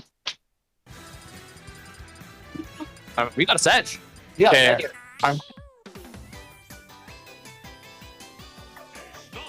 See, I think that's one of the woes of Smash Ultimate, though. If I'm hearing this, Bubblegum KK, that's not gonna hype me up. No, that's a nerf. It doesn't like kind of get you like grooving. Like I'm trying to beat my opponent up, Mike. Dude, I'm not trying to dance with them. I'm trying to beat them up. I'm trying to bust up my opponent up, bust a move. You know, like. Okay, I see you. Honestly, I will say, there are songs that like power me up, and then there's songs that like chill me out, and I think both are equally good. Cause like when I listen to this, I'm more like calm. But like put on like, Megalovania or Howlin' Delarna, or something a little bit more like intense. I'm ready to go in. I'm bloodthirsty. We're going for the kill. Trying to make names. Look, I associate the songs with the title that they're associated with. This is from Animal Crossing. What do you do in Animal Crossing? I'm not beating people up. I'm building houses. I don't know, bro. You go Tom Nook, and then you can beat him up if you want it. Last time. You're like, oh, I'm in debt. Boom, boom. You know, hit him up. Fair enough. Fair enough. Yeah. Tom Nook does just build a house for you, and just say, okay, this much. I'm like, I didn't even ask for this. See, man. But good shadow ball coming from Alazon here, taking that first stock from Jason. Oh, good weave. Oh, that was the right play too. Jason just like was a little too fast to the draw. Oh, dude, Jason's so good at that. Jason's so good. I'm team hop Jason. Alazon was looking for Jason to do maybe a tomahawk there. Let's go with the shield, only to get hit in the gut. It's too real. It's too real. Yeah, the back air scary. Go for the triple. Oh, so for that, I think the okay, wait. Oh, okay. Jason's so good at this. This is kind of spooky. Just don't get down aired. Okay, nice. Yeah, just these percents racking on. Already at 66%, just like that. Oh, wow. So scary. Time that down there. Free real estate. Free stock. Free real estate. Is that gonna take it? That was close. Yeah, I don't blame. Like, I wasn't expecting that. I totally understand why he jumped there. It felt very natural. Yeah. Okay. Okay. Alazon gotta put in some work here.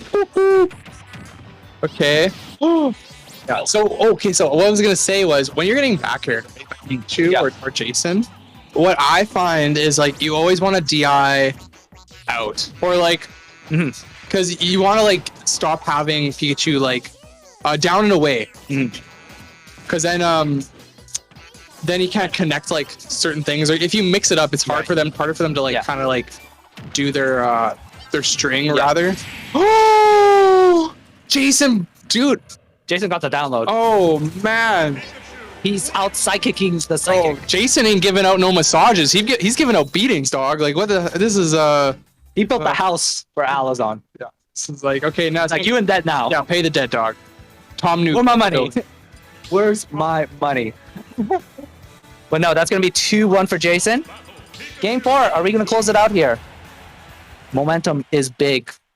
Jason, feeling good about that. Yeah, I don't blame him, man. That was a good comeback for sure since the last game. It's scary, too. When you're a large profile like Mewtwo, and you also are paper mache, that's the thing. I think that's why like the whole like tail thing is so detrimental, right? Because it's like you're light. Man, Mewtwo is a cool character, man. I really like Mewtwo. One of the more cooler Pokemons. Yeah, for sure, dude. As opposed to Pikachu, but Pikachu, come on, everyone loves Pikachu. The cutesy. It's literally like the Wayne Gretzky of Pokemon.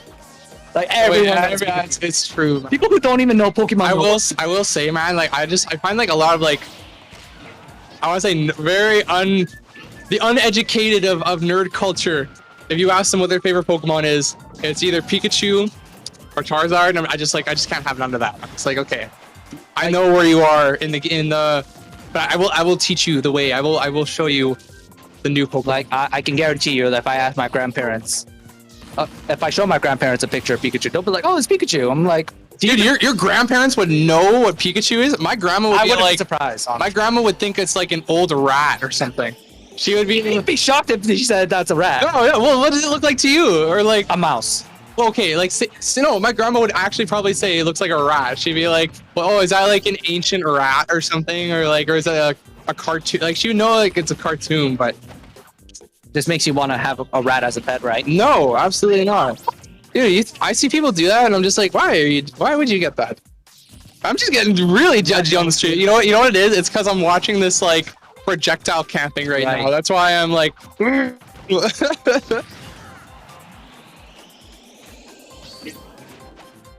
Well, very scary. One hit's gonna do it for Jason here. Oh, up it. Oh, wow. Oh, really? You're just pudgy, bro. That was a good backer from Alazon for sure.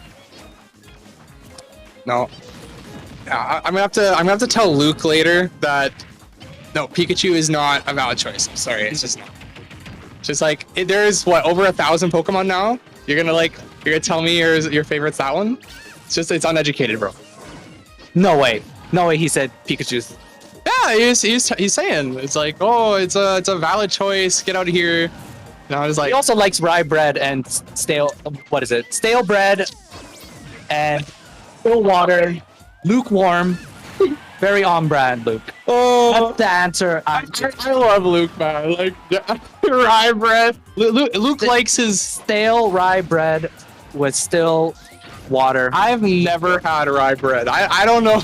I don't know anyone who's ever gone and like, yeah, I'll take the rye bread. It's always like, oh yeah, I'll get the light white bread, or like, oh yeah, it's me, the white guy, getting the white bread. Can I have tap water? That's what I'm hearing. It's crazy. There's nothing wrong with tap water. You can get tap water. I think that's totally fine.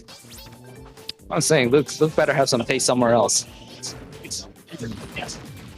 That tells me I have to question whether you even watch Pokemon. Because Pikachu's a safe answer. I want to fit in. Yeah, I think that's it. Well, it's not. I think a lot of people say it because it's like they don't know, right? It's like, oh, I don't know any other Pokemon, so I'm gonna go with I like Pikachu. He's really cool, and I'm like, my son. I will teach you. I will show you this game called Pokemon Platinum. It'll change your life. Fair enough. But Alazon on the verge. Back to the game, though. Alazon on his last dog, 72% off stage. Isn't a good look for him. Downer almost connecting. My God. Yeah. Jason was not expecting to miss that. Okay. Oh, yeah, that'll do it. Okay, so it's actually, I would say it's actually pretty even. Considering if Alazon goes for like a good old F smash, or like, if he can get these like shadow balls out and running, he can totally make it happen. Oh, that dash attack actually triggers me. I'm not gonna lie to you, Anthony. It just because it's like, how do you hit that? How do you punish that? You can't. What are you doing? You have to be quick on the draw. It is unsafe on shield if it hits you, but yeah, it's just so hard to react to something so quick. But oh my God, Alazon can actually make this back. Will Jason kill the power though? I love the way that Alazon he just kind of like waits after the nair, because he's like, okay, where are you gonna go? What are you gonna do? I'm gonna hit you. That'll do it. Yep. 135%. Eating a back air from Pikachu. You're done. Yeah, good games. Good job, Jason. Good stuff. Yeah, that's what happens. You get the massage, you get your physiotherapy degree, and then it's just like you start beating everyone in Smash Bros. That's how it goes. Okay, that's not actually true. Good stuff. Jason taking 3-1. But I think that's the last match for Smash Ultimate that we're having. The lights may be out, but this event is just getting started. Cool. On this thing, lights are dead at the moment, but that's fine. Next up, after a 5-minute intermission, I think we're gonna be having Street Fighter V up on here. Yo! Okay, that'd be sick. That would actually be dope. Yeah, we're going from children's party game to real street fights. That's how it's going down. Anyways, we'll be taking a 5 or so intermission here while we get that set up for you guys. I've been Canicron, and it's been a pleasure commentating with my man, my brother. Oh, let me hold that. Oh, what is that? Let me do.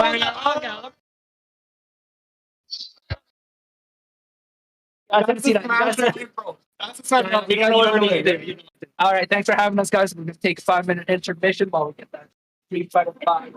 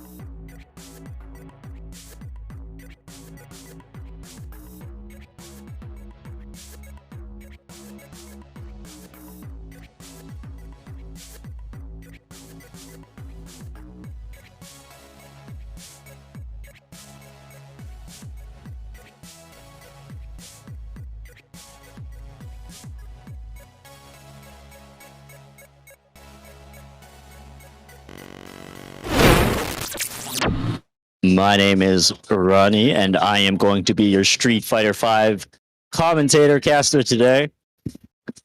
I will be switching in and off with some casters because we have a tight knit team here today for Street Fighter V, hosted by West Coast Fighters, Crazy Flame. I'm not Crazy Flame, but he'll be on here with John the Batman Hat later once we get rolling. So yeah, great matches by Kanakern and the team here doing Smash Bros Ultimate. But we're switching gears. We're gonna go back to Street Fighter V now. So let's pull that up. If we could get the production to update our title and to set us up on Twitch over with Street Fighter V, that would be much appreciated. But yeah, let's switch over to the game feed and go right into Street Fighter V, our first bracket match.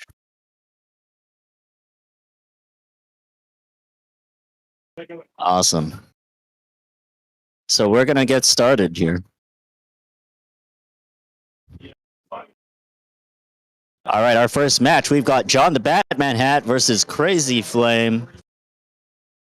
These two players have actually been in the Edmonton FGC scene for very different timelines. Crazy Flame joining in 2019, I believe. Production, if we could get the Street Fighter 5 match on the stream right here, that would be much appreciated.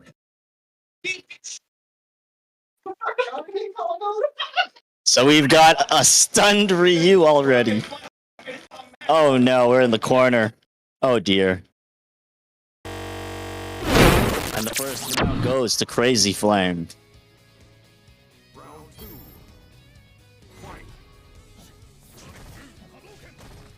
All right, round number 2. So this is a best of 3.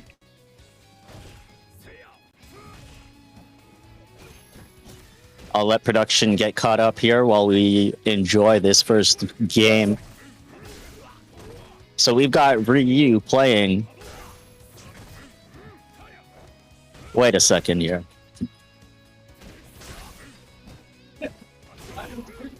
All right. So this is like I don't know. This Ryu looks inspired by Run DMC and Flava Flav. I'm dating myself now.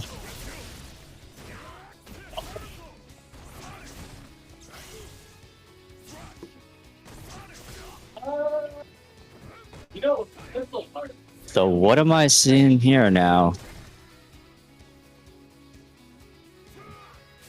So we've got our, this is our first game of our Street Fighter 5 tournament here at the MEsports meetup at NorQuest College. Look at him dance. Look at this guile. Ooh, Ryu with the EX Tatsu, and we're in the corner again, but look at these health bars. He just decides to walk up and throw him. Rude. Just rude. Jump.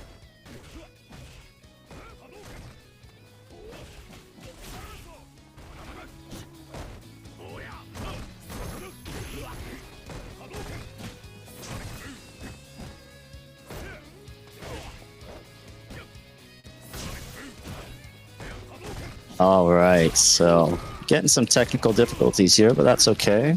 We'll be fine. I can still see the game. Oh, awesome.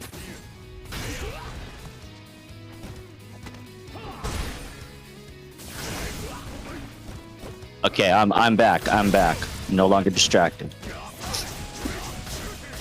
Oh, Guile coming in. Is this gonna kill Ryu? Not quite. But we are at a best of 3, so there is time for Ryu to catch up over here.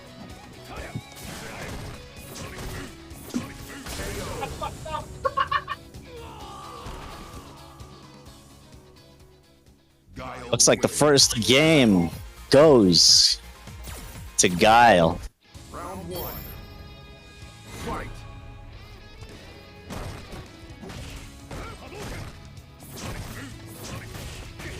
Currently 1-0 for Crazy Flame.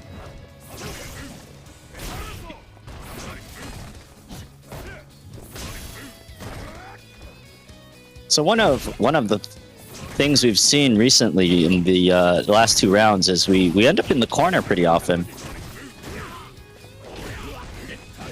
And that's no accident. In Street Fighter, especially in 5, if you end up in the corner, you're not in a happy place unless you're on the offensive. So over right now, you see John the Batman had his Ryu stuck in the corner. And there's the next round in favor of Crazy Flame.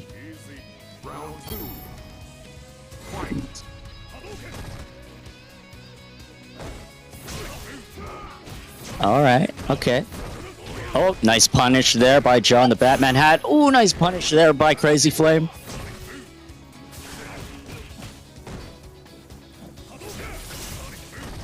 Sonic Boom. See again in the corner. Oh, good jump in by John the Batman hat, followed by a crouching heavy kick.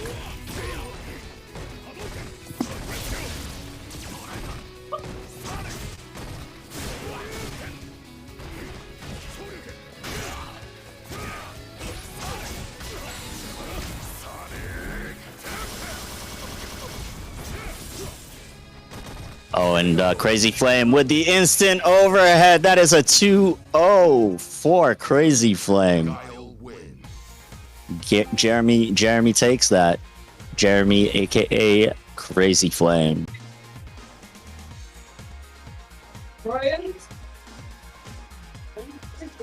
Right, so they're just prepping the next stream match here. So we've got just gonna let the TOs have some time here. John, join me. You could put these headphones on. Now we have to share one microphone, so maybe get a little close. I mean, this is kind of intimate, but I'm It is intimate, but yes. So we've got our screen here for casting. Okay, okay. Oh, am I up? Right. Okay. I've got to play now. Sit up here. Speed in front of me. Come on, man. Your headphones you can turn up, by the way. Oh, that's good. That's good. Thank you. So you guys can just hold the mic between each other. Wow. There we go. Like in the between. Right in the middle. There we go. There we go. I'm gonna have the sorest arm by the end of this, but you know we into it. Hello, Jeremy. I would like to say GG's, but for the culture of the stream, I have to be really mad about that. How did you ever beat my 4-move Ryu? Oh well. What did you do? How did you get into my head? What were the strats? I don't know. Like I just like mashing my buttons. That's how we win. That is fair. That is fair. But looks like we got, I think, Ronnie versus Brian coming up here, if I recall right. Is that who's playing? I think it's Brian versus we got Brian versus our boy Ronnie. So I think we're going to see probably Karen versus Zangief, if I recall. Yeah. Brian, you're playing Karen, right? I love that we can just like stare them in the eyes while we're doing this too. This is very funny to me. It's seriously been a very fun matchup because I mean Ronnie, the craziest Geek player I think I've ever seen in my life, if I had to put it. And Brian is actually very good at just playing this kind of fundamental. He almost plays like a rushdown style, but he uses space as his rushdown tool because he'll slowly walk towards you and just kind of really just poke at you, try and get you to press the button. And Ronnie really likes pressing buttons. So traditionally, this has gone pretty in the favor of Brian because of that. But when Ronnie doesn't make the read, he's very good at this, turning it into more, running his momentum forward. And I know Brian can be a little bit committal on defense, and Ronnie's good at making those reads. So I think if Brian can dominate the neutral here, it's going to be a pretty one-sided match for him. But if Ronnie can get those reads and really get in his head, I think we're going to have a hell of a contest on us. And of course, mini fridge, guys. Well, first of all, I would like to address that there is history between these two people that whenever MEsports throw an event, they played each other. Yes, true. It's very frequent.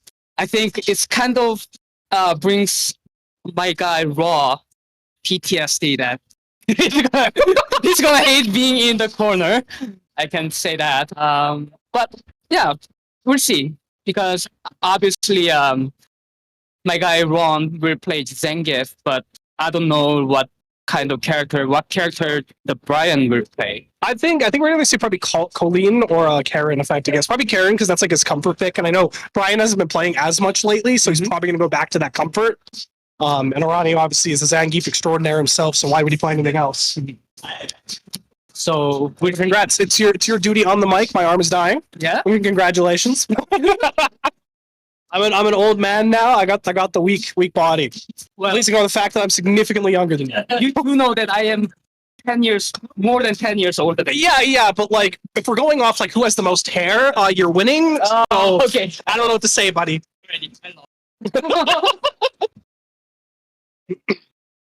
Oh, by the way, thanks for MEsports for throwing us this great opportunity. Oh, Akuma! Right? Akuma, okay, he's going back now. But you see, this also gives him the tech of, oh guys, I'm playing the worst Shoto. I'm playing the worst Shoto. That's why I lost, guys.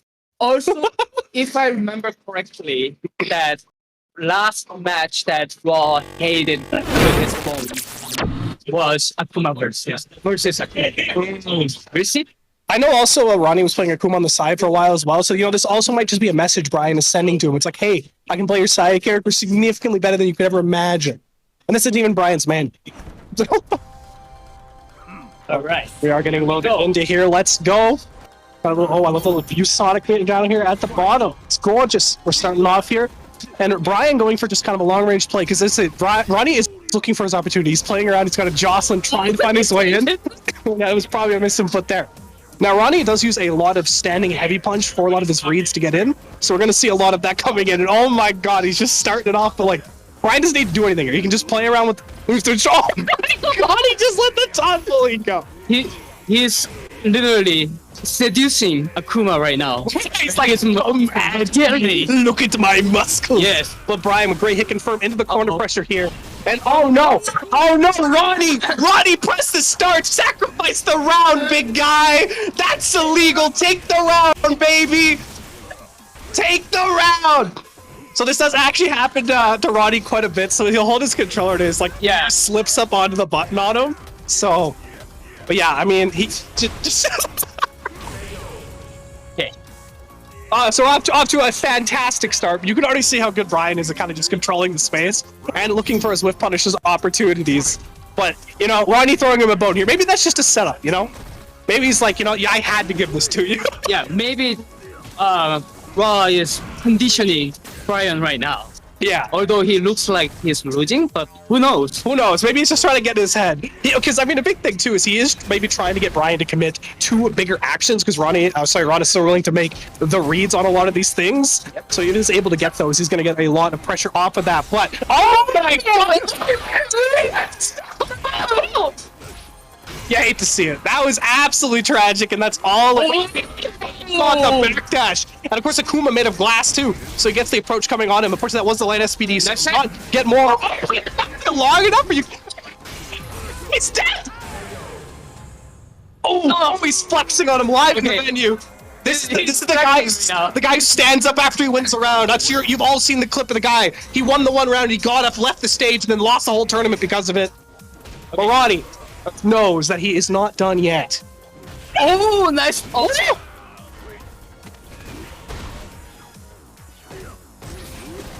Ah, yes. Okay. We will keep the gooning to a minimum. And speaking of keeping it to a minimum, Brian is not letting Ronnie get away. Oh, but Ronnie gets the back throw. He's got himself. He's got all the meter in the world too. Ronnie looks to look for these rage yards, but no. He gets SPD. It's going to be a lot of pressure here in the corner, but Brian does have meter. He's going for the vehicle, trying to get out of this situation, but Ronnie great at holding space here, not letting him escape. Backdashing away from the pressure. Oh, the trade. Oh, it goes to the favor of Brian, and Brian has escaped from the corner. And he has the meter you want to see now. He's just holding the ranges, not letting Ronnie get on top of him. Makes it! This is what he's talking about! What are we doing? He's got one health! Oh no! Oh no! You spaghetti-ass mother trucker! What was that? Okay. Excuse me! That was like, hey, I screwed up. Nah, bro, I screwed up. Nah, I screwed up. I got you. We apologize. We apologize about unexpected screams because we couldn't help it with those idiots. All right, let's go. Well, that was certainly the game of all time. Jeremy, I would like to say if you have anything for these guys to change, but I think the first step is maybe be less of a moron. Okay, moron. Yeah, moron is better word, I guess. Okay. Oh, and Brian's just got complete control of the corner here. Oh my god, that was such a sketchy mash too, but Ronnie gets out of it. But because he did use light SPD, though, he doesn't get a lot of Oki off the situation. And Brian is back in control. B-Ship gets out. Oh, we're still on the jump sweep from Brian. And he's playing in his face. Oh my god, he just mashes out. Heavy SPD, the Ronnie special, does not let him get started. Punish on it. Oh no, he whiffed on it. Brian dropping so many combos, but it doesn't matter. Every time he drops a combo, Ronnie drops the punish. Oh, he just walks up, gives him a taste of his own medicine. So, in case you guys couldn't hear, both of them taunting each other after every single round. Oh yeah, there's definitely a lot of good. What is he? Oh, he did jump. He's one hit off of stun. Oh, and Ronnie gets the stun. Oh, gets the taunt. And one more hit. It's all he needs. Well, Brian Garras with great defense in the corner hits again. Oh, with punish. He's got quite the mountain to climb here, and Ronnie's so willing to make these reads. No, is he second? No. Yeah, okay. It doesn't matter, but Ronnie has missed every single punish. But please, you're killing me. Okay, I thought this game is actually based on how to punish your opponents. No. But clearly, I was wrong. This is actually a large mental game that Brian's playing. Because what he's doing is he's getting Ronnie to whiff the punish because he is so scared that then Brian gets to punish him back. Yes. What excellent gameplay. Well, okay. Nice punish by Ron. Right. Now Brian is being a little bit coward. Ron walk like a man. All right. Ronnie's slowly approaching. He's doing a great job with the heavy punch into the heavy punch target combo to kind of just keep Ronnie out for the most part. Okay, Ronnie's starting to gets SPD and he has access to CA here. Will he go for it? Oh! Wow, he bet it all, and Brian does not get the punish either. It seems it's turned around on this side. Please, it's so much spaghetti. I did not sign up for pasta night tonight. Oh, no. What was that? What was that? Okay. Brian, you suck. Oh my god. Ronnie pops off, hits. Are you not entertained? Alright, let's go. Match number 3. Jeez. I'm just speechless, folks. This is the match to start out on. You know, please ignore the fact the one you see between us two. This is the first match. The great punisher for Brian. No, he not whipping these combos. He put the pressure on. I don't know. Is he turned on the tryhard? Is he a little scared of losing to Ron Nee? Oh, on the Joster! Oh, jump! Gets a tick those set up! Ooh! Brian doing so much work with the target combo off of that. Got Ronnie stuck in the corner, but Ronnie's trying to escape. He's pressing so many shots. These DPs! No! I think he's hit one of these! No! It's another one! The spaghetti! Oh, he's dead. He's dead! On a combo! Let's go, Ron. I'm just saying. Ronnie is hitting his punishes now. And you guys see what happened? Well, I don't know, like, I'm trying to count how many errors that we witnessed, but I just lost my count. I mean, this is a time where you invest in the making more mistakes. Yes. You know? This is a very high return rate, and you know, Ronnie is doing a great job of that. Just realizing that Brian's trying to be a silly little guy, but you can't be sillier than Ronnie, bro. This guy was crafted in here. He's crafted in the way of the wild Zangief. So he gets, okay, he jumps out of it. This time, misses on the sweep. Oh, it's gonna my god. Okay, this is not good. Yeah, no, it was the light SPD though, so the Oki is not guaranteed. Brian's able to escape. Walk under, fantastic punish. And he has moved Ronnie towards the corner, but Ronnie has all the meter in the world. Look out for the secret SPA. Oh, he was definitely trying to do it there. There's no way he wasn't trying to set that up. So yeah, Ronnie's looking for his opportunity. He's getting the pressure on, waiting for a whip on the command grab. Oh, I don't actually know if Brian's gonna quite kill off this. No, does not get the optimal combo. Needs one more hit. Probably gonna go for the throw setup. V-shift back. The overhead. It's a tip range. Okay. Apparently, finger is stronger than fist. I guess. It's true. You saw it here. Okay, they're kind of just pacing back forward. Ronnie, a lot of patience. Oh, I was saying a lot of patience, but this man just dashed up at EX SPD. Fantastic catch on the grab as well. Oh my god. Ronnie, it's just, bro, he's hit every one of these setups into the throw. Every tick throw is hit. Ooh, the flex, but the flex has been knocked to the ground. I think this is only last chance that Brian has. Oh yeah, Brian's got a ton of meter to work with here. Andy isn't V-trigger though, so if he can get these setups right, and don't let Ronnie get the read, he might be comfortable, but Ronnie, this guy's a mastermind. He's hitting home so up, a great conversion off the air fireball. Still has so much meter, and the V-trigger has ended. He needs to finish this off with the CA combo, but Ronnie almost has CA online as well. This is very dangerous. And he interrupts him. And Brian, with the least spaghetti movement I've seen of the whole set, finishes it up. And what an absolute banger of a set for what was actually our first match at the time. Don't just ignore the other one. GG's. What a match. What a match. That was something. All right, we really appreciate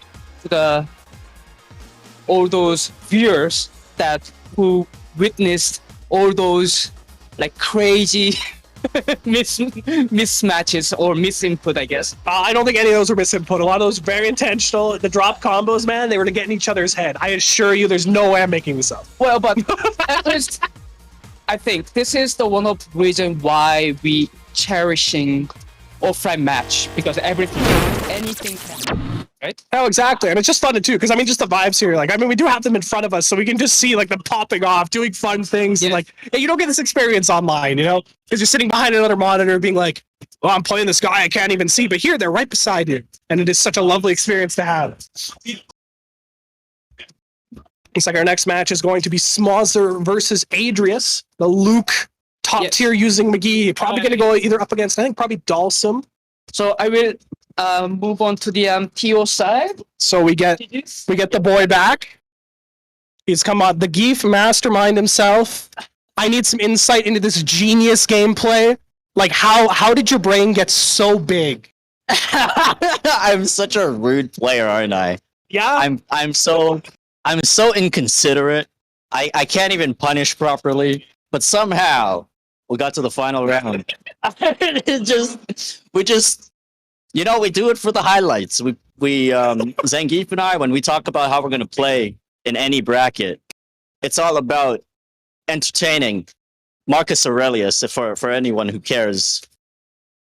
It's a gladiator reference for those who've seen it. But yeah, it's I'm here to entertain. So that's the strategy. I mean, and it definitely works well there. But now that we've had the crazy, I think we're going to see a pretty slow-paced kind of fundamentals match here, because we're probably going to see the Luke versus the Dalsum if I have to pick. Oh, we're going to see a bit more proper for sure. Because I know Smozzer does have quite a deep character pool here. So while the players are prepping their controllers and their settings, John, how are you? You played your first match, so you're in the bracket too. Yeah, no, it's been good. It's fine to come out to some online stuff. I just got back from Frosty's. I think it was last week. That event was so sick. And if anybody got out to that Frosty Faustings, fantastic event. I had so much fun, even though the airline lost my bag and all my medical stuff. It was horrendous. I will save you all from that rant, but it was awful. I'm still recovering from it, but the event itself was that good. The reality is that it can happen whenever you fly. It's a gamble we all take. It is unfortunate. I do want to give a little bit of an intro to you here. Oh, I'm here and I got a bit of a blurry camera. Let's see if we can get me things all set and ready to go. You know, us moving around was too much. Let's see if we can improve this. Oh, I just made it way worse. Well, we'll make do with what we have here. Well, I mean, you are going to match here very soon, so we'll definitely fix it during the match. Well, let's bring up the game stream here. We've got, you're right, Dalsum versus Luke. So I think a lot of this match is going to be kind of down to, traditionally, Smozzer does take it between these two because he's been the more experienced player, playing a long time. Adrius actually joined us during quarantine and has been coming out to more like offline events, like putting in the time and getting pretty good. Though apparently he's told me he's a casual Valorant player now, so, you know, I don't know, man. I don't know if the flashes and the entry fragging is going to help too much here. But I don't know how much he has labbed the Dalsum matchup, so I think we're going to see a lot of kind of just matchup checking early and just kind of seeing what Kyle can get away with before he kind of commits to like almost like a kind of fundamental game plan. Yeah, Dalsum is not a common player at all, and for Smozzer to be playing Dalsum is a real challenge for everyone here today. Yeah, no, he plays a great zoning style, but he isn't scared to just like swap into teleport mix-ups when he needs. And you can see he is being like very active here, and Adrius is finding a lot of these great counter hits. But I think this is some of the adaptations we will see, because I think he's kind of just testing the waters so far.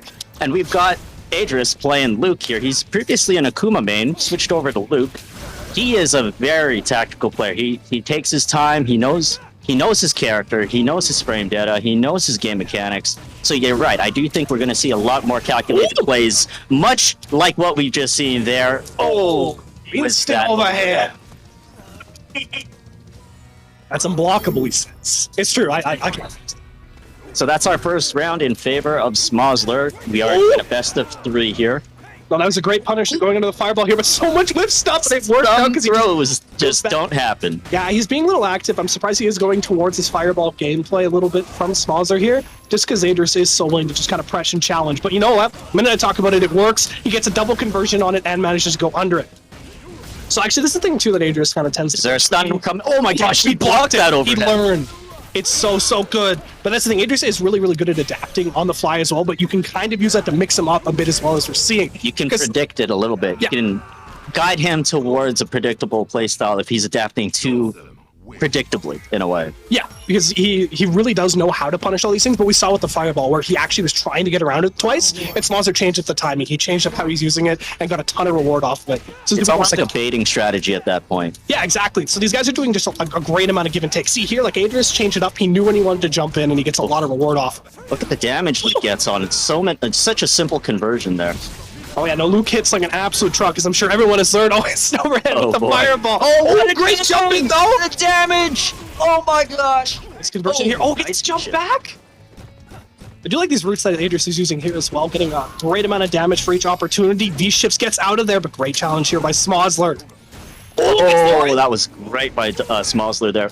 I love the spacing he's using dive kick. He's always hitting him right in the toe, so he gets the max amount of plus frames he can off that situation. But great challenge here from Adrius, and he's doing a great job at just stifling this offense. All right, here we go. If Adrius takes this, we'll even it up to 1-1. But let's see what Smosler has in store. Oh, yeah, has all the meter in the world too to activate on here, but Adrius doing a great job of kind of slowly getting in. Ooh. And we see that he's playing a bit of the zoning style now before, where he was really just kind of going for mix-ups, trying to interrupt and, just kind of schmicks him a little. But Adrius has gotten in, and this is backfiring on Smosler hugely. He needs to get out of this corner, but it is not happening. Adrius, great control here, but no, we're on the jump in, and you're going to eat so much ammo with TP, and the cartridge is still on the floor too, so there's going to be so much chip off of this. Huge life lead, but the jump in was fantastic. Called out the timing perfectly, and not letting him get away with these fireballs anymore. Sweep activation and one more hit is all he needs. Great break on the throw. Knew the tick throw setup was coming, but now Smosler, what are you gonna do? You're gonna use meter, save it? No, you can't save it. You gotta spend that. Well, yeah, it's close enough that I think it is worth investing meter into this situation, but you can see Adrius is just kind of looking for fire. Oh, there it is. No, doesn't quite get it. Oh, he whistled. No, Oh my god. But there were some missed opportunities there, but Smosler ended up taking that round and saving the meter, so I was wrong. He didn't need to spend it. Well, definitely, I think he wanted it in that one situation to finish it off, but it didn't quite come out. But also, I think that's where we see just the comfort of the player. Smosler's playing a lot of tournaments in a lot of different settings, so in those scramble situations, he's probably going to be a lot more comfortable than Adrius. But Adrius, when the game is going very controlled and he kind of knows what's happening, you see how controlling he can be. Yeah, great V-shift. He's getting those situations, dealing with these teleports fantastically. Hit confirm as well on the counter hit. Fantastic play. And now we're kind of just going back and forth now, but they both do have access to CA, but a huge life lead for Adrius. Doesn't really need to take any risks, but he is trying his best to get in and just finish this quick. Oh, gets the teleport behind him. Nothing personnel, kid. And the carpet is slowly burning him away, and now we can see this huge life lead is already gone. A great teleport read by Smosler is even this setup, and now it's on field of Adrius to see if he can clutch this up, because he is on set point here and does not want to go down to loser's bracket this early. Oh, he can make a conversion off that. Needs to watch over the fireball. Great heads-up play. Oh, he tried to DP it. Doesn't quite get it. Oh, this is tense. This is tense. This is tense. Yeah, he's looking for one more hit now. Actually, oh my goodness. I was about to highlight that he had a bit of the advantage there because he was in V-trigger, but the teleport read was fantastic. It's a great call on the teleport. So yeah, that will be him taking it. But honestly, super back and forth game. I enjoyed the hell out of it. And I love the changes he was making on his teleport reads. I agree. The way that the game started, it did seem one-sided in Smosler's favor, but Adrius was starting to make the right moves. However, it wasn't quite enough. I think with Smosler's experience with Dalsum, he also adapted as Adrius adapted, and that was really, really what changed the game in his favor again. So next up, we have, I believe that's Crazy Flame versus Brian. Yeah, by the looks of it, a battle of, I think, two of our best players, traditionally back in the day, back when both these people were grinding. Some of the matches you see between these two were crazy. Because actually, I really enjoyed the whole arc, because Jeremy came to us as this like really aggressive Akuma player. His name was Crazy Flame for a reason. This dude was nuts. But was then it Ken or Akuma when he first Ken. Ken.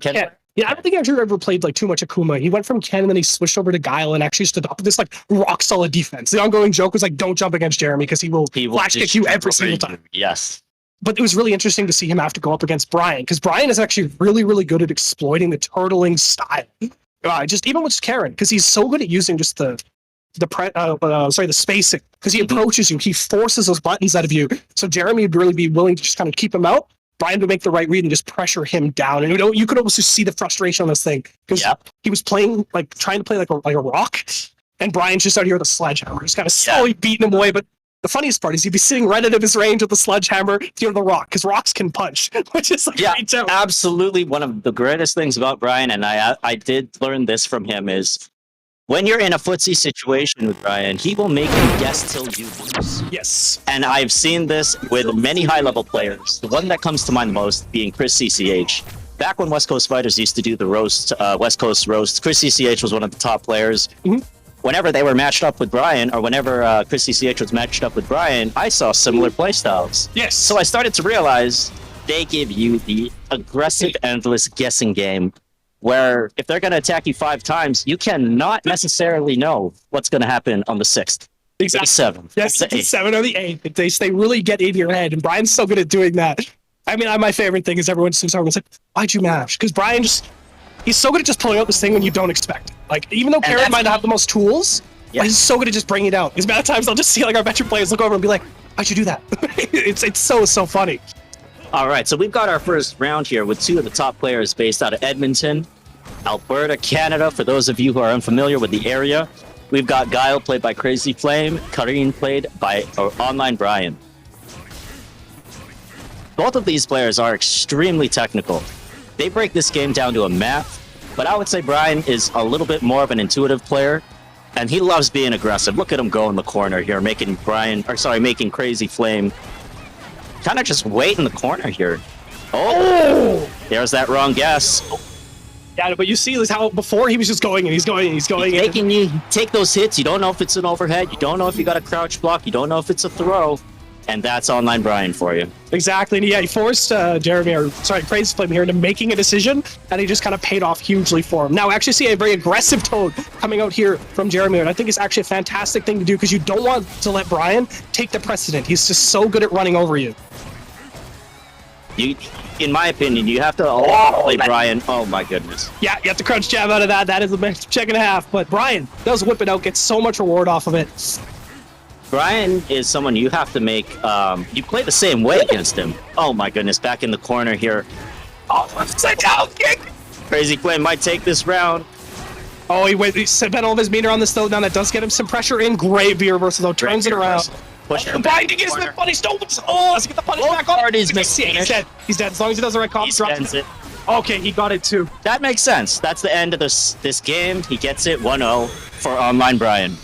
Wow, that's a fantastic step there. That combo in the corner is actually a very funny note, because back in season 1, she would vacuum you in. You could almost do it when they're at the highest point, and she would just vacuum you down. It had a bunch of funny animations because it would like suck you in. It would be pulled right into it, like she's got increased gravitational force or something. Yeah, and they changed that. Now you actually have to time it properly. But back in season 1, that thing was hilarious.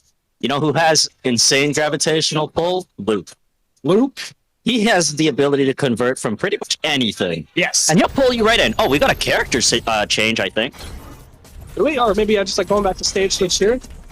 Oh, yeah. I forgot he's going into this. So this interesting. Check too, because Balrog is so able to control a certain range that you see, like where Brian likes to sit and just kind of move back and forth. That's where Dash Punch can take over. And then Brian now has to play further back. He can't pressure with crouching medium kick, and I think that's kind of the big thing Crazy Flame is going for with this change.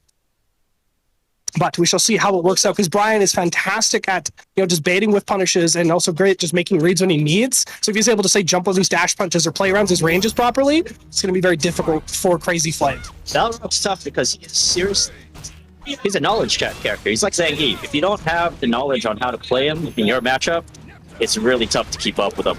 Oh, look at this. Yeah, that was a great back throw, and you see just like Crazy Flame able to play these really long range normals. He's forcing Brian to kind of move up, and he's denying this space. This is what Brian was getting a huge reward out of last game, and this is what he's trying to deal with. Now Brian is adapting on the fly, getting out of this, and he's pre-challenging him now. All the way to the other corner and reset into the stun, gonna get max damage off that as well. Fantastic play from Brian, but you see like why the character switch was done here, and it was working at the beginning, but just the instant adaptation back here from Brian is just paying such a beautiful dividends. Because instead of whiff punishing, trying to bully away, he's doing just significantly more preemptive stuff. He's trying to crush him out of these punches, make Crazy Flame make crazy reads. That's a set. This is set point, everyone, for Online Brian. If he wins this round, that takes the set. Oh boy. What's Crazy Flame gonna do here? Oh, this conversion. Oh, this is going to be a big one, too. Yeah, got tons of meter. Got the V-trigger to spend on it. Charges up. Oh, does it quite get the whip punish? Activation. Yeah, there's piecing away from each other. Oh, Brian is not missing on these hit confirms, though. Doing a fantastic job. Going to finish it off there. Beautiful play from Brian. Takes it 2-0 over Crazy Flame. That's a pretty stunning fashion. All right, so with that said, that's going to send Crazy Flame to the losers bracket. But we're not done yet. We've got tons more on the way. But I think this is definitive proof that if you're a commentator, you're destined to lose. All three of us are in losers bracket now. That's all I'm saying. And then you and I have to play losers round 1. We all lost. I mean, we're in losers. Now Jeremy's in losers. Now, Jeremy got a bit further, but, that's a bit to be expected. He plays this game a bit more than both of us. Just a little. Just a bit. Just a touch. A little. So next up, I believe we have Amadeus versus Smosler. So we're probably going to see a Bookie versus Dalsum here. Now, Amadeus, I love this guy. This guy enters like everything. If he's in an event, he's in every single bracket. The amount of time this guy has held up brackets because he's playing Smash is just hilarious. Just enters any bracket he gets his hands on. And he's just fantastic at all of them. He's not your guy that just me, I enter everything, I go 0-2. Amadeus shows up. This man at least takes 2 most of the time against anything as well.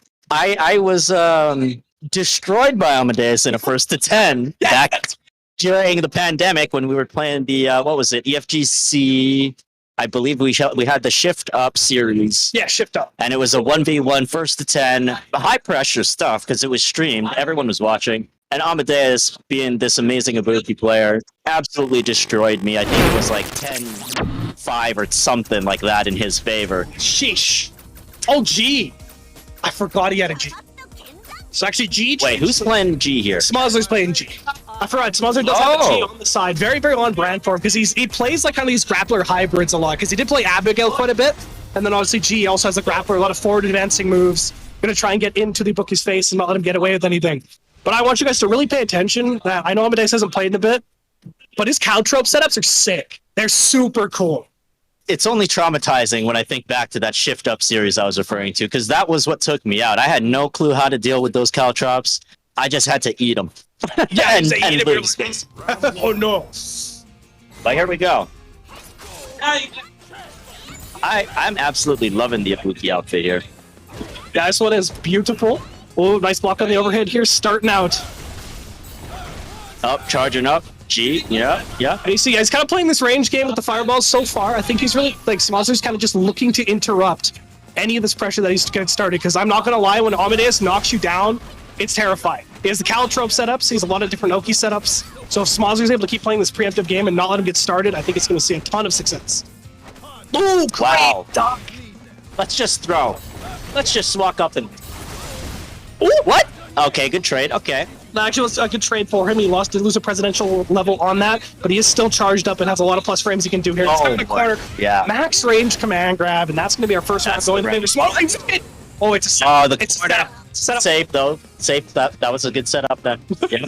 It's a setup. It's setup, guys. When in doubt, it was intended. It was intended. It was meant to be. But I think most importantly here, Smozler has access to so much meter.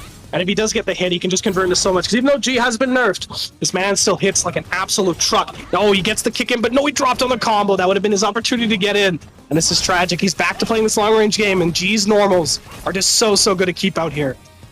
Ooh! Gets the hit, gets the conversion. Now we can finally see it. Amadeus getting started. No, but great backdash here by Smozler. So he's really just not letting him get started, even on defense. Oh, activation is going to be so much. He's in V-trigger, but no, he drops it. I cursed it too hard for him. Oh, okay, that's gonna be tough. I think he can kill. No, actually, I thought he might be able to go on CA in that, and just ow! He got him. He got him. I felt that one.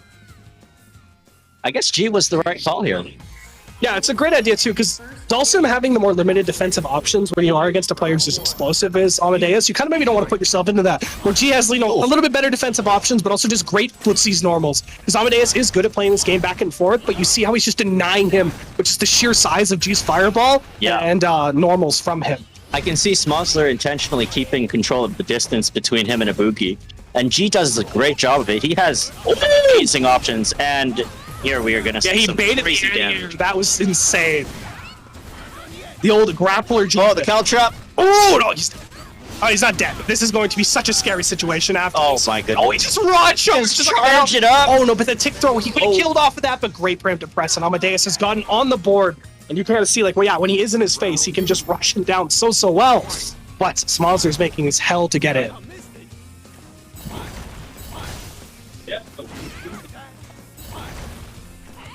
So I believe that's the first. Oh, sorry, this is the second game. 1-0 currently in favor of Smozler. Let's see if Amadeus can take this this game here. Amadeus is doing a good job getting the action. Oh, What a dirty cross-up. Caltrope's out. With the back throw, see, he knocks him into it to keep the pressure going, but doesn't manage to get anything off of it, and a great mash out by Smozler here. Smozler does have access to all of the meter in the world, though. If he does manage to land this stray hit, it's going to be terrifying for him. Oh, great conversion. Oh, man, actually, I love how good Smozler's been dealing with the Caltropes, but oh, it's come out. This is terrifying. This is terrifying. That drops him up. Side switch into the throw, and you can see what this man can do when he gets started. Fantastic mix-up there by Amadeus, and he gets himself on the board. And we're tied up 1-1 apiece. Amadeus always pulls out these amazing Caltrop setups that, honestly, if I wasn't in the same room as him, I'd probably be rage quitting. Like, there's no...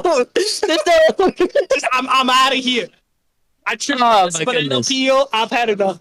Oh, I think we're doing a, we might be seeing a change in character, maybe V skill, maybe V trigger. We'll find out shortly. Yeah, my guess is either he switches back to V trigger 1 on G or switches character.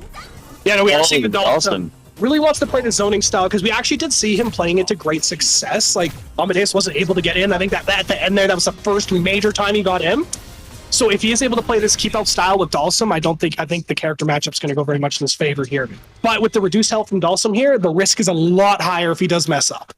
Yeah, the room for error is maybe one more mistake, or one fewer mistakes possible. He makes one mistake, it could mean the game is over compared to if he was playing G. Exactly. So yeah, I think we're just going to see Smozler play this like kind of heavy keep out style, really playing around these ranges. It's going to be down to Amadeus to kind of weather the storm and get through this. But actually, no, just opting for just a rush down style here early. And the stun. And the stun, too. Okay, yeah, he started out with zoning. He's like, you know what? You're blocking. I've had enough.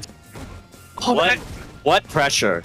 This is almost a perfect, guys. I know. Oh my goodness. I love the way he uses the dive kick. He's like, Smozler's so good at spacing it. He's always hitting the toes and setting himself up for like just a perfect situation afterwards.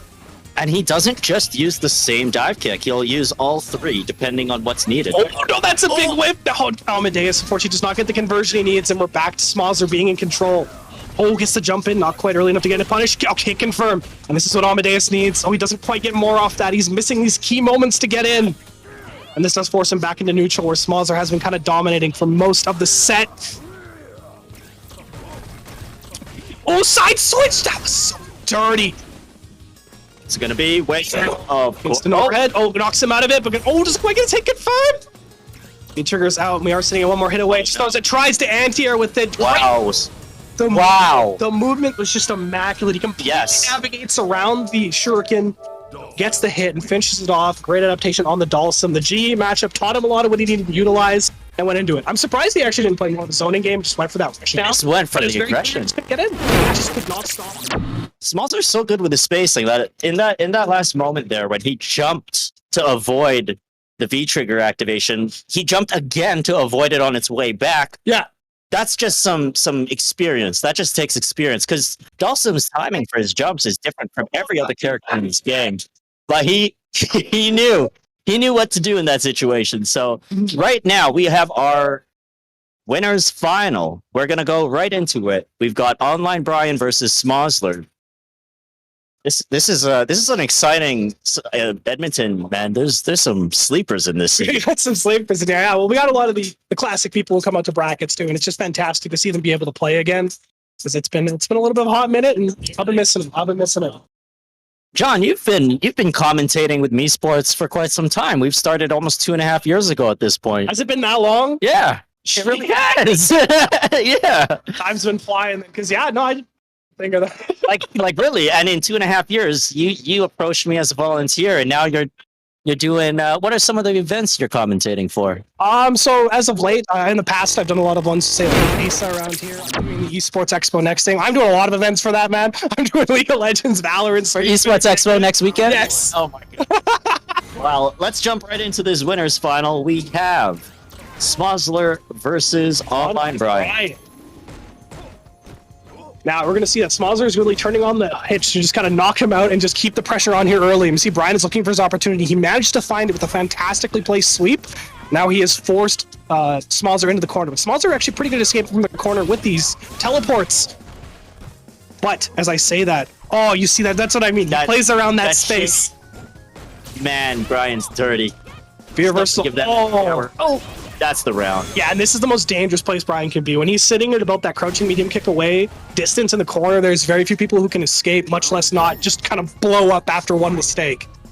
So it's really going to be down to, I think, Smosler needs to keep his aggression on, or he just needs to keep this man out. But you see how good Brian is at navigating. Right now, Smosler's doing a great job of just kind of preemptively hitting him out. And as I said this, like, he's got control of the corner, but you can't let Brian out! And Brian gets the conversion, drops down anti-air. Great teleport back, though, and we have reset. That looks like Dire Straits. Oh my god, he just did it! He got just dashed it. Oh no. Oh, Brian just challenges. He gets the over. Doesn't quite get the conversion, though. He keeps the pressure on. That's +1. You can't press on that. Brian has got back into his comfort zone. You can't just let him here. Smosler's looking for escape. Has the meter. Has the V-trigger to get out of here. Into carpet. Oh, but no, it hits the wrong. He tried to call it a jump, but he dropped the combo. Oh he just my. did the over. That is the most misleading overhead this game has to offer. What the 20 frame startup one that you react to? I'm just saying. But Online Brian takes the first game. Smosler's gonna have to make a bit of a comeback here. There was a bit of, I would just say, momentum working in Online Brian's favor, but both of these players very, very capable. High-ranking players out here in Edmonton. Oh, that's the thing. Brian, he's so good at just finding his opportunity because it looks like just almost like impossible to get in. But then Brian gets his one hit, and now he's just back in his comfort zone. But no, actually, Smosler has managed to turn the script around, as I talked about it. And yeah, he's just sitting here, he's burning, he's trying to reduce it by jumping. But that actually still was a good decision because he didn't want to approach him in that situation. He had a life lead, and he didn't want to take a major risk that would have resulted in a huge amount of damage, and he would have lost the corner. And because of that patience, he finds his opportunity. Brian gets in. And man, Smosler with Dawson's health just not being quite enough to survive. But here we go. Set point for Karin, or for Brian. Oh, sorry, this is a best of 5. My mistake. Oh yeah, we are up in winners finals, so he does have a bit more time to adapt and kind of change us up. We see him, and he's pressing these buttons. He's trying to get Brian to make a read, and Brian does manage to get it, but it is a forward throw, and that resets back to neutral. Oh, jumps over. No, doesn't get the side switch. I think like he was looking for, and another throw here from Brian. I feel like you get Oki off forward throw. I think you can do the command. I think you can do the command dash. Oh, missed it. Actually, I think it's because of Dalsum. He floated like a little bit there on his jump, so it didn't sides correct for him. Yeah. And that was absolutely tragic for Brian. He gets the pressure. Points are upset. Yeah, there's a gap right there. That's gonna hit. Oh. And that was actually a great adaptation from the sponsor because he let him get away with that earlier. No more. No bueno. We've got. It was Online Brian who won the first game here. Sorry, everyone, for the overlay being a bit incorrect there. We will get that sorted right away. Yeah, so it's 1-0 currently in favor of Online Brian. We will get that corrected on our stream. Oh, nice teleport to get out. Doesn't get more out of it, but dive kick's coming out, and Brian bets on a DP, and it's side switched a little bit. Oh, the punishment stun. The stun comes down, and I think she'll stay alive from this. Yeah, he's not gonna have it like quite gone. Okay, but actually goes for a little bit of setup. Now the throw. Ooh. Oh, see that overhead doesn't quite get the. Oh, he does it again. You know, I'm noticing it. Brian did 2 DPs, didn't work. Smosler did 2 instant overheads, it worked. So I'm just saying, just better. Just the better player, man. Just the better player. You know, luck does exist in this game, and sometimes you make your own luck, and sometimes luck's just on your side. Like, I think in that case, Smosler decided to make luck work in his favor. Very true, very true. Oh, just think I got a sweep on that. No punish from Smosler here, though. Oh, and Brian doing a good job using these jump-ins to kind of slowly approach. And yeah, I was about to say, we're moving towards Brian's comfort zone, and he's now in it. He's sitting at his perfect range, and it's going to be down to Smosler to find his way out. But, oh, great jumping fireball. V-reversal, though. And Brian is still kind of in the driver's seat, but no, gives it away with the sweep. Look They at having that. to jump back. He's on fire, but this is a little bit less good than the last situation here because he wasn't quite as high up on health. But only a moderate amount of chip damage happened there. And I do like Brian kind of sticking to that style when the carpet comes out. He's not going through these big risks, and he's just kind of letting things happen. It's going on. Anti-air sucks! Bad button! What a setup! Oh my god, he's sitting for one more block. Oh! That was some silliness coming from Smosler, but hey, it worked. I like it. It did. But now Brian does have access to meter, gets a huge crush counter here early, and it's going to carry all the way to the corner here, gets the setup, throw. And this is where he's setting at. Now Smosler's done a great job of escaping the situation the last 2 times. Yeah, there we go. He did it again. I love the resets into the drop kick. But no, he gets in again. I did it. I cursed him. You did this to him, John. This is your fault that Smosler's... What? V-reversal into V-reversal pushes him back in the corner. Oh. Smosler throws All 9 Brian back into the corner. Oh, he just V-reverses to get out again. Nice. Oh. This is actually a great thing with Karen too, because yeah, her V-trigger is like pretty good, but it's honestly a lot better a lot of time to use it for the V-reversals and stuff like that, because you can gain it from her V-skill during combos. And also, it gets them off of you, and it's one of your kind of great defensive options that doesn't cost you super meter. And Brian uses it very nicely to push the opponent into the corner, which is an offensive way to use V-reversal. Exactly, and that's his one condition in this matchup as well, too. Like, because when he's able to lock Smosler in the corner, we've just seen fantastic results. And a lot of the adaptation we're seeing in this set is Smosler getting a great punish on the fireball. And I like that he used the corner carry combo there to get more distance so he can set him up and put himself in his comfort zone. Which is just right here. He's peppering him away with kicks. He's looking for his opportunity to get out. And no, he's just having none of it. Mashing on the kick. He saves the fireball. Yes, that was fat. Oh, he caught the B-shift back. So much damage. Oh, and he's going to go right into this and punish it. Probably just the slam. Yeah. There it is. And Brian. Smart move. Set. She takes his first to 3. Yep, that's true. So it is 2-1. We're not quite done yet.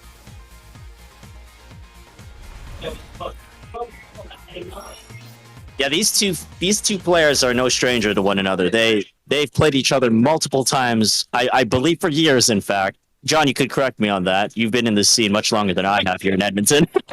No, that is definitely correct. These two have played each other a lot of times, and actually in quite a few good games too. Now, Street Fighter's kind of always been Brian's game, but Smosler and him do enter a lot of the other brackets, so they have played in a ton of those. Because the Lightning Bros, which consists of Kyle and Levi, who's not here today, are fantastic at way too many games. These guys are good at Marvel, they're good at Tekken, they're good at Street Fighter. They come up. Whoa, we'll pull out an Abigail. Now this is actually a good pick too, because for one, you hit like a truck, and 2, he has a lot more health to take risks with. Now Brian is good at kind of baiting you into taking those risks, but Smosler is good at like playing those reads, using the normals to keep him out. And I think a lot of what Brian was getting away with too is he's playing around the crouching medium kick range. And actually what Abigail can do a fantastic job is play like right outside of that range, because he does have the longer normals that have a lot less recovery than Dhalsim. And we've seen Smosler now pull out the Dhalsim, the G, an Abigail. Pretty good variety, and we are already in the corner, because that's what Online Brian wants. He wants to put you in the position where he has the advantage. Oh, look at the damage on that. Oh, the tire's coming out. Tire! Yo, the MVP does not work today. Great block on the overweight. Gonna get a huge punish on that. Another tire? Not yet. No, just going to charge up. Didn't have quite enough time. The throw is going to come out. Now, this does unfortunately put Smosler in the corner, and Brian is sitting at his range. He's looking for those crouching medium kicks, but you see how Smosler's playing at this max range. He's forcing Brian to use tools like like sweep, and these other long-range tools that Karen gets a lot less off of. Oh, he goes through the armor. It's only 1 hit. Nice block. Great block by Smosler. One more. Oh, jumps over it. Has absolutely none of it. Oh yeah, he's got to activate. Keep that safe. He did the forward advancing. Didn't let him punish it in time. Brian's jumping down. He got that. Are you kidding me? It's a comeback from Smosler. He got it during the startup. That was some silliness going on at the end there. It's crazy, but you see this Abigail just actually paying quite a bit of dividends though. Brian was able to kind of get it there and some cheeky stuff. But he's playing around these ranges, he's forcing Brian to use a lot more committal tools, and it's paying huge dividends. Oh, yeah, but crush now it is kind of hard to convert from that range, just because how far you punished Abigail for it. But Brian, I haven't highlighted this matchup too. When Brian is in like kind of this knife fight range, like right in his face, Karen has actually a lot of advantage. And because he's been able to approach this and get these throws, it's been very scary for Smosler to do anything. Health is low, has to activate on this. Now there's access to CAs. Oh, blocks in the mix-up. That's hella negative. Gotta punish that. Sweep. But honestly, Brian just playing so patiently. Great defense. Look at his health. Oh yeah, no, goes to the armor. That was fantastic. Brian just actually. Set. I loved the magic awareness there. He broke through every piece of armor with 2 hits. He would go into the string. He'd almost like hit confirm his stuff when he saw it hit the armor. So what I'm seeing here is that puts Online Brian back to grand finals where we've seen him before. Oh yeah, just a couple times. Just a few times. Yeah, he's one of the top players in the West Coast. I can definitely Are we playing? Say that. You get to watch us, dumbass. Oh, am I up against the Batman hat? Playing in the losers round to 1 over there, bud. Up against the Batman hat. Well, before we get started, I want to give a quick shout out to a few of our supporting sponsors. We've got Red Bull over here on this side to our your right. And thanks to Red Bull, we've got Wings to guide us through these games. We've also got NorQuest College as our official education partner. Thanks to them, we have this amazing venue known as the Innovation Studio. Fantastic. Honestly, we've got Memory Express as well. Thanks to Memory Express, these are the guys who give me a home, not just to pay my bills, but an esports hub to bring the communities together. We've also got ASUS as one of our brand sponsors. We've got Logitech. And I feel like it's worth shouting out West Coast Fighters for hosting the Street Fighter V tournament as well. Yes, indeed, we got the TOs doing a fantastic job of keeping us along, making it welcome, getting our setups all ready to go in the back. It's been fantastically run so far. Now, the silly thing about the way this West Coast Fighters bracket is being played is the commentators are actually not really TOing, so that allows us to play in the bracket. So I'm going to pass the microphone off to Crazy Flame so I can SPD this guy till he can't breathe. It's going to be hilarious. All right, God. All right. Hello. Okay, so I need to figure. Okay, now I got focus. So we are waiting for Ra versus John the Batman Head, which happens to be both of our commentators, and also one of them is team of WCF as well. Right. Okay, so I assume. Okay, so I need to focus myself. All right. So we are proceeding our losers bracket, and hopefully we can go faster. All right. So I guess games are ready to proceed. By the way, thanks for being with us in such a beautiful winter day in Edmonton of Saturday. Yes. So it is really awkward for me. I've been doing this almost 40 times or 50 times, but I never get used to it. But anyway, so I guess we will have really good matches. I assume it will be Zangief versus Ryu. All right, Halloween costume and Zangief. All right.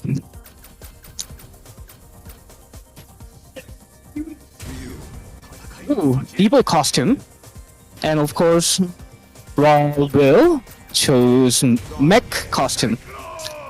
Yes. All right. So we will.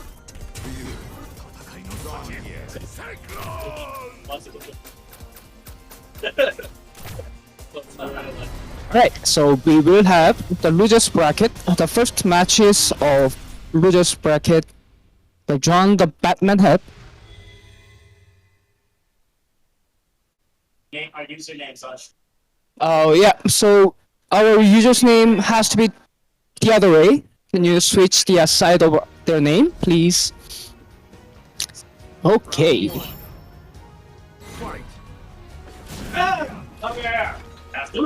So I don't know if you guys can hear or not, but every single button after they press, they say something like "come on" or something. So I wish you guys imagining whatever they are talking about as well while you're watching the game. Alright, so SPD, Oh, big whip. John survived. Oh! So, Ron is man of his words that he is doing SPD. Alright. Now, John the Batman Head wants to joining give out somehow. Oof. Surprisingly, Ra successfully approaching. Oh, he gets him. Oh, nice combo.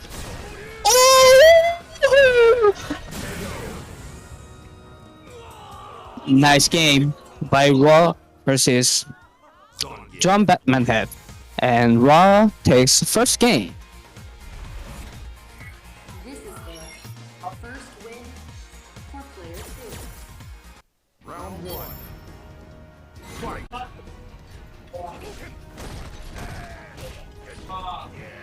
All right, so game 2 start. Ooh, SPD, but oh, it didn't wake up. Is he stunned? No, not yet. One simple. Oh! Nice back jump by John Batman Head. All right. So I hope you guys can feel the heat on here. That everyone yelling at each other, and also I can see people are having great amount of fun.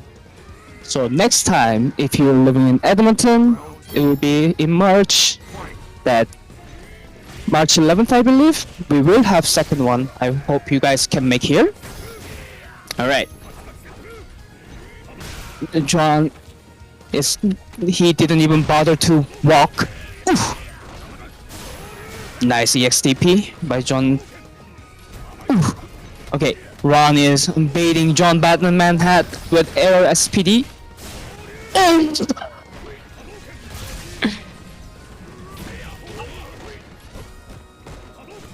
Oh.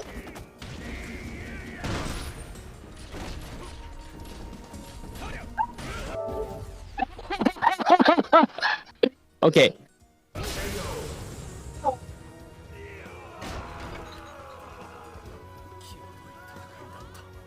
Final round. Right. I got some advice from Steph, so hopefully this works now. Ooh, nice.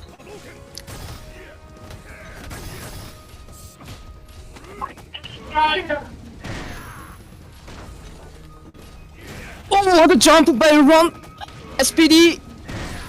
But it's not hard one, so if the John Batman was woke up faster would be, I think it's a game. Oh! He mashed out! Oh! What a way to end the game! Alright, so the losers bracket game number 1 has been ended, and I'll be in the player. Right. Well, John, always a pleasure playing with you. Sometimes. Sometimes he streets the players, yes. That's what you just did. Okay, I have the OS and I have to like int so I can go back to commentaries. So like even if I win or lose, doesn't matter. All right, so That's true. I That was a did losers match. beat Justin Wong and Tekken though, but like pretty much the same game, right? Still, I mean, not. I don't know about that, but I think with currently we have. Wait a second. I just eliminated you. Yeah, you did. I'm sorry. I'm sorry, bro. That's okay. Sorry. That's okay. It's okay. See, this is the nice thing about playing in these brackets is you learn to temper your temper. You learn to control that temper a bit. But you're welcome to rage quit anytime you like. You know, like I mean, I get it. I don't know. I don't know who's winning. I don't have to play the game anymore. I think I'm winning. For those watching, John is a general fighting game player. He has experience with many titles, Street Fighter V being one of the lesser played titles compared to, say, maybe Tekken. Yeah, Tekken. I'd say probably the one I'm like even been playing the most recently is just Soul Calibur 6. I think we'll add Tekken at the next meetup, I believe. Yeah, no, that'd be awesome to see. Make sure we get everybody out here. I mean, get everyone out in advance. The Tekken scene here is very thriving and very good. People put a lot of time and have gotten very, very good. I'm excited to see more of them. This is what's exciting about these guys. I don't know why they're taking screenshots of your posture, but well, no, they're taking the Clank 41. Oh, okay, we've got that corrected now. Perfect. But next up, we've got Crazy Flame and Adris. So both very high level players, also straight out of Edmonton. Both actually are fairly new to the community compared to some of the more senior folks like Online Brian and Smosler, the Lightning Bros. Adris actually joined us in I recall he was a Gold Akuma player. February 2020. Yeah, like right at the start of the pandemic. 2021, actually. 2021. Yeah. It's 2021. But here we go. Best of 3. We've got Balrog played by Crazy Flame and Adris picking the loop match up here. Now, I do like kind of the pick onto Balrog here early, because we've seen how willing Adris is to kind of just challenge with these normals. So if Crazy Flame can get like a good read on here, he can get a lot of interrupts, which I think we're going to see a lot of just him kind of playing keeper. He's going to backdash here a lot. He's looking for these dash punches. He's looking for whip punishes. He's looking for preemptive challenges. But that's also kind of flipped the script on Adris here as well. If he's able to preemptively get out those dash punches and interrupt them, he's going to see a great amount of success here. He's forcing Jeremy to commit, and it's just paying great dividends. Crazy Flame's a very patient player as well. He is so much more patient than the average player. And right now we're actually seeing him kind of cozy in the corner. Yeah, he's like looking like not uncomfortable. Like, Adris is kind of playing on his range. He's looking for these whip punishes, but like Crazy Flame's just not giving him any. Oh, he charged that up. Damage. So, yeah, no, you're right. Like, he looked so comfortable there. Like, Adris had the control. He was pushing back and forth, but I don't think he was pressuring enough. He wasn't forcing an action out of Crazy Flame, and that allowed him to just kind of sit there, wait for his interrupt time. He found it, got a great amount of damage from the charge, and he just managed to take it all the way to the bank. Okay, right? Woo! Wow, okay. Answers in kind with his EX combo of his own. Crazy Flame looking comfortable again. Oh, this guy, I think he wanted more off that punish there, but at least he does get some damage in. Great little chip off the dash punch. Oh, the punish is going to be painful here. Oh, no, he drops it! Oh, that was the game right there, and Adris does have access to V-Trigger as well, so if he is able to get himself situated, he might be able to work this back, but it's just going to be a fundies match back. Oh, he's one hit away. Oh, he armored it. And I like that he did that too, because that kind of fulfilled the theme of he was interrupting Adris. That is what he was completely leaning into there, and that final read with the armor was the final nail in the coffin that he needed to finish that match off. Fantastic play from Crazy Flame, and it's going to be kind of down to see if Adris can make the adaptation he needs here to get some results. So I'm curious to see. I think they're going to continue playing this through. Yes, they are. Yeah, no, definitely cannot see Adris swapping. The Luke is a very, very comfortable pick for him now. Very, very easy to pilot, so I do not see why he would swap off of it. It's going to be counted down to, I think he just needs to adjust his timing, or maybe try and make Crazy Flame overcommit to stuff a little bit first. Ooh. Oh, he shrinked out of there. Nice reset on the pressure here, but Crazy Flame does have a bit of a life lead. Oh, fantastic whip punish. And this is what Adris needs. He has control of the corner here. Now again, yeah, Jeremy looks so comfortable in there. Adris hasn't been able to put any meaningful pressure on that. And that's kind of his win condition here. He needs to just beat down this Balrog and not let him get anything started at all. These whip punishes, though, have been fantastic. They've been completely changing the game for him. And he needs to get something done in the corner here. Oh, he went for the throw, but because of the hit stun, it didn't manage to amount to anything. Interrupt on the dash punch. Great throw, and there we go. He managed to punish the tools that Jeremy's used to escape from the corner the last couple times, and has managed to get a great result out of that, and is on the board looking to tie this set up if he can. Oh, great throw here from Jeremy.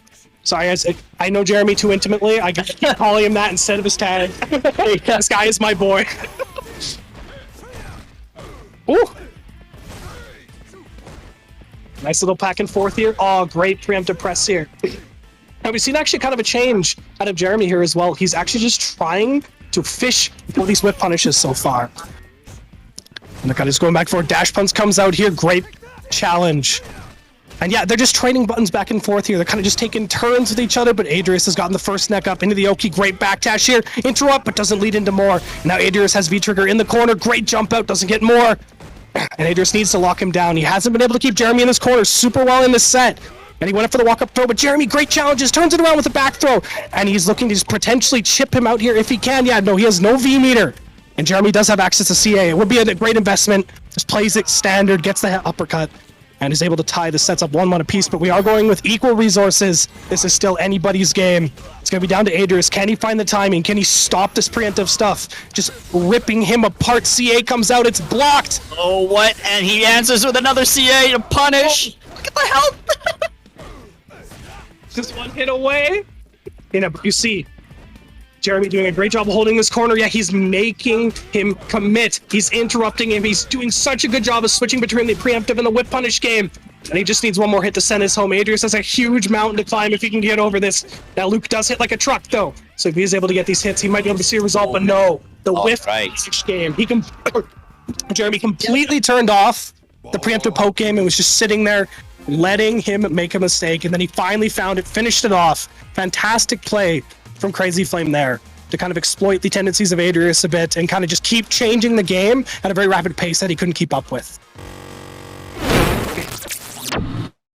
I'm out. It's Ronnie. All right, we're going to see Amadeus versus Ronnie. Oh, what? I'm sorry, buddy. The first to 10 is coming back to haunt you. Yep. This is what you get for beating me. So, I mean, who really won here? I think it was me. I didn't have to get Caltrope mixed today, buddy. You do. Have fun. I'll try my best. But of course, we're going to get Crazy Flame back up on the mic here when we're ready. But of course, I'm going to give a shout out again to Memory Express for putting this whole thing on, and NorQuest for hosting our fantastic venue. It's beautiful. You get in here, everything's bright. There's tons of room. It's open face, and it is great. Yeah, it'll pick it up. All right, we are just loading here, getting into game. Welcome back, Jeremy. That's fantastic play. Thank you very much. I kind of loved how you were switching between just so preemptively interrupting him and kind of just switching back into that whip punish game. You just kept him guessing the whole time and kind of just forced him to lose because of his mistakes. First of all, you don't want to close to the loop, right? Yes. So after this, I will speed up because apparently we need to get it done by within 15 minutes. Yeah. So we will.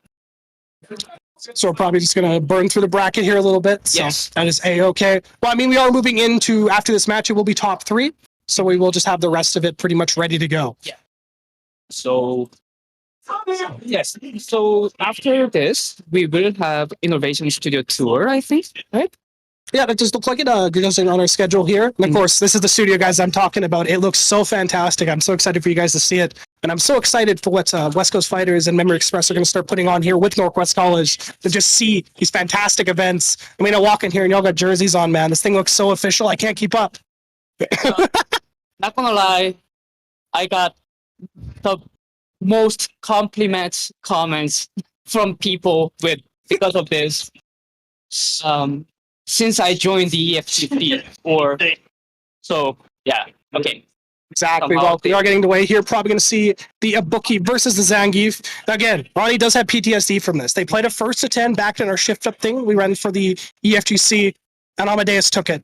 And I'm not going to lie, it was pretty scary because as we've been highlighted, Ronnie is very good at making hard reads. But Amadeus will set up these situations where he almost can't make a read. He's just so at advantage because of the caltrope setups and the different mix-ups he's doing that it forces Ronnie to make reads he's not comfortable with and to play very, very active defense. He can kind of get blown up a bit. Also, Amadeus is fantastic at playing around his normal ranges. He's great at interrupting and forcing Ronnie to kind of die for some of the preemptive pokes he does. Like you'll see in our set, Ronnie was like exploding me because I'm dumb. But you're going to see this ain't going to happen here. Or maybe it is. He got the SP down. There's the light though, so he doesn't get any Oki off of it. Well, I can see Ron's plan is basically walk up and do his thing. All right. Yeah, because Ronnie is just trying to get the hit here. Obviously, Ibuki low health, and if you can set up these Oki situations, it is very, very terrifying for her. But if Amadeus can play these ranges and get his offensive setups, it's going to be very terrifying for Ronnie. But Ronnie, great call. Yeah, he called out the backdash by using the jump heavy punch, I think that is. And just finishes it off here. Great round for Ronnie on the start here. And it's kind of just down to Amadeus, who's not able to control the space. Ronnie make the right reads, and he got in. Oh, great hit confirm on the target combo. And yeah, Amadeus gets rolling here. He has him in the corner. He's gonna, oh, he actually indirectly catches the V-shift. Oh, Caltropes are set down, gets the pressure on. He's one hit away from stun here. Keeping on, hits him in the toe. Does not want to deal with the flex. That's going to hit him. Not quite going to kill off of this, but one more setup is all he needs. V-shift jumps over top of it. The cross-up confirm. Perfect KO, and that is what happens when he is, one, able to control the space and then just get his offense started. Ronnie, unfortunately, does look a little shaky on defense because he's just so willing to commit to stuff, but a bookie's Oki, does not really allow you to make these hard reads to deal with it. Oh my god, you just slide through him 6 times. Ronnie getting a taste of his own medicine in the mix-ups, but that crush counter is gonna be so vital. Does not jump back out of the Siberian Assault. He has access to CA here. This is so terrifying. Index stun, and he can just kill off a raw CA here if he wants. And he, oh, that's how you end that game. Got it there. Beautiful play. Only 2 wrong guesses get you in. Exactly, and Ronnie so good at making that happen.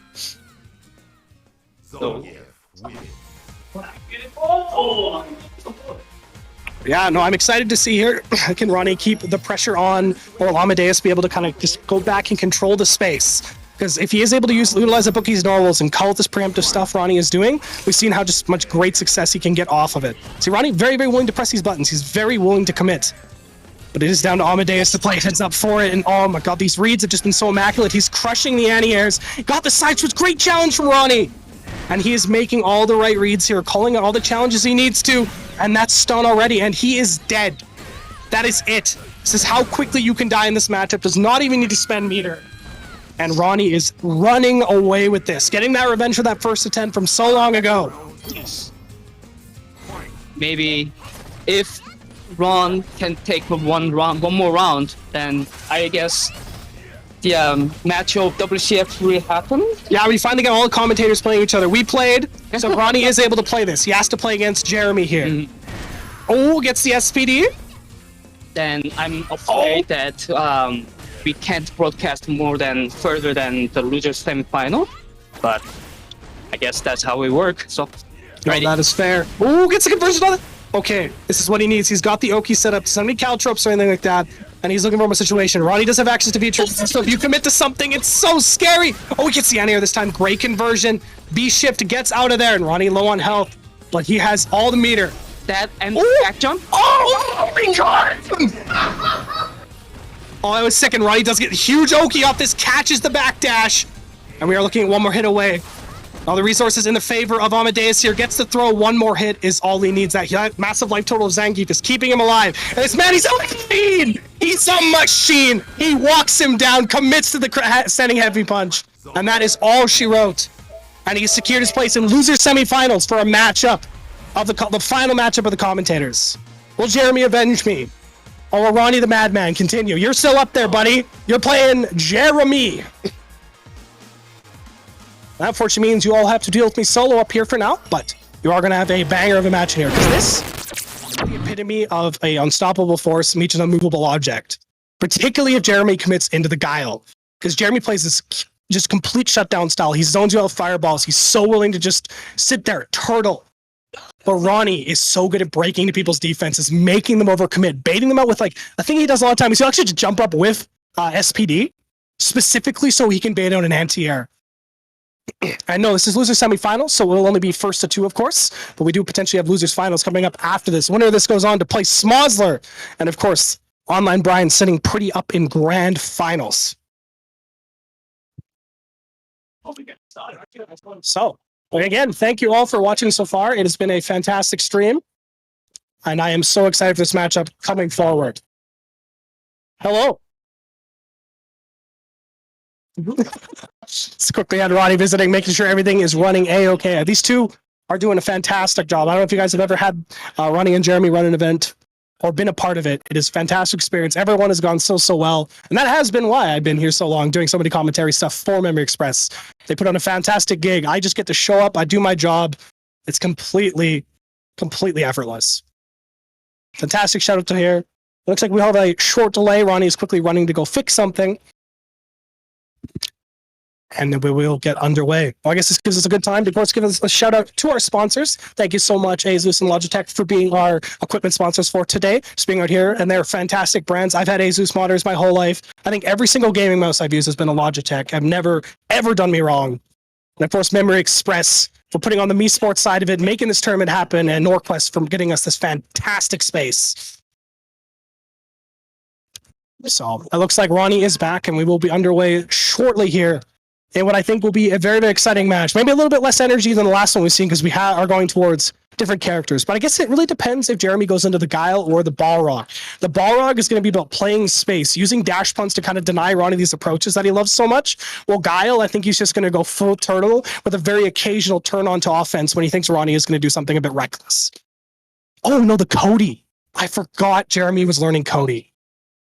Cody is an offensive powerhouse. I wish I've gotten to watch more of this character. He is incredibly strong and does not see quite enough play. He has great just pressure with his neutral tools, his approach. That's just plus on blocks to moves to get in. And I think he is going to play kind of around this kind of mid-range, just looking to punish Ronnie, because we have seen Ronnie, he's very willing to just throw moves in neutral, and Jeremy has the reactions. He has the abilities to just punish Ronnie for doing that, get in, and get the hits. But of course, on the flip side is going to be just Ronnie seeing if he can mix him up. Can he bait out these whip punish opportunities? And can he take advantage of this potential passiveness we might see from Jeremy here? But let's get underway. No more speculations. We get to see what these two fighters can put down. It's the battle of the TOs, battle of the commentators out here to see which one of us gets to go up into losers finals to play against Smosler. And it looks like Ronnie is off to a fantastic start here. Got the SPD. Great challenge. Oh, and yeah, he's doing such a good job of stuffing these anti-airs. Jeremy's not getting a whole lot out of this. Oh, and he needs one more hit. He does get out of stun from this activation into the pipes. So much pressure coming down, but oh my god. He's a madman. Ronnie's so willing to interrupt because Jeremy's leaving these gaps. And it's just getting fantastic reward out of it. So it will just be down to Jeremy here. Like, the ball is completely in his court to stop this offensive powerhouse that we've seen out of Ronnie. Great little flex here to kind of turn away that pressure, and the whip punish. You see he's playing around Cody. He's just fantastic normals here. Play and keep out, not letting Ronnie get anything started. Oh, he interrupts on that because, yeah, it's 2 hits, so it goes to the armor. Wait, that's actually a fantastic tech button in this matchup. But Ronnie does manage to hit his signature SPD. Throw comes down. He has control of the corner, and you see how he's just playing around these ranges. And I think what we might see is Jeremy might adapt to start playing around. That's it. That's the with SPD I was talking about in the prelude, where he was trying to get it. But Jeremy, oh my god, he got hit by that.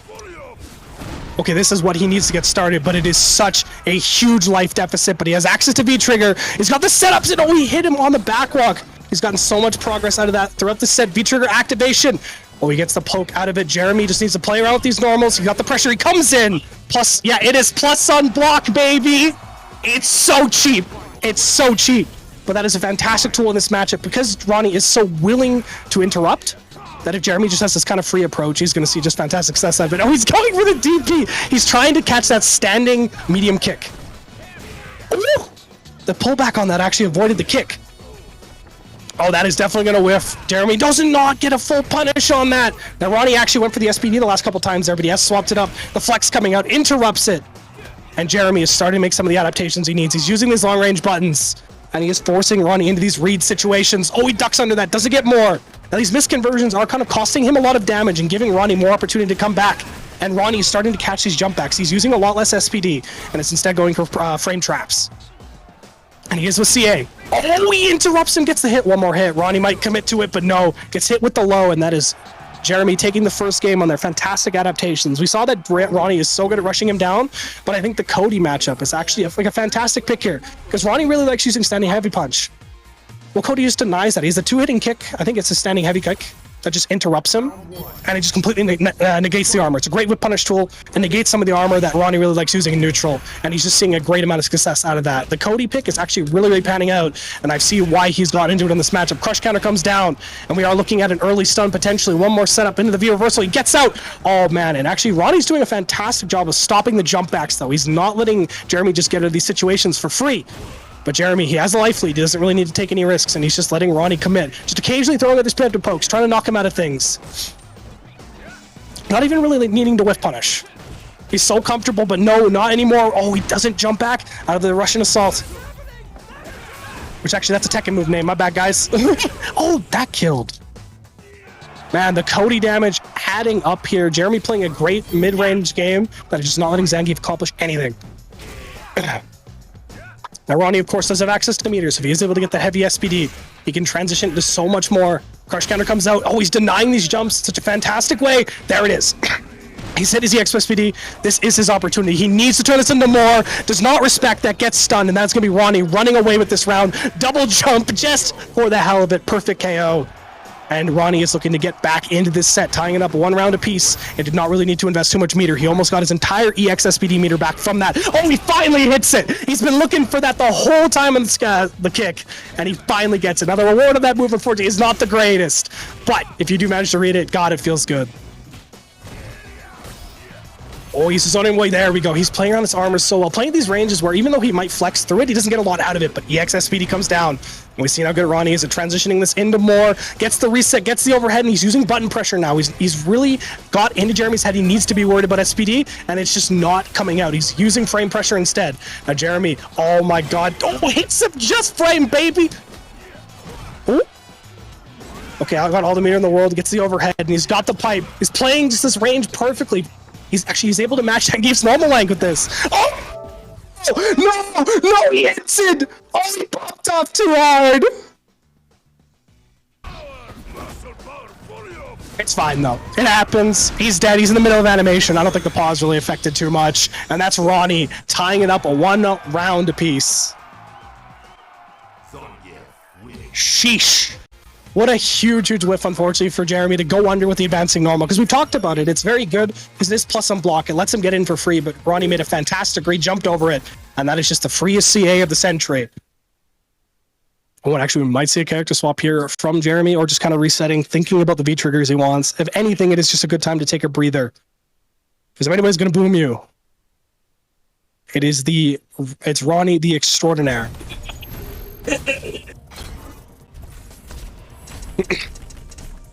We're seeing the switch into Guile here. Yeah, so we're going to see, I think, just like a rock-solid defense here and a lot of preemptive pokes to just kind of null him down. Because I think it's a style he's trying to play with Cody, but he's trying to transition into this kind of forward advancing move, trying to be very preemptive with it. And that's actually where Ronnie was able to find his way in. It wasn't really exploiting his defense. It was doing a great job of just kind of hitting back into... Sorry, it was just doing a fantastic job of beating the preemptive pokes that he was trying to do. And any offense that he was trying to run, that's where Ronnie would find his opportunity to interrupt. So I think we're going to see a movement away from that and kind of move back to kind of traditional fireball game, kind of keep out and really just more poke normals than trying to pressure into something more. Oh, of course, the V-trigger activation will come out, and that is where he likes to transition to a bit more of a wall play. So the armor is actually going to be a lot more useful in this matchup here to kind of get through his fireballs. Yeah, walks up, great read. He just reacted to that punch. Yeah, he's playing around this range where he's just trying to force Ronnie to use standing heavy punch. This is only normal that can really reach at this range. And that also allows him to freely throw booms because it will actually catch the jump startup. Oh yeah, he's going to eat on that. Doesn't get a lot though because of the range. And this, you can see the fantastic spacing Jeremy's using. Bazooka knee to go in, kind of turning the pressure on, and great backdash. Fantastic play. He's gotten the SPD, but it is the light, of course, so does not get a ton of Oki off of this. Whiff on it. He's trying to potentially maybe bait out, just kind of get in. Oh, but Jeremy actually not committing to flash kicks. He's using the standing heavy kick instead, which is a lot less committal and can kind of help him hit a bit higher, so he doesn't have to be so scared about whiffing on the baited anti-airs. Because that is what Ronnie likes to do. He likes to bait your anti-airs really, really hard when he can. Now, he does have spin. This is very, very dangerous. So see, it's so much less committal. That just paid dividends hugely there. Now, if he did the flash kick, he actually would have whiffed right in front of him. The CA, it would have been guaranteed. But because he used the heavy kick, it just whiffed. He got the reset, was able to jump in time, and just got a fantastic punish on that. Great heads of play here from Jeremy. You absolutely love to see it. And this is a very, very difficult matchup, and just player style difference between here for Ronnie. But of course, Ronnie, so explosive. When he does get the hit like you see here, he's able to just turn it into so much more. Jump over. Oh, see, there he is. He's kind of baiting in the anti-airs here. He's playing around these ranges where he can start using standing heavy kick in the air. But jump backs, resets at the position where it's comfortable. Ooh. We got Jeremy pressuring. Great throw break. Oh, upside down kick. He canceled it too early, but that's going to be a huge punish on it. Oh, no, we dropped the combo. The standing leg kick didn't come out, and he missed the rest of his conversion here. Oh, no, he's in activation. This is dire straits for Ronnie. He needs to find his way in, but it is literally a wall in front of you. Air throw comes down. And we are looking at potentially the end of the set. He's walking forward. He does not give a heck. Oh my god, he's so close to CA too. If he gets this hit, he is going to die. And Jeremy just plays so good. He weathered the storm there, did not manage to get opened up. But V-Trigger activation comes down. And just one hit away could be all Ronnie needs to kill him. Oh my god, that could have been. Oh, he just flash kicks on it. Knows that Ronnie needs to go with pressure. Finishes it off there. Oh! And Jeremy finishes it off there. Plays the risk reward game fantastically. And has knocked Ronnie out of the bracket. And moves on to losers finals to play against Smosler.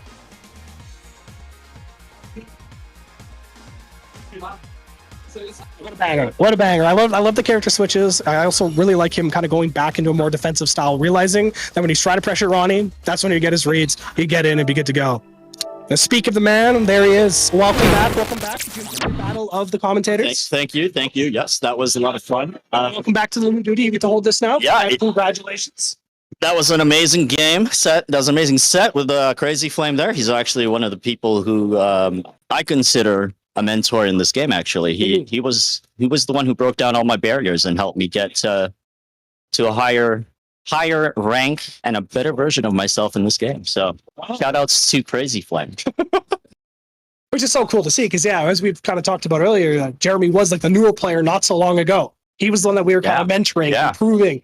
And now he's the mentor. He's the one kind of moving the scene. One of the biggest voices we have in Street Fighter scene in Alberta. Just like hosting events and also plays fantastically, particularly when he's able to kind of grind. I know he's been a bit busy with life, so Street Fighter's been on the side gig a bit, but he's been putting on these fantastic events and helping you just make them happen. And I'm so happy he's here. It's great that I met these guys. Also, shout out to Rembrandt. He is taking care of the family now. He's a family man. So we understand that he's got time that he's got to allocate to raising the child. But today, moving forward, we have our losers final. This is our losers final. First to three, of course. Oh, actually, yes, that's correct. First to three, also known as best of five. But in the fighting game world, first to three is the preference. I just like it personally because I like best of five. I'm like, best of five, what, man? It's first to three, my monkey brain. I'm like, first to three games. Me too. I agree with you there. So let's get going over here. Let's see, we've got Dulcim, Smosler playing his main.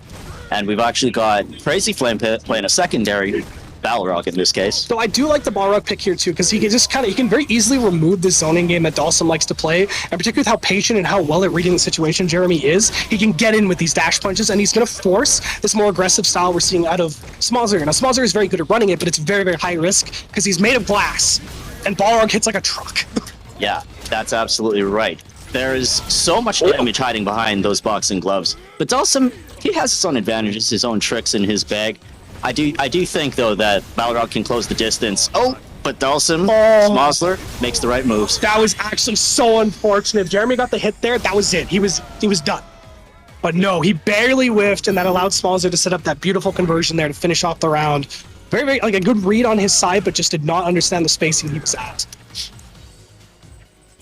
And we have to just kind of reset back to neutral here. We see like Smosler is kind of just playing this game where he's switching into the aggressiveness a lot more. He's not really focusing on zoning because he knows what Jeremy's trying to do. He's just trying to interrupt. He's trying to get in his face. Ooh, nice challenge after that. Yeah, I love his dive kick range. I don't get how he's so good at it. This man has played too much Dalso. Ooh! Oh, wow. There you got the conversion there. Goes on behind him. Oh, with the trade definitely goes in the favor of Smosler there. He's able to keep the fireball, but that view shift through the fireball was fantastic. He took away the screen control that Smosler had, and he gets into the activation here. Now he drops the combo. That would have been so much damage. That is really, really unfortunate because we've reset back to full screen here. But he does have access to V-trigger though, so if he gets that stray hit, he gets that stray dash punch, he can take it. Oh, and it's pretty tense here. I know it doesn't look like a lot's happening because that is like any risk these players Any risk, yeah. Too much, and he gets the overhead. Oh, he drops on the combo. No, this is such an unfortunate. This is so close. And that's Dawson. Shows how comfortable Smosler is in these scramble situations. This man has played too many games, been playing games for years. Yeah. Also, his training partner, Levi, fantastic at games as well. So just his awareness, experience, you just see it coming out here because even when it's set against Adrius earlier, every time they got in a scramble situation, Smosler would take it.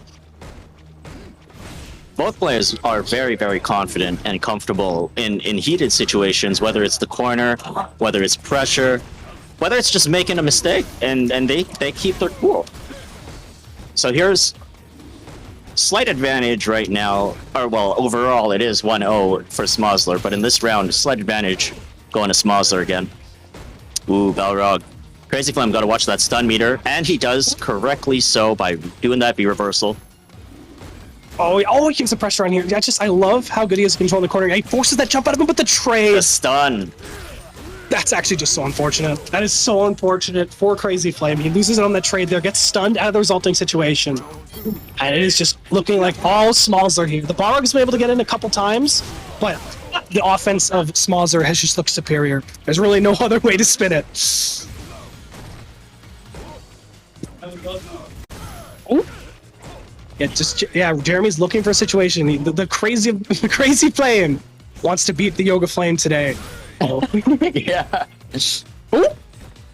Okay, this is opportunity. He needs to hold this corner. It's the first time he's had such a compelling situation. Oh, interrupt here by Smozler that pushes him back into the flame, and the amount of damage that is just adding up is so good. It looked like Jeremy had his opportunity, but Smozler turned that situation around, took the life lead, and is now looking so dominant so far. Yeah, these the dive kicks are working so well, and it really takes advantage of Balrog too. Balrog has an okay anti-air in his crouching heavy punch, but it is not able to deal with dive kicks at that range. Now he gets the activation this time. He needs to not drop this. He dropped that the last time he got it. Oh, of course, setup. He went for the tick throw, too greedy. But Smozler gets the jump back and finishes off. Now this is first to 3, so we're not out of it yet. But Jeremy needs to make some massive adaptations. We might see a character switch here. Yeah, I think we're gonna see. Yeah, I think you're right. I don't know what he's gonna go towards. The Cody would be kind of good because he can play that neutral game a bit better, get in, but he is kind of just losing on the offense. So maybe the Guile switch might be a bit better because he can turtle up better. He has better ways to deal with the dive kick, particularly. I mean, he could pull out. I don't think I've ever seen him pull out a Ken in a bracket unless he's just fooling around. But it could be Cody. It could be Guile. Let's see. Yeah, he's going with the Guile main. Yeah, it's tried and true. Yeah, because he is defending okay, but Smozler's just able to run him down, and then as Balrog, he just has no defensive options to get out of that. V reversal being probably one of his only ones because of just how his crouching heavy punches, he can't anti-air the dive very well. It's very difficult for him. So going to Guile here, he gets access to the slew of better anti-air tools he has. The fireball to kind of contest the range on the arms, and then potentially some offense if he wants to kind of turn up the meter a bit. But I think we're going to see a very defensive style, maybe a little preemptive poke every so often. We're going to have to see some extremely solid play from Crazy Flame because he's sitting at a 2-0 loss right now. And of course, yeah, winner of this does go up into grand finals, and Smozler kind of wants this. He got 3-1'd by Online Brian up there, and it was very dominating against Adalsum. So if he can get back up there, he's going to look very solid. There's Jeremy. Wants to redeem himself. He went out pretty early in winners. Ooh. Trading the fireball. Oh, yeah. Spends the meter to get through it, and that's really good because he manages to keep the corner control on that. Now, I love the movement that Smozler does, though. He uses the slide to kind of move around. See, this is what Jeremy needs. He has to control the corner. See, that's what it is. He's able to deal with this now. He has access to the flash kick, upside down kick as well, and he's looking at potentially one more hit off the stun. Yep, there it is. Finishes it off. And we're just seeing the advantage of the Guile so far here for how Jeremy wants to pile up this matchup. He's stopping this offense. He's not letting Smozler move around for free. It's amazing how strong all of Crazy Flame's options, our characters are in this game. He always has Guile in his back pocket, even though he's not always playing Guile. Okay, that was clutch. Yeah, that might have looked a bit sketchy here from Jeremy, but every single time Smozler has actually gone into teleport into offense. Oh no, that is a huge whiff on it. This actually does put Jeremy potentially back in it, but there's a reason he did the flash kick there, because every other time he has done pressure. And he's kind of moving towards him. Jeremy needs to make the comeback of his life here. Great hit confirmed. Oh, that is actually a great situation. He gets. Is there stun here? Or is he just going to... I don't think he's still alive. He's got one more hit, and that's all he needs. But he gets the activation. This is going to even out the meter. Oh, that is like that. Oh, he keeps it safe because he has the... what is his options here? He can't do anything. He's going to get chipped if he approaches here properly. Yeah, he's screwed. My goodness, I would have gone for the stun instead of the CA there, but... Unfortunate in the moment. Sometimes you just commit. Yeah, and you sometimes don't know the damage number off the top of your head, particularly against a character like Dalsum, who is on the lower health spectrum of this game. But at very least, the meter is the same because Smozler did have to invest the CA there. Oh, he's doing such a good job of friendly knocking him, but he's not letting him jump up. Oh, jumps over the throw, and Smozler getting so much reward off these just little interactions. He's chipping away at his health. Jeremy just needs a miracle to get back here. See, this is why that's why he challenges the flash kick there. Every other time he has challenged. Oh my god. Crazy Flame's gonna need a miracle here. Yeah, he's gonna need it, and he has the start of it here. He got his conversion, but he has no life. Flash kick. Oh my god, can he keep this together? He's got the corner control. Missed the conversion, but instant overhead comes out. And the Guile switch was definitely a good idea, but Smalzer tightens it up, is able to find his hits, and is going back to Grand Final to get his run back against Online Brian. So we've got some serious heavy hitters here in Edmonton, and we are now down to our best of 5 grand finals. This is going to bring in Online Brian versus Smosler, both of whom played earlier in the winners final, but Smosler bringing it all the way back up. So we're going to see him play again to claim who will be the champion of the very first MEsports meetup featuring West Coast fighters on Street Fighter V. Let's find it out today, because honestly, we're going to see a big change in play here from Smosler, because he was able to find his footing a few times in the last set, and with the character changes and stuff like that, was able to kind of keep Brian on his toes. But the minute Brian got going, he would just punish him. He'd play around the mid-range, find his whip punish, and then he would just run it all the way home. The corner pressure was absolutely terrifying from him. So, and it was 3-1 as well. Very, very convincing score. So, and Smozler's got to run all the way back. Remember, this is losers, guys. We need a full bracket reset, so he's got to win 6 of these. This is going to be it's not looking great. A lot of Street Fighter. So in order for Smosler to win, he has to do what's called the bracket reset, where he has to win 2 sets of best of 5s, whereas Online Brian only needs to win 1 set of a best of 5. Exactly. Well, at very least at the start, so we are excited to see where this will go. We are loading in. I'm curious to see which character is going to come out first. I'm predicting the Dhalsim, but it's very likely you could whip out the G. He has an Abigail. Is like Smosler has a great amount of options that he can run here, and I'm just curious which one he is going to go with. The Dhalsim was looking very comfortable and he's able to control the mid range, but the minute Brian got a read, particularly with like either going under the fireball or jumping over the medium punch, he would just he'd get a sweep a lot of the time, either for a whip punish or just an interrupt. He'd push him into the corner, and then that was kind of all she wrote. So the Abigail actually looked very, very strong in the last set. It was probably the most comfortable of the characters. So I think starting out here is a great thing to do. And also with this higher health pool, you have a lot more potential to make mistakes. You have a lot more risk reward in your favor. And of course, as we all know, he hits like a truck, and Karen has pretty low health. I just noticed Smosler chose to go with Abigail to start their best of 5 here. And I think Online Brian went Karine. Yes, he did. The Karine is coming out again. Very, very comfortable pick for him. Brian always been able to perform fantastic on this character. Really, really benefits his play style. And Brian just doing a fantastic job. He's got the read on the early timings. Because what Smosler needs to do is he needs to keep him out with these long-range normals, not let him get the whip punish, not let him play around the corner, not let him play the crouching medium kick game. But that's not happening, and Brian is just running it all the way home so far. That pressure, hey? Brian always coming hard with the aggression. Okay, that's actually an interesting adaptation from last round. He never went into the command grab. Every single time he did the overhead, and it was blocked by Brian. Ooh. Okay, let's just crouching heavy kick out of it. Yeah, the sweep is fantastic, and he sees a lot of success with it, and you can react to it a lot of time against Abigail too, because he has a lot of winds-ups. And Karen's sweep's still one of the longer ones. What a range on that sweep, yeah. Yeah, it's a fantastic move, and Brian's using it to great effect. I kind of love how he's using that to block the jump out, and he's got control of the corner here. Oh. Smosler has not been able to find success so far, but this is his opportunity. He's finally escaped from the corner. He's got the tire set up as well. Break on the throw as well. Jumps over it. Oh my God, fantastic defense from Brian.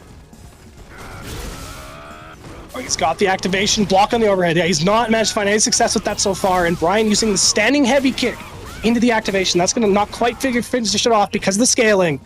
Oh my God, see what I mean? He's in his shimmies. He's forcing it. Oh, I hate the shimmies. Oh, I felt that one. I can't even rage quit. I could just turn off the stream though. That was filthy, Brian. Dashes back and forth in his face.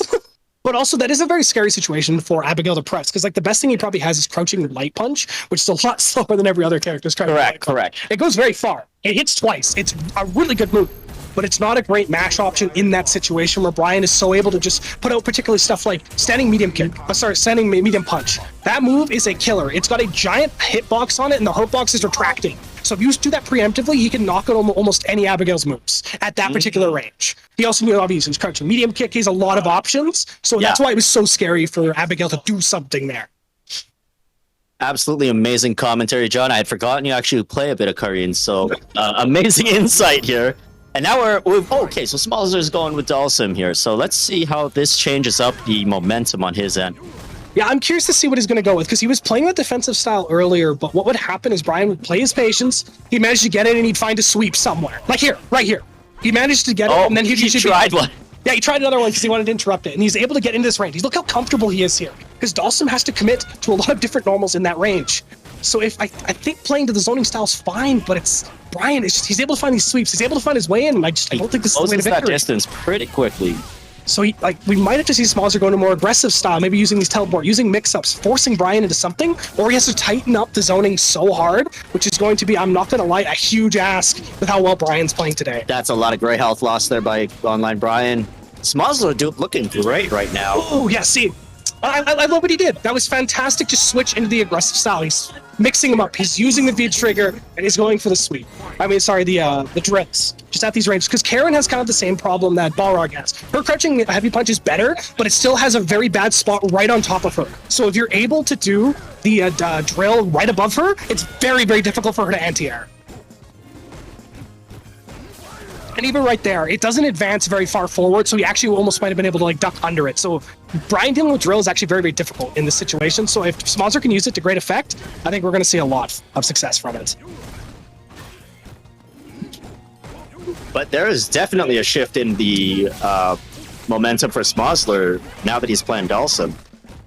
Exactly. Yeah, no, he's looking fantastic here. Oh, there we go. See this aggression. It's so good.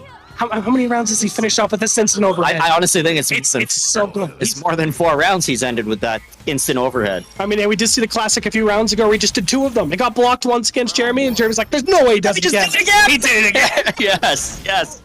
Oh, yeah, you can get over that with the Karen advancing move, but he did it too early. But also, Karen can just command dash on reaction to Dalsum's fireball.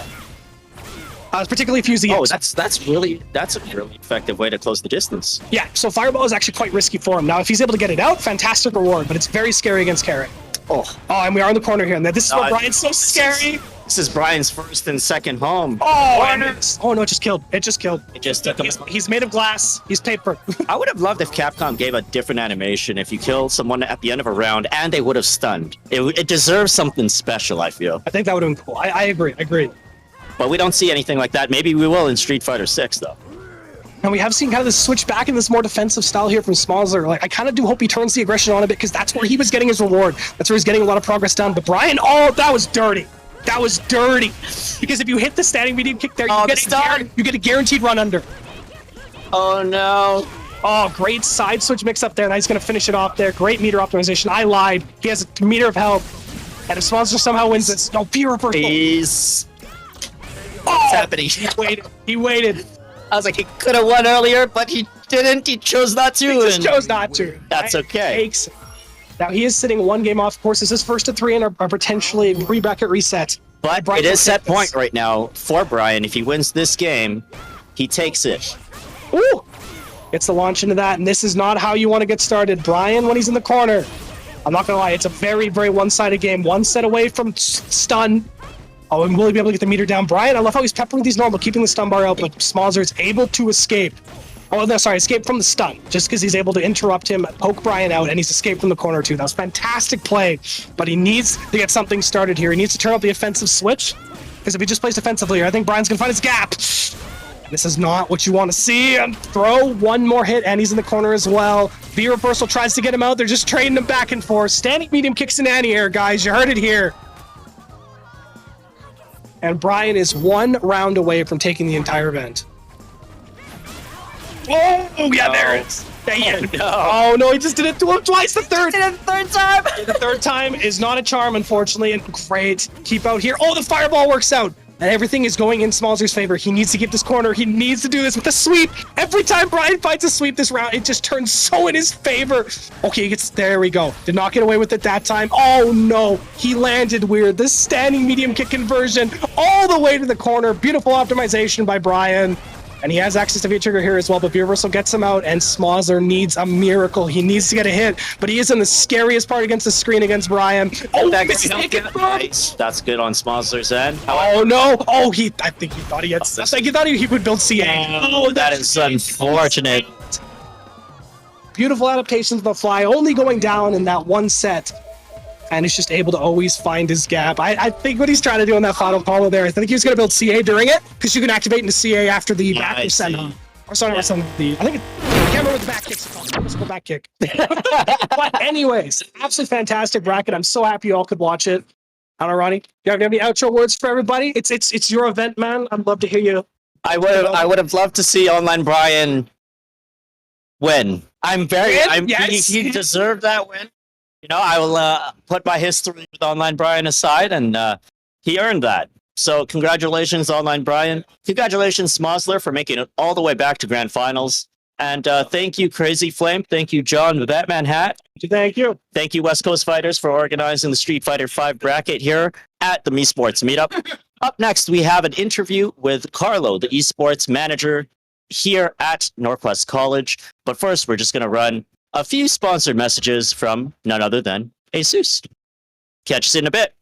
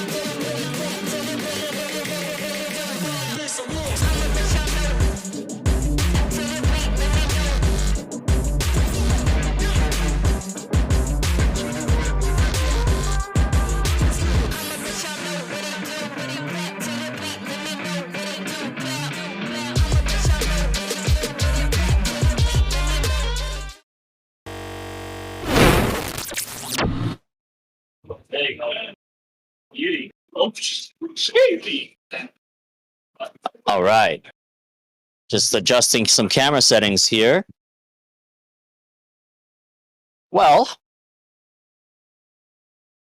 if you're just tuning in right now, we are going for another hour and a half till 8 p.m. Mountain Time. But before we jump into our Valorant exhibition match, I'm going to bring Carlo from NorQuest College, representing NorQuest Esports.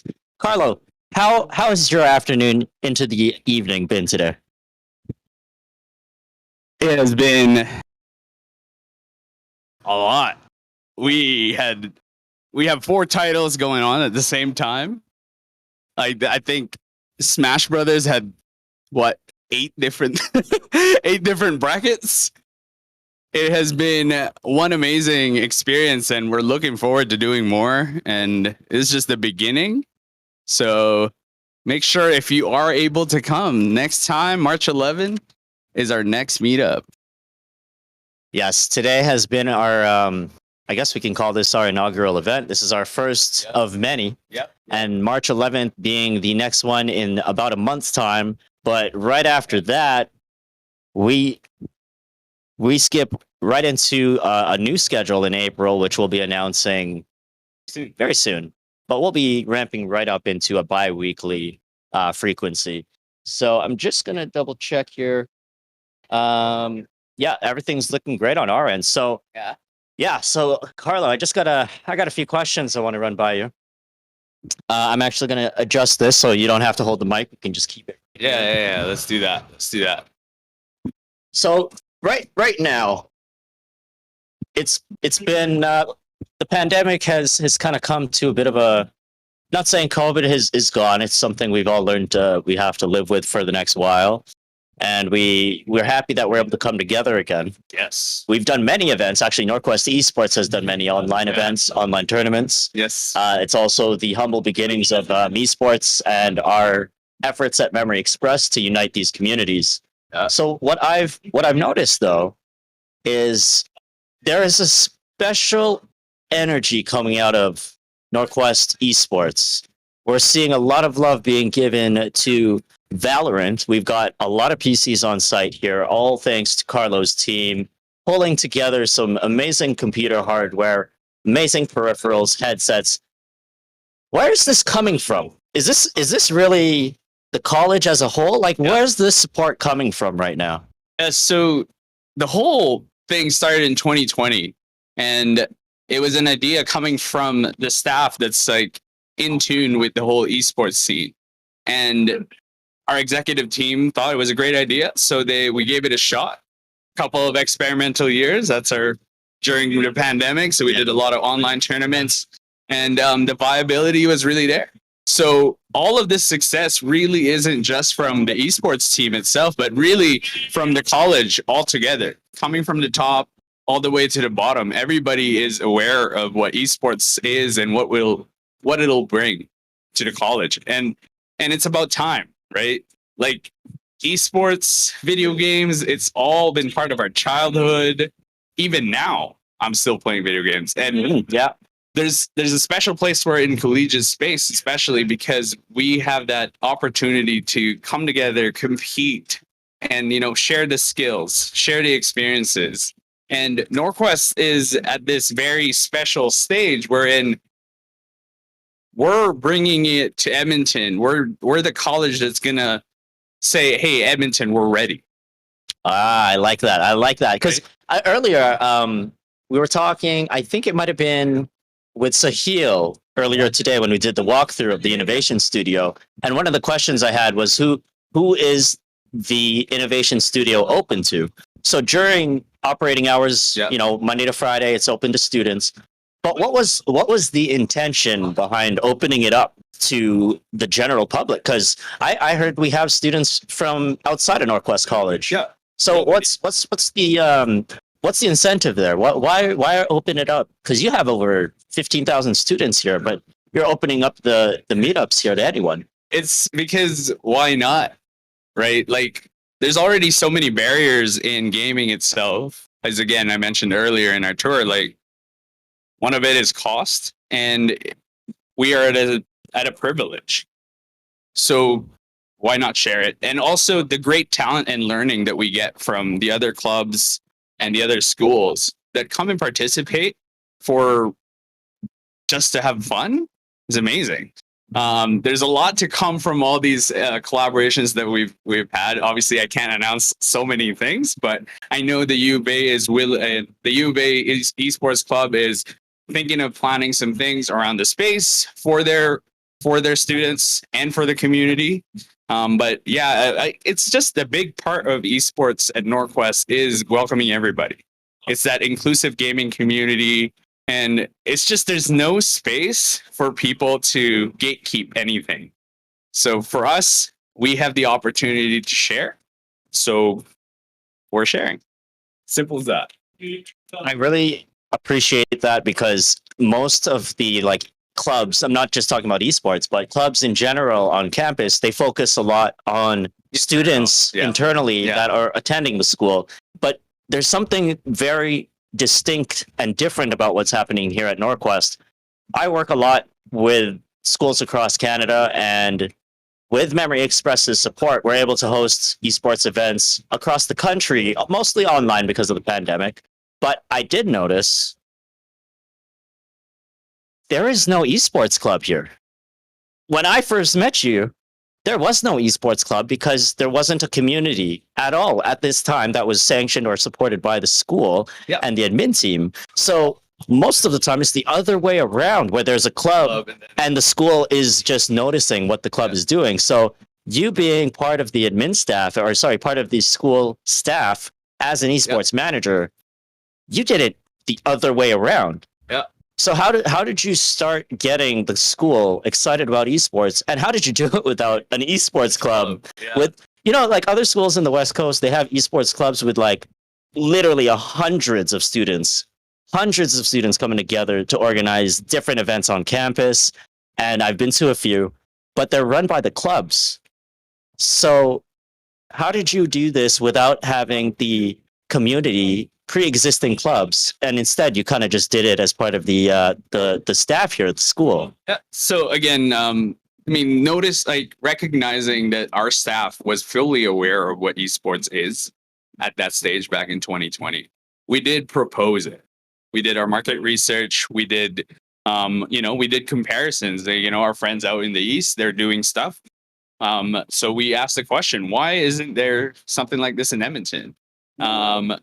Again, for most universities, it starts with clubs, right? And they have hundreds of members. I can't exactly remember the exact number for U of A, but it's above 600.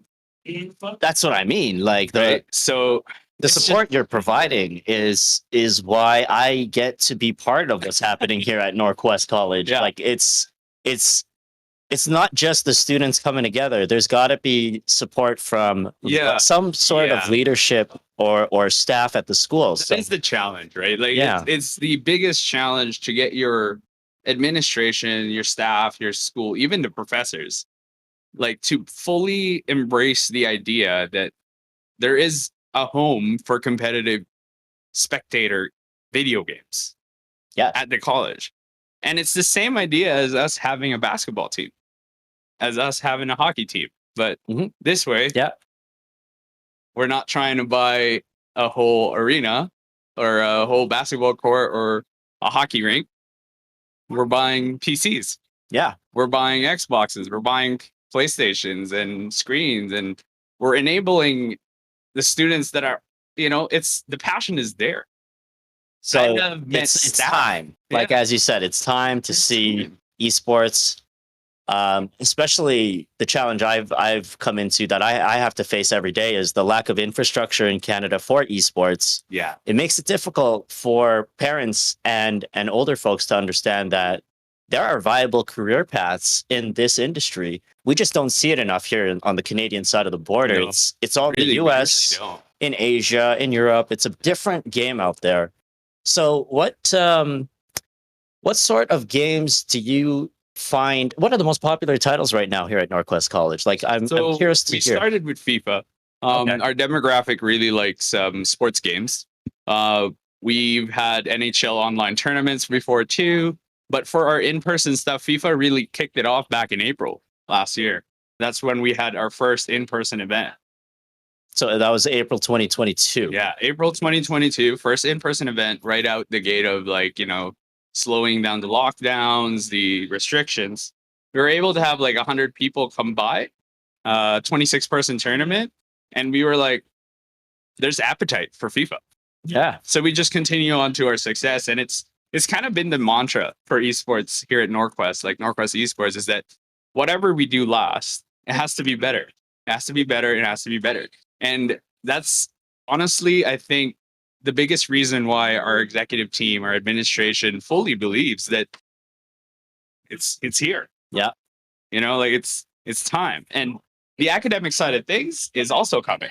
Ooh, now that's a juicy topic. I wasn't sure if we could talk about that, but oh no, it's we can. Okay.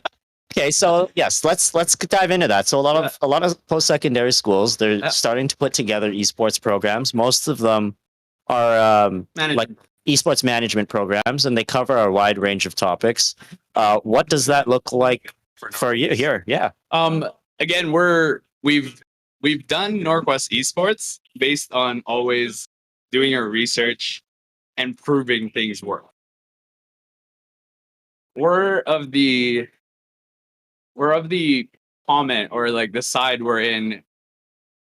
We are thinking of how to be different in terms of an esports program. Like personally, I wouldn't want to just put a management program in front of esports.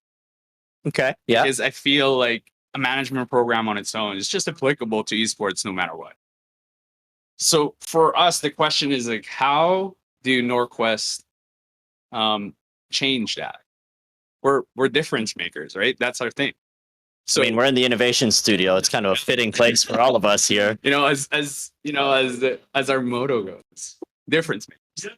So we're currently in the stage we're in. We're gonna do micro credentials first. Got it. We are luckily enough to submit a grant request for a micro credential in terms of esports. That's going to be worked on this summer. It's got approved by the government of Alberta. So amazing. So micro credential is how long? Micro credential can be a number of lengths. Okay. It What's really in depends on development what we here? do. So that's the beauty of a micro credential, is that we can actually really mold this learning experience the way we want it outside of the rules of traditional certificate, a traditional degree. So we start from there, and I know for a fact that once we've learned from what we've done, and we've gathered the data that we need to make an actual 2-year certificate program that'll be quite the different program that you'll find in Canada. Like, that's as much as I can say about this stuff. Yeah. I mean, it's still being developed, right? It's in development, but we are planning on a 2-year program at one point. But we don't want to like just come out of the gate saying that here's our esports program. Yeah. I mean, a lot of schools do offer esports programs, but me being on the Memory Express side of things, I always wonder who from these programs can I employ? Who is ready to apply what they know in the world of esports and to build something with companies that are looking for more esports expertise?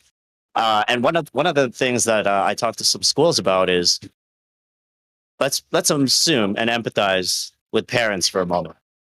Parents want to see their son or daughter succeed in the careers they choose. Yes. And there is a stigma right now with esports. It's just a bunch of people playing games, right? Like let's level with this statement, and I'm not afraid to admit that there is that. There is just some people playing games casually, having fun. And that's the way that it is perceived from a lot of from the outside in, looking from the outside.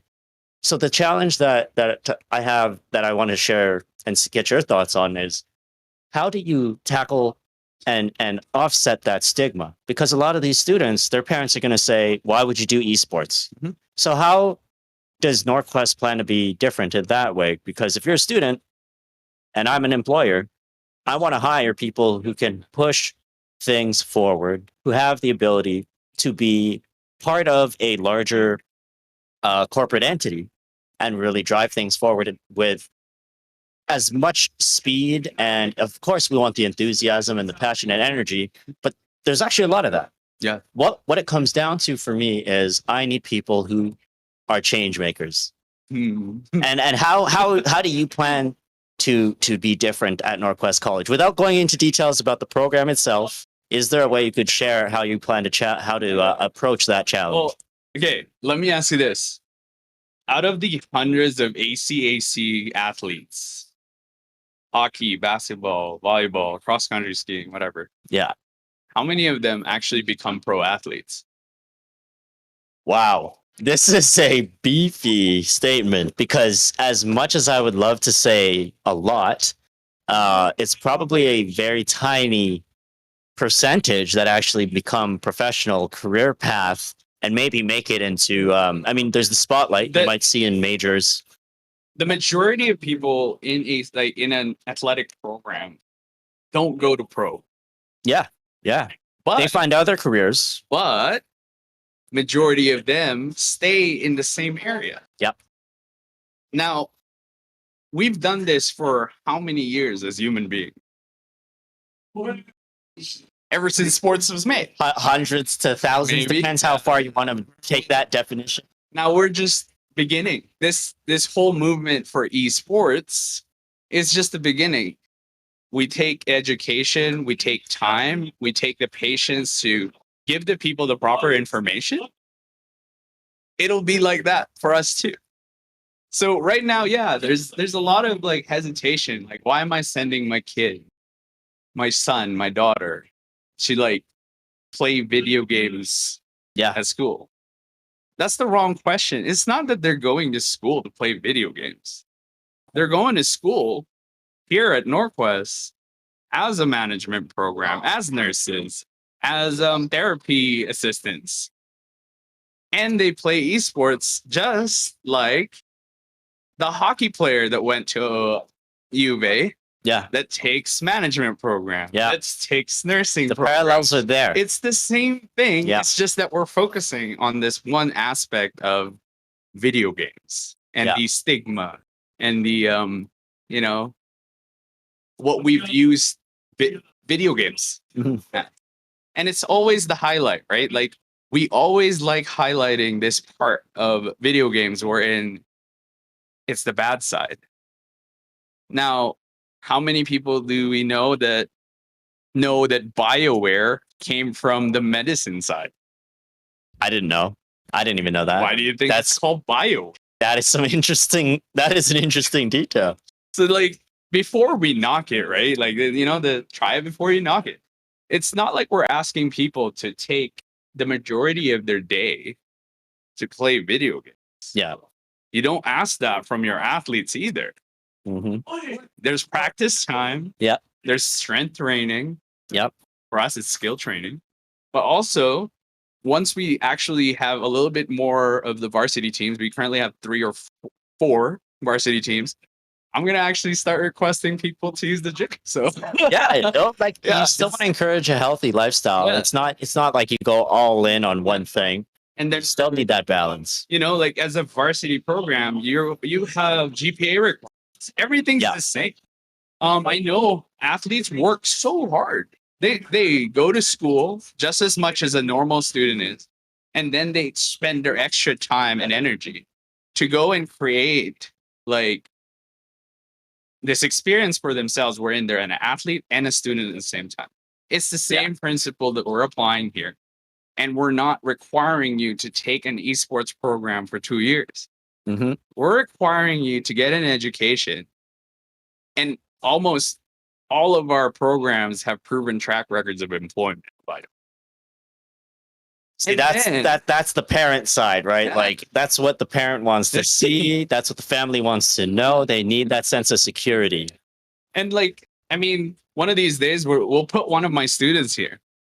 I mean, we make fun of Sahil, but like Sahil is one of the best examples of me finding somebody from that April event and then showing me that I like my program, but I also like the community side of esports. So I'm going to make it both work. Yeah. Yeah. I mean, this is happening right in front of me. I'm seeing the esports management program being driven forward by you and your team here at NorQuest College, and then the community side with Sahil being someone just taking initiative with you and pushing things forward with the community side. And you mentioned varsity teams. Like you're pushing things forward in a very different way that I've never seen in any other college. And not that I know every person in college in Canada and university, but you did it backwards. You put together a structure before there was even an esports club, and now you have varsity teams. And Sahil's a big part of this, right? I mean, Sahil is a huge part in this. He's community coordinator, but and I can't talk about the varsity part of why, but Sahil is a big part of this because we are going to have some official messaging coming from NorQuest soon. So, but we do have our varsity teams. It's just amazing how quickly things came together because it wasn't even 3 months ago when we didn't even know this was going to happen. We came together and we were just talking about ideas. And then before you know it, we're here hosting Smash Bros. Ultimate, Street Fighter 5, FIFA 22, Valorant. And next month we're going to add more titles, more game titles. I just got hats off to you and the team here. It's really been a challenge for me, honestly, to get this kind of support. There's so many people that, I mean, we'll take the whole stream if I have to like type them individually. But this is a college-wide effort, and it's just based on this principle that NorQuest really works on. It that here's our idea, we're running. It's something I don't see very often in post-secondary schools, and it's hard to see it. It really is what brought me here. Like seeing the amount of support that you and your team are providing, it was because you guys actually asked. It was like, what can we do together? What more can we do? And I still can't get over this. That might be slight of frustration. I'm just like, at that point, I'm like, all right, I don't want to be around the bush anymore. Let's just do some things. Yeah. And honestly, that's the best question to always ask. Right? We're always in that kind of mindset where you're promoting the fact that you're scared to ask. We aren't scared to ask. I mean, at least I am. I'm not scared. I'm not scared at all. I want to do this. You. Yeah. ask you what you need to get this thing done, and you know, it's just amazing. I really can't explain it quickly how much like my volunteers work hard, how much the staff here at NorQuest works hard, how much support we get. That's honestly like, Yeah. if you convert it from dollars, from hours to dollars, Yeah. it's expensive, yeah, for sure, but we're doing it. And right? there's such an interesting dynamic here because you get to work with the college directly. I get to work with Memory Express and MEsports directly, and we have different challenges. But when we come together, we're actually united and way stronger. We get way more done because we have different challenges. Some are strengths. You know, we bring others to the fold. That's why West Coast is here. That's why Canacron's here. Yeah, absolutely. Right? I have an interesting detail I want to share. Yeah. I just heard from our production team. I'm going to say this word for word. We might need to buy a couple of minutes as University of Alberta will play from the Innovation Studio. They're just waiting to arrive. Just got here, but amazing. Just, like that seriously. So the college kind of closes like all the doors are automatic at NorQuest. Like that's fair. It's as far as security, but there is actually a buzzer at the front door. Everybody, this is a PSA. There is a buzzer at the front door. Security knows that if you guys buzz in, they just let you in. It's just, I might be hard to find, and I will be making a sign for that for our next one. We'll improve on that for March 11th. As Carlos said, we just get a little bit better every time. Because we are still operating in what the college knows is their traditional hours, and it's Saturdays we open until 4:30, right? And we're going here until 8. In March, we are going to have our first Sunday event. So we're it's just kind of like the challenges that we face, the small ones that we don't even talk about. Yeah. Like the time and date is such a crucial part of our discussions. So having a venue available to us is the first time where I can actually commit and say, let's do this thing. And Carlo was like, how do we do it? And I said, let's give it a try. Before you know it, we've got challenges like bringing University of Alberta through the doors that are locked, which is okay. We can get them in. It's just, you know, we're not quite perfect. Hey, let's do this live right now. Sahil, did you let the U of A in? Did you let the U of A in? Yeah. U of A is here? What? Okay, awesome. Come here. We're good. Amazing. Yeah, Yvonne's here. Yvonne is here. Let's introduce Yvonne. Hello, Yvonne. Which school are you from? From the U of A, and I'm just here to represent U of A Green that's playing in the LAN soon. Amazing. This is what Carlo and I were talking about, bringing the communities together. We saw you guys were stuck outside, so we're gonna make sure we don't keep you freezing out there next time. There's a doorbell near the door. I'll make a video of it. We need to. I forgot about that part. But the security knows that there's people coming in. It's just they can't leave the spot because everything's automated. Oh, I actually have a message for you, Yvonne, if you can read that. Tell her to add me so we can run with the lobby. For production, so he's gonna get your. I think it's for observing. I think he just needs to be able to observe the exhibition. All right, we'll let you do your thing. Next time you'll be on the sea, okay? Yeah, next time. We can interview U of A next time. We want to talk to everyone coming out here who's visiting, whether it's at the school or not. We'll That'd be so set it exciting. up. You guys have fun. Good luck. Good luck. Good luck. Thank you. All right, go get it. But yeah, Yvonne actually has been so helpful, even with our own tryouts. It's just like U of A, NorQuest College. It doesn't matter what school you're from. We're opening it all up. McEwen students coming in. McEwen, obviously, the varsity teams that we have are our students. It's just that, you know, it's actually not something that they thought that they could do, is to come play with us.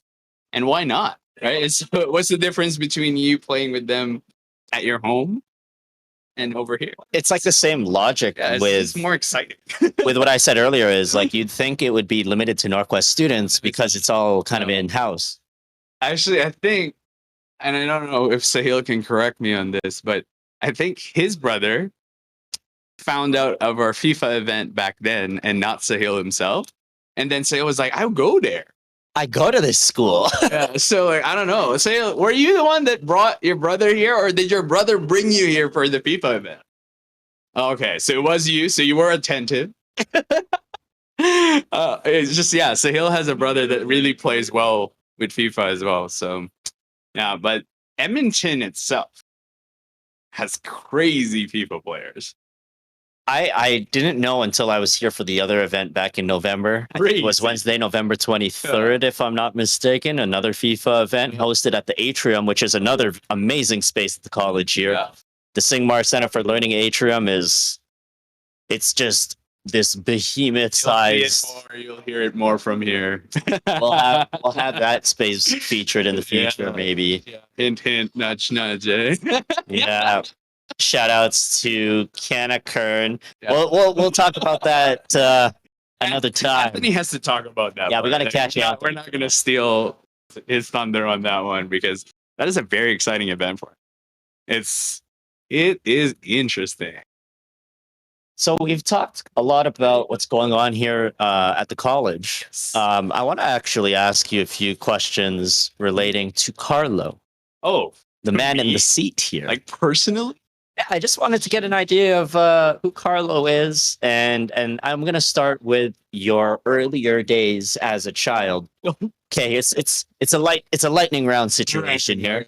Okay, so everything relates to, let's say, before your teenage years. Okay, good. Okay, which game was on heaviest rotation as a child? CS:GO. Oh, not CS:GO. CS 1.2 all the way to 1.6. What? Okay, CS 1.2 to 1.6. And then Warcraft. And Warcraft. Which one? Which title? 3. Warcraft 3. Yeah. I'm maybe aging myself here, but that doesn't matter. It's all good. These are classic titles. Yeah. I mean, CS:GO is a great sequel to CS. Great addition. I think Half-Life was the birth of LAN. Yes. I do agree with this. But, you know, my heart belongs to Dota. So we clearly have a CS fan here. CS 1.2 to 1.6. Okay, next up. Pokemon or Digimon? Pokemon. Do you collect cards, yes or no? Okay. What are we talking here? What kind of cards do you collect? I collect graded cards. For a lot of things. I mean, I have NBA. I have some hockey. I have some Pokemon. And now I'm going harder on Magic the Gathering. Okay, got the MCG in here. It's not for the same collecting part as the others. Oh, you play. You like genuinely want to play. There's like actually play for it. So and it's quite different than competitive Pokemon. So yeah, that's new. It's a new one for you. Okay. I mean, but you know, let's not talk about the dollar value. I like collecting. So all right. It's expensive. a lot of hobbies, if you're into collecting anything, it can easily just become an endless investment. Yeah. I'm thinking just getting a little bit of information from production. Yeah, the team is getting ready. We see them getting ready. Yep, so they're here. They're getting ready, and I think they came from another tournament too. So we'll give them a little bit of a time. And this is UVA Green, so it's gonna be interesting. Is Yvonne playing on that team? No, Yvonne is our Sahil. Make sure they're good to go. Sahil, can we borrow you for a moment? We could use your support to make sure that the U of A team is all here, because right now Leo has no communication. Okay. If you could, because you're in communication with Leo. So we're going to take a quick, break. And Carlo and I will be back. We're just going to take a quick break, make sure the U of A team is here, because there is a Valorant exhibition match coming up next. So we're just going to make sure that they settle right in. Yeah, set. Perfect. We'll be right back. See you soon.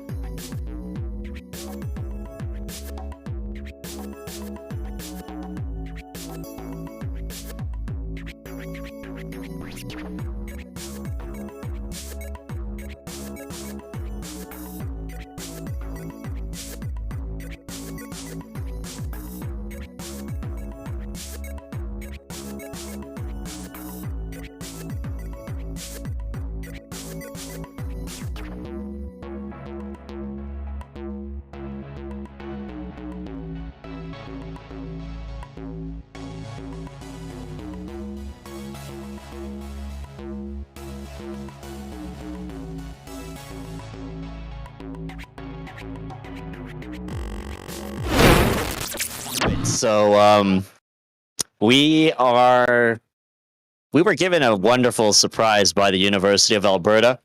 We originally had a exhibition match planned for University of Alberta versus Algonquin College in Ontario. And not only is that exhibition match still happening, but U of A actually chose to make it all the way here to the Innovation Studio to join the meetup because we have all the computer hardware here. So all 5 team members actually came out here and they're just setting up. So we're a little bit behind schedule, but that's not the worst news. So once they're all ready, we'll get that exhibition match going. Before we do, I do want to say we have a smaller esports industry here in Canada. So I want to give a little bit of support and recognition to some of the brands we work with. We've got support from Red Bull. We have support from Memory Express. We have support from tournament organizers and event production from Canakern, here hosting an amazing Super Smash Bros. Ultimate bracket, multiple brackets. We've also got West Coast Fighters who did the Street Fighter V bracket. We've got NorQuest Esports, led by Sahil and team, who put together FIFA 22.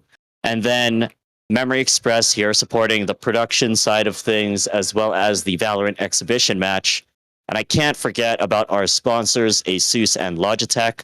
Shoutouts to ASUS and Logitech for supporting MEsports all the way back from, well, Logitech specifically, all the way back since 2020, and ASUS coming on board earlier this year in 2023.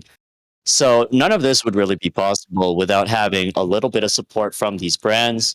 And that's one of the things that helps create that infrastructure. Earlier in the interview, when I was talking with Carlo, I mentioned that there's a lack of infrastructure when it comes to Canadian esports. And that's one of the challenges that we're trying to tackle here at MEsports United. The team, Arian, Leo, myself, and all the volunteers here today, we are supported by these brands that show up, and whether they give us in-kind products for prizing, whether they do sponsored prizing, they contribute with cash prizing, all these sort of things. We will explore more of that in the future, but this meetup is the first one we've ever done in person. So it's an amazing experience. Normally these meetups online were only 3 to 4 hours. Hey, shout outs to Max over in, actually I don't want to reveal where you live, but you're in Canada, so we'll just leave it at that. Yes, thank you to all of our brands, sponsors. But the biggest brand I want, or not even brand, the biggest shout out I want to give is to NorQuest College tonight. We're here on a Saturday, and normally their facilities close at 4:30 p.m. But we're here right now at 7:07 p.m. Mountain Time, and we're still going. We've got an exhibition match with U of A and Algonquin College coming up, and it's all thanks to NorQuest College. And who do we get to thank for that? The gentleman who I was interviewing earlier, Carlo Martin. He's currently in the thick of it, trying to figure out some technical details to make sure that he's got the U of A team ready to go. We didn't even know they were going to show up here. We thought we were doing this whole thing remote. But yeah, it's been an amazing stream. I really think in the future, this is going to keep on growing, and we're going to continue doing these meetups here at the Innovation Studio. So we don't have all the dates confirmed, but I can tell you that in April, we will start a bi-weekly schedule rather than a single event every month. We'll push it all the way up to 2 events a month. And what's even better is we're going to be here for at least 1 full year. So April 2023 is when we kick into bi-weekly frequency for these meetups. And then we do this for 12 months, all the way through to summer, all the way past winter until April 2024. So shout outs to NorQuest College for giving us the support that these esports communities need. Because if it wasn't for the college, for people like Carlo, for people like Sahil, we would not be here right now. We would be in the comfort of our homes, which is always nice. But there is a social and such a strong community hidden behind these events that yeah, we just want to bring them together. So, oh, actually, that's correct. We made a change in our Valorant schedule. My mistake. I'm thinking of the old schedule. Thank you for correcting me. That is U of A playing MRU. We previously had Algonquin College, so that was my mistake. Let me correct that. For the record, it is U of A up against Mount Royal University. So that kind of brings us to Edmonton versus Calgary.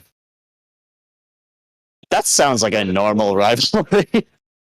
Yes, so that is my mistake. University of Alberta versus Mount Royal University. So Edmonton, where you at? Where's our viewers from Edmonton? Beat 345, thank you. And that's correct. MRU based out of Calgary. Speaking of Calgary, hey Koji, come here for a moment. We were just talking about Calgary. This gentleman right here, he is our designated photographer and videographer for MEsports United. Tell us about yourself. Hi guys. What do you want to know? Well, we were talking about Edmonton versus Calgary. What can you tell us about Calgary that people from Edmonton should appreciate more? All right. Well, Connor McDavid's pretty good, but the Flames beat the Buffalo Sabres today. I think it was 7-2. Oh, I set this one up, didn't I? I shouldn't have even bothered. Oh my goodness. No, don't put me on the spot. Who are you supporting, Ronnie? Edmonton or Calgary? Well, MRU versus U of A. I'm going to have to support MEsports United. Let's go, MEsports. But yes, Koji actually drove up here all the way from Calgary, which for many of you is like a 24-hour walk if you actually tried. Fortunately, make sure you got your step counter. Yeah, I mean, yeah, don't do that. It's bad advice. But it's an interesting detail. It's about 24 hours, probably more. I made that number up. So it's looking like I don't want to distract you too much. I don't know if you had somewhere to be. I just wanted to call. Checking out the Valorant. Oh, okay. Perfect. I just wanted to call you up because you have a history in Calgary, and we were just kind of pointing out Edmonton versus Calgary. I'm thinking of. I think we should take this stream mobile. Check out. Maybe we should move this stream over to the Valorant. Let me just see. Hey, production, is it all right if I do the mobile setup? Are we able to do that? Is it too difficult? You guys let me know. Because if we can do it, I'm gonna put us on a mobile setup. I'm stoked for Valorant. Awesome. Okay. So let me set up the camera here.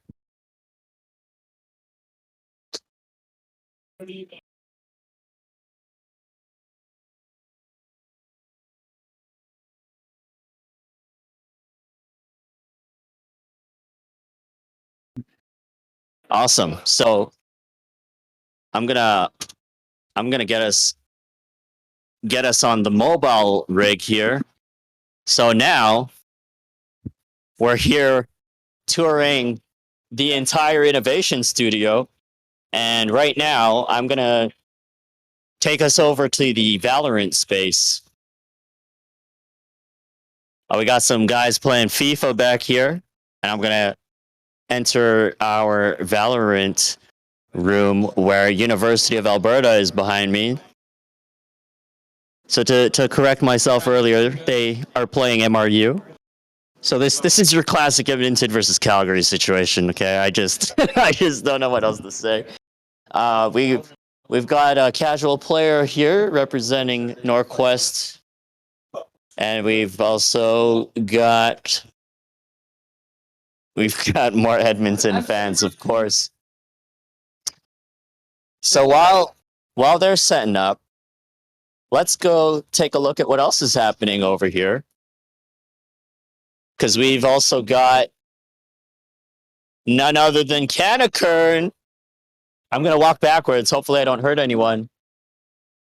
All right. Let's just creep this guy. This guy right behind me. His name's Anthony, everyone. And for those of you who play Smash in Edmonton, I'm sure you've heard of this gentleman. But yeah, this is the Smash Ultimate area. See, we've got a nice setup here. I think we saw 10 different stations all happening simultaneously. Oh, perfect. Look who just freed up. Hey, Anthony, I got a question for you.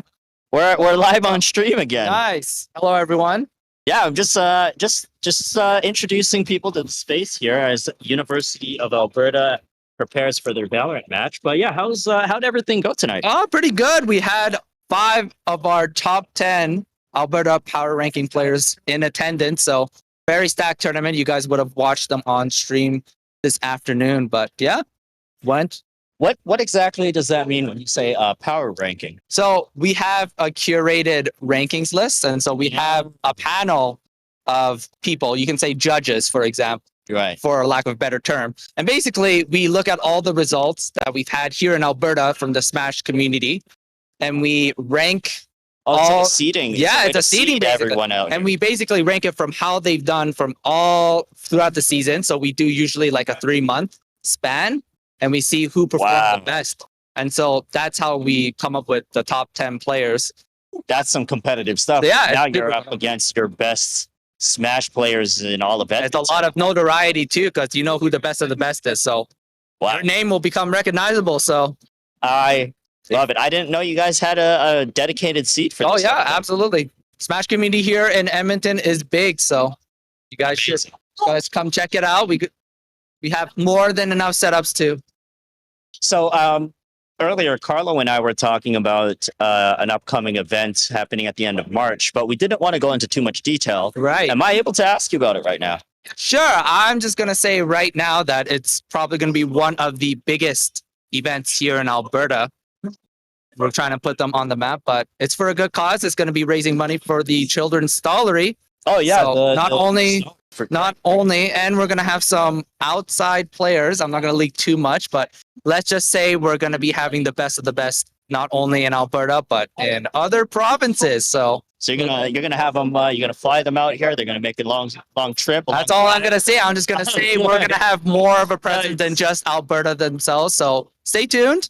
If you guys follow me at Kanakern Esports, you'll find all the latest announcements for Canacup 2023 happening on March 25th, 26th. So March 25th, 26th, for those of you who are in the Edmonton area or willing to make it out here. It's actually here in the Singmar Center for Learning in the atrium. Yes, in the main atrium. So with the big projector and all that, it's going to be a hyped event and many people. I think when we have our next meetup here on Saturday, March 11th, I'll interview you instead of Carlo that time. Oh, and then we'll talk about it. Sure, we can talk more about it. I think by that time, we should have a little bit more goody, juicy information. Perfect. And then things can be announced officially because it is a bit further out, almost a month and a half away. But yeah, you heard it here. So what were the dates again? March 25th, 26th. That's when the event's going to happen. You guys can actually sign up right now. Start.gg/Canacup. CANAKUP. Very easy. Sign up right now. Early bird registration is about to end soon. Next week, actually. So okay. Well, there you go. If you guys don't want to miss out on getting the best price, biggest bang for your buck, then sign up right now. Start GG. How about how can the community find you? Is there a Discord community? Is there? Yeah, it's the Smash Alberta Discord that we have. If you guys search that up, you guys can actually just join right on in. And yeah, that's basically any Smash event here in Alberta. You guys can get connected with that, and all tournament organizers will be available to you. And any of the latest announcements, anything that's happening, even whether it's big cities like Edmonton, Calgary, or even the lesser known areas like Grand Prairie, the outskirts of Alberta, prairies, everything. So that's going to be here in the Singmar Center for Learning. And we'll talk to you more, Anthony, next time. And yeah, thanks for bringing your Canacurn community out here. Thanks for having me. We'll be excited for next month. We'll be here on March 11th. So we'll catch you in the interview booth there next time. See you guys then. Thanks. Awesome. So this is where all the Smash players come together. And I think we are... Yeah, I'm seeing U of A players getting ready for their match. You guys want to see how many times we can fit on this screen here? How many times can I get in here?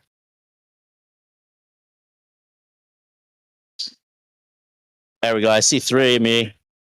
I see. Sorry, I shouldn't be in charge of things. This is dangerous. This is not a good idea. All right, so I am going to switch arms because I am not strong enough to keep this going.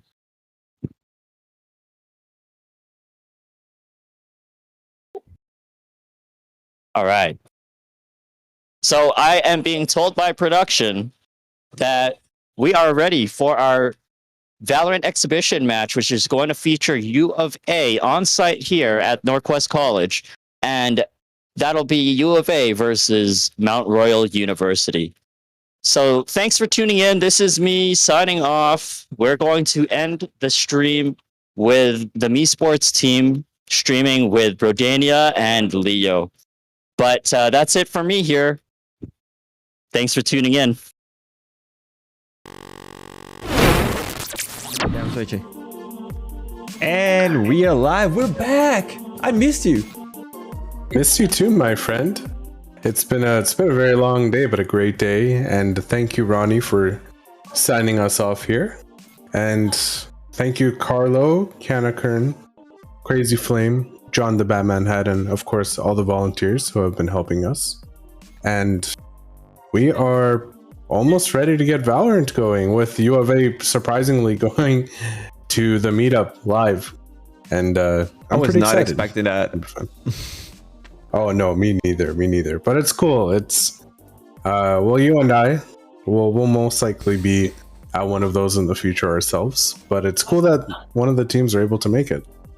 But hey, we're going into the new map Lotus. I personally haven't seen it, but if you've seen it, I'd love to hear what you think about the map.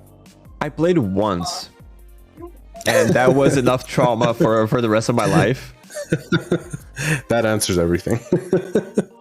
No, well, because, I'm okay. Listen, hear me out. It's okay. The map is huge.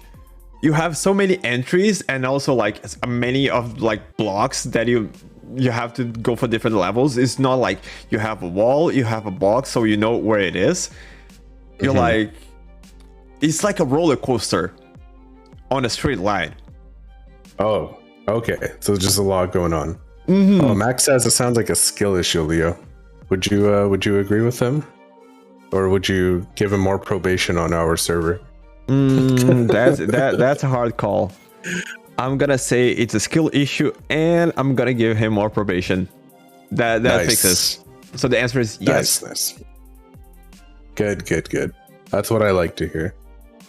Max, you need more probation on the server, my friend. Until the day that you die, you will have probation on there. Oh no! And, I actually, all it pets. is not Max anymore. We have to call him Jeremy. Is Jeremy? Jeremy. Yes. Well, I recall him saying that he just got his driver's license. So next time I'm in a city, which I will not disclose, I will have to watch out for my back, because he says I'll remember this day. And now I'm worried. I'm very worried. Yeah, Cyril is saying hashtag free Max. Never. Sounds like Serial wants some probation too. But Leo, where are we at with the lobby? I gotta keep this white screen open so that my face isn't too dark. Okay, But if so I can we're get almost there with the lobby, just waiting for one player to join. And apparently we're good to go. Perfect.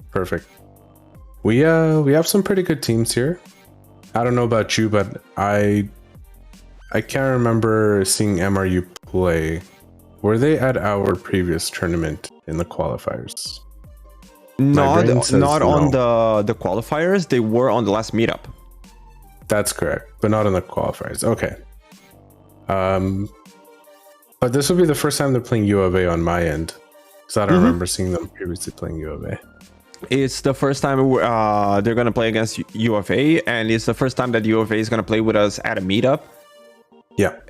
Because they played on the MECI, and I think both teams were on CVAL today. So just with the hype of the tournament, so we're gonna see some crazy things. Okay, so we're getting some readies on the screen. We're finally good to start. Cool. Well, take us into the map whenever you're ready.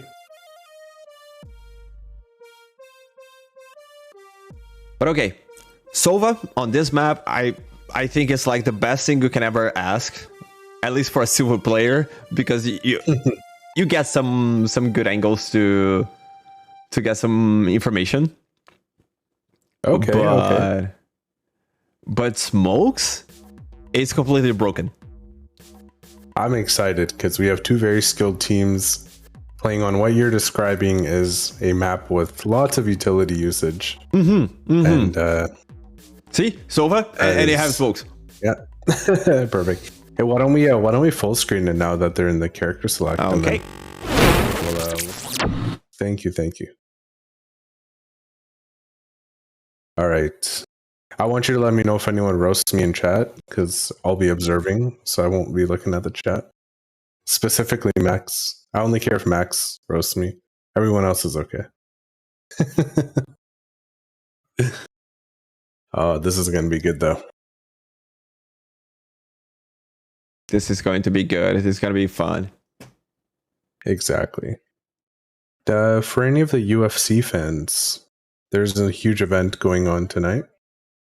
We've got Alexander Volkanovski moving up to the 155 lightweight to fight Islam Makhachev to be the pound-for-pound best fighter in the world in the UFC. And both of them are on a 12-win fighting streak, I believe. Okay. And they have both been literally destroying everyone. And if you are an MMA fan, Islam has been training with Khabib Nurmagomedov since they were children. And in my opinion, he is a more complete fighter because the striking is better. So it's gonna be a fun match, and it should be around 8:30 to 9:30 PST. How's my voice now? Does it sound better? Yep. Okay. Now it's better. Now it's better. Okay. Sorry about that. Anyways, UFC is always fun to watch. Of course, don't try that at home. It's very violent. And yeah, I don't know what else to say. Going into Valorant. Woohoo! But here's the thing, like, I still don't get it, the whole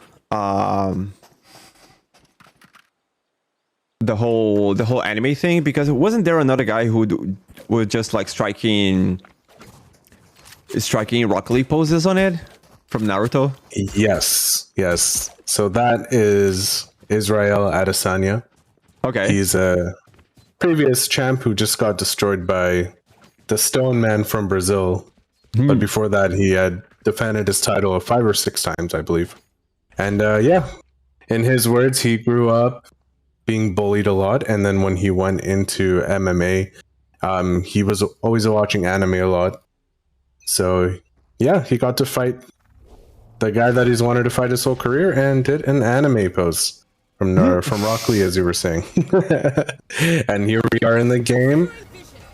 They're going in and they're working their way into bomb site C, and looks like we will get some smokes. And Coca coming in with 3 kills on the pistol.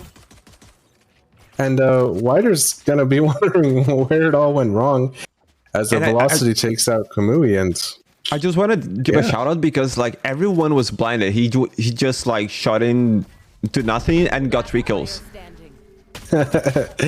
Exactly. It was a bit better. Oh, okay. Okay. Oh, and Ashtray gets taken out, or Ashtray takes out Wider. My apologies. That was a nice trade of pistol headshots, like for a starter at the first round. Oh yeah. The average Valorant experience is shoot into the insanely thick smokes and see what works out. Am I clipping again, by the way, or are we okay? No, should be. It's fine right now. That's fine. Okay, perfect. All right, looks like we have some smokes being set up for mid, if I'm not mistaken. And Wider and his team will be pushing through mid here, trying to find their way into B. But Cryptix might be coming in with a flank here. Oh, it's unable to get to the door on time. And this is what I was telling you about the utility, because you see that he wastes all the utilities, and the map itself, like where the bomb is, you have like 1 utility is already enough to cover all the exits. Exactly. It's a lot of tight corners. And yeah, Coca will take out Wider as we're working back our way into C. And, let's see what they're able to pull off here. Wider with a second kill, Jello coming in to get Akuma, Kamui with a trade, and Hyper taking out Kamui for a 1-to-1.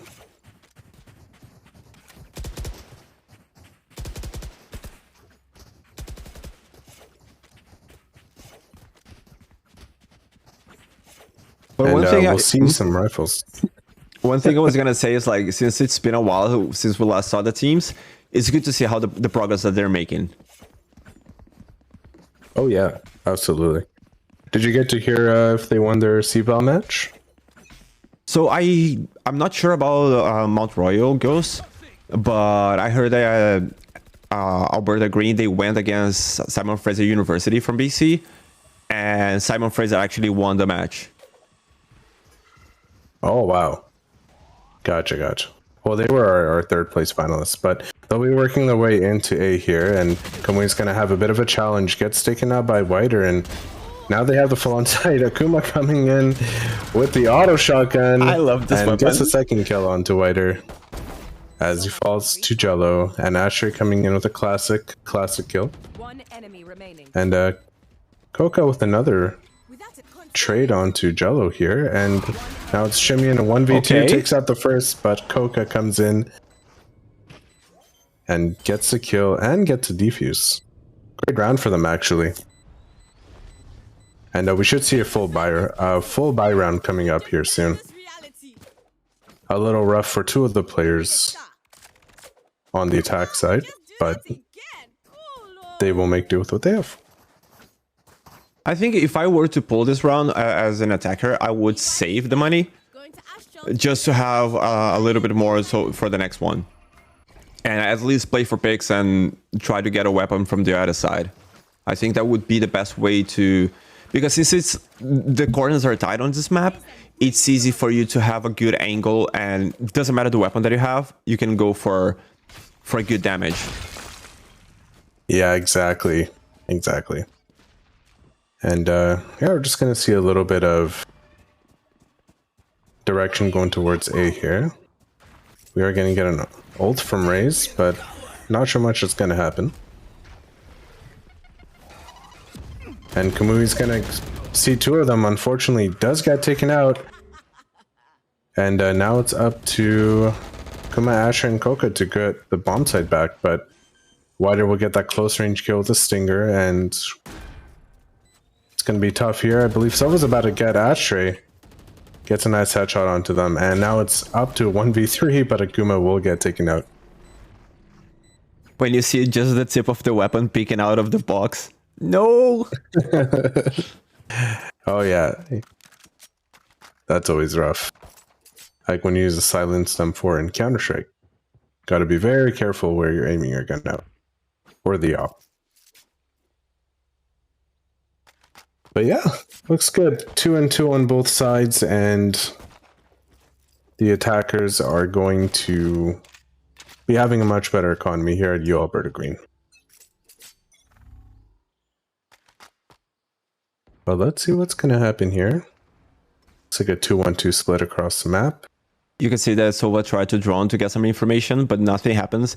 And that is the thing, because you have so many walls. It's hard for you to get any information if you're using, for example, Sova's drone, the camera, or the bomb body. It's hard for you to get communications out of something that is you need to direct. Yeah, you gotta really see the other team going out of their way to be able to get any info. Otherwise, you just gotta walk around for the restart. And oh, let's see if Kamui's gonna get a pick here. Unfortunately, gets taken out by Velocity as they're working their way back into A. That's up to Akuma. He does have a good position here to get to. He gets the first kill onto Jello. Unfortunately, goes to pick up the gun, but gets taken out. And now we're left with Hyper getting a double kill on the rotation A, and it's all up to Cryptix. Sees a door open. Hyper comes that in shot came with out a like very where? nice 3K. Where did the shot came from? Where? Very confusing map.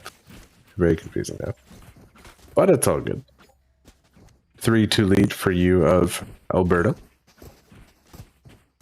And back to a good economy on both sides. Well, not so much on the defenders. They're out of the money, but if they're able to win this round, it won't be so bad. Let's see where this arrow goes.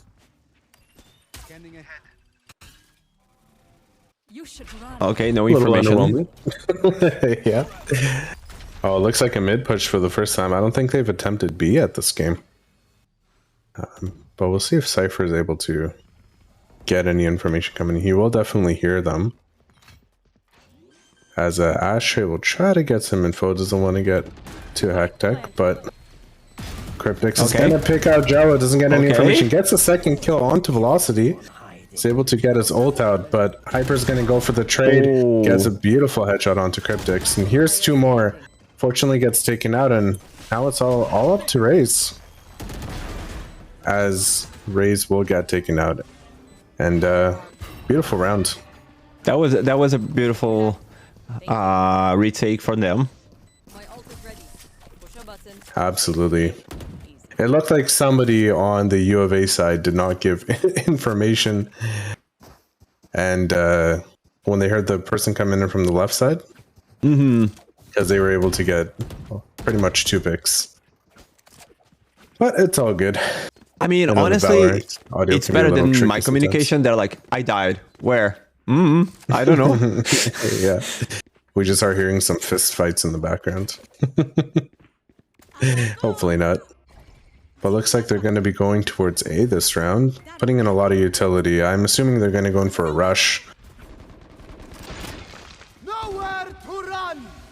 Silva goes in with a very nice ult. Unfortunately, will not hit anyone.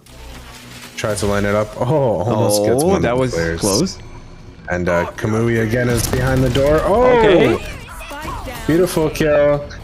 As Wider goes in for her ult here. It's wondering when to throw it. That gives me so much the vibes of like, I'm the one who knocks. Exactly. Gets Akuma out, and Cryptix is coming with a good flank. Hyper hears him and gets a beautiful headshot. And now it's all up to a 1v4 from Koka's side. Koka heard the rope. Oh, almost gets a good pick. Okay. Oh, beautiful shot. No, bring down the knife too early. Don't bring a knife to a weapon, so that's fine. Shimmy comes out looking at the ground for some reason. But actually it ends up throwing off Koka. And they end up getting the round again. So we'll be seeing a save round coming from MRU. Or a light buy, I should say. Economy so strong in the U of Alberta. And 4-3 lead for U of Alberta as well. That is one of the things that I like about this map, because it is kind of even to both sides. Yeah. And the greatest example is that, like, even though the attackers are winning, like Alberta is winning, it's still 4-3. There's no like a hectic advantage for defenders or attackers on this map. Exactly. Oh, and Koka's gonna try to get the turret out, but it's not gonna work too well in their favor. Hyper goes in for a kill, gets a beautiful kill behind the box onto Koka.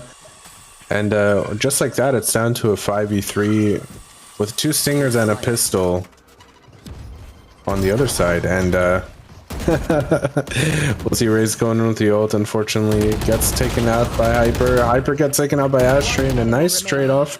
And it's all left to Ashtray, but gets ulted here. Gets a nice kill onto Shimmy. Does not hear velocity coming from the side.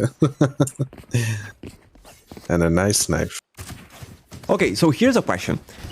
For you, like back in the Cyber Cafe days on CSGO, was it dying to knives a thing? Well, to be honest, I wasn't playing at Cyber Cafes, but we did have Counter-Strike 1.6 at our school, after school, and yeah, there was a lot of knifing going on, especially because you could headshot people with a knife, just like you can in Valorant. And there were lots of fights that ensued, often physical. However, the NAT cafes are a different level of violence, so tended to avoid those. Lots of gang activity back in the day. But we're good now. We're all kind people, as well as Kamui going in for a nice roller coaster ride for his enemies as he prepares his. He's waiting for the door to open. Oh, there you go. It's like, ooh, gets all 5 players in that ult. Fortunately, no one's there to do anything about it, but Cypher's gonna try to get in here. Cryptic's gonna see if he can get a pick. Takes out Hyper. As Kamui is waiting patiently for the push. Very good start here, and Wider will take out Kamui through the wall, it seems. As Akuma is also patiently waiting behind the wall. And it becomes a game of chess to see who goes through first. They open the door. Oh, Akuma gets a nice pick onto Wider. Fortunately, Velocity will get the trade. And it's all up to Koka. Oh, Koka and Cryptix get taken out. Okay, next one, make a line. No rush. Just patiently waiting behind the door. And it worked out well in their favor. They just kept baiting them and not ever leaving the area. Okay, so he needs to get those before the... Yeah. Oh, man. Oh, that was close. Oh, unfortunate. Jello will take out Ashtray. As Ashtray deals with the RNG that is Valorant spray control. But it's a good round. It's a good round. As we start to see Alberta Green starting to get to the double digits, you see 12-4 on Wither and 12-6 on Hyper. Exactly. Velocity is close with 8 and 4, as Jello and Shimmy are 6 and 2 respectively, but great economy on U of A, as MRU is trying to recover from the economy. If I was MRU, I would use one of the rounds to be a little more aggressive as we walk through, but let's see if he's going to be able to pick out wider. Nice one. Oh, that's a double kill onto Sova as well. Sees a turret as a fallback, and Jello will take out Cryptix. Koka's going to have to go against 2 players here. Gets a nice shotgun kill through the smoke. As Shimmy gets angry. Gets a second one on Jello. Down to a 1v4 just like that for Velocity, but Velocity knows they're going to be out hunting. We'll catch one as they try to change their position here. Most likely. Okay. Oh, that was a nice try. Poor Ashtray, always the one getting killed. But it's all good. Oh, we're going to see an operator now on Reyna on the defender side. And Shimmy on the U of A side as an attacker will also be picking up an operator. So if you look at the skins, actually, I think Akuma's operator is the one that Shimmy has on the previous round. So he picked up from... Very nice, very nice. Now Shimmy's playing a new character that I haven't seen. But we'll see. Oh, beautiful pick from Akuma onto Shimmy. Oh. Oh, his second shot with a beautiful wall bang. And let's see if they're going to go for a third. He will get tagged. And playing the slow game now. Cryptix getting the flank kill here. And now they're kind of sandwiched in, unfortunately. Grace is going to get her Boombot and grenades out. Okay. Oh, we'll get a kill into Kamui, and Hyper's here on the crossfire. Shoots shotgun. As they hear and go after Akuma. Akuma's got 3 on the board. Gets 4. Okay. Taking everybody home. The quick scope. Round in the half. Beautiful shots. That's what I love to see. Some sniper gameplay. But Leo, what gun do you want to see? Huh? What gun do you want to see in this game? You know which one I like. Tell the chat. The chat's gotta know. So to everyone who's joining for the first time, there is my favorite weapon called the Guardian. I'm in love for that weapon. Just gonna go for a shameless plug. I do have a highlight video on YouTube. Just some headshots. Inappropriate. Oh, Akuma will get quick there, but now he's got a lot to hold. Gets a beautiful pick onto Velocity as Cryptix will also get a kill into Shimmy here, and they're gonna be kind of stuck going into C, so gonna try to work their way into B, but Cryptix unfortunately will miss the operator shot, and just like that, it's a 4v3, so be going in. And let's see if we're able to do. Wider's doing a good job by being a little more aggressive, but Komiwi will get the kill. And Great O coming in through. Oh, Hyper gets 3. Take flight. Beautiful job. And he will try to see if his drone can get any work done. Oh, just dodges the Charmer coming through and gets a beautiful 4K to take the round for them. Amazing. And this just in from production, aka ourselves. Ronnie has been running around the building the entire day today to make sure everything runs smooth, as Leo was putting in a lot of effort on the live stream on his side of things. And Ronnie will be heading back right now, guys. So a little thank you, Ronnie, in the chat. I'm unable to see the chat, but if you guys don't type it, I will be very disappointed in all of you, especially Max. But yeah. Thank you, Ronnie, and you have yourself a great night. No, and thank you to everyone else. Yeah, I was gonna give a quick shout out to everyone at NorQuest for making that happen, to our sponsor Logitech and Asus for making that happen, to all the viewers joining us for the whole day, watching live after a couple of meetups. Me and you struggling for stream animals. Oh yeah.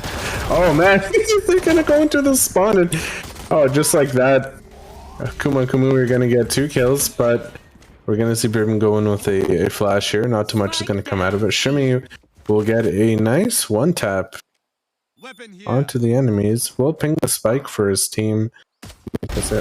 Lines up another beautiful share shot.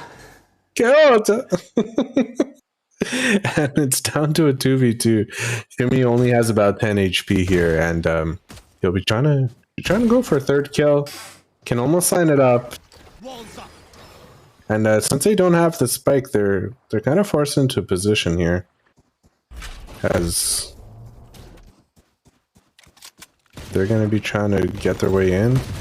It's beautiful ocean. Oh. I'm sorry everyone with headphones right now, but like my Brazilian bloodline is screaming. Oh jeez. I needed to scream that kill with the with that headshot. You know what I do? I think your mic clipped it, unfortunately. But the energy was there. I could feel the energy. That was more beautiful than watching Furia on CSGO playing Ancient on pistol round. Oh man. Oh, okay. Furia's so I think they're listening to me because now we have 3 Guardians. Okay. No. Okay, Hyper, buy that Guardian again, please. Too late. Hyper's okay. We have to. 10 gun changes by the time. Boo, boo, boo. All right, they're going to be working their way fast into C here. Velocity's going to be the only one here to hold, but they will start giving information for the rotate. We'll see a rotate coming through mid. And of course, they're just hiding behind the door as Velocity will spray through the smoke with no luck. And they're just kind of sitting in the middle here now. The rotation's gone through and they'll be most likely trying to work their way back. But Wider's ready to go with the kill. There you go. Got tricked by the extras. Now it is. Oh, nice. Goes in for the peek. The jiggle peek and tricks him into a shot. And now he's left with about 80% of his HP as they're working their way into bomb site A. And let's see if any work can be done here. I'm gonna keep the spectator view on. Oh, okay. Okay, they're cleaning house. On to the next Guardian. Vajalo and Velocity are gonna clean up. That was a good round though. They got the spike down. That's important. We got a kill with the Guardian. I'm happy. We got two.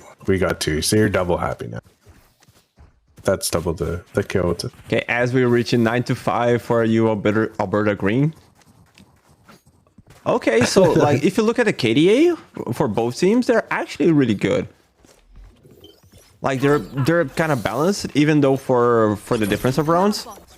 And that's what I like to see here on esports. You see that like teams from different provinces, they've been able to keep up with each other. Exactly. It's nice to see sports like this. They've all been working very hard.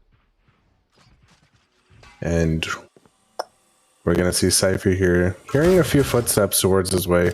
We'll take out the bot as they work their way into bomb site A. Again, Fighter's here to hold, but Guardian instead of a Stinger. Oh, but Velocity will be there to take out Akuma. And Kamui gets a nice shot. Against the Guardian, they're going to be going for the rotate. You will hear threes. There's the footsteps. A. And for now, Kamui, look 1, the right way. Okay. 2. Okay. Oh! This is what I like to see. My favorite weapon doing this. I like it. I love it. Please do it again. That was clean. Wider heard your request. And went to bat for you. Thanks. That warms my heart.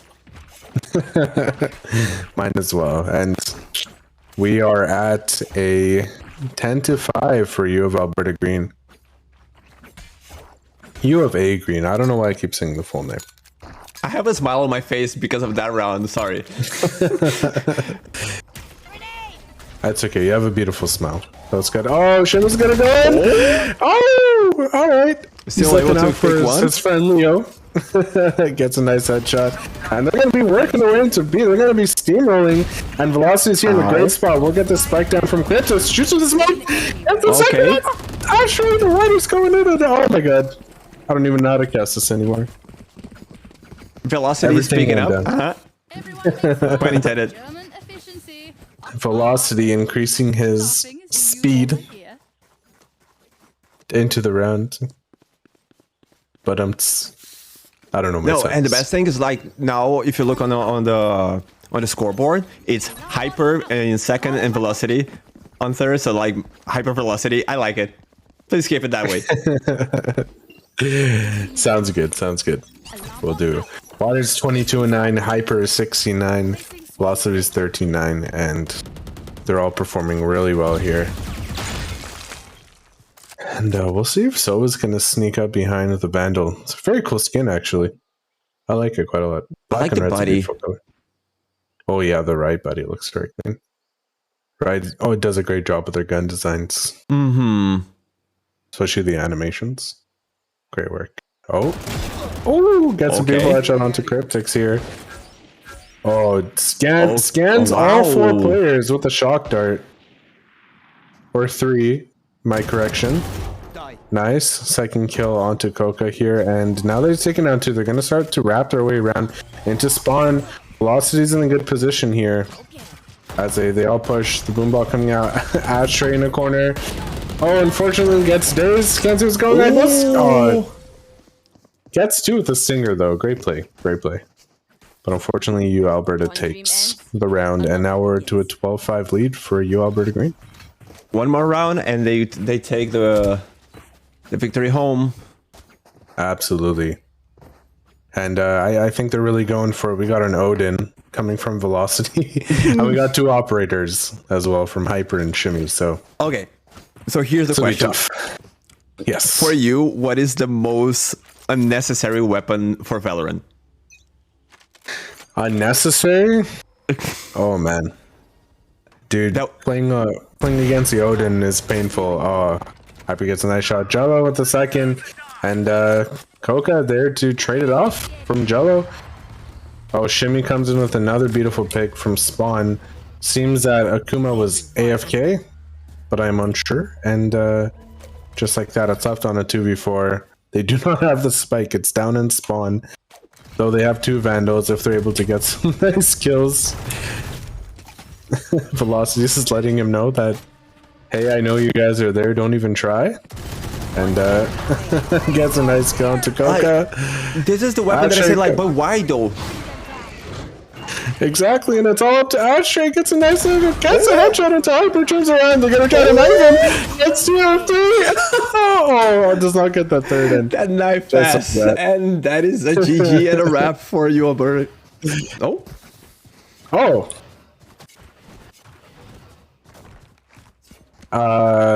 I think definitely not a play at all. It's over. All right, I guess the settings were in fully there, but Leo, if you could end the match as the lobby leader, I think we can conclude our game here. Yep, and that is a wrap for U Alberta Green.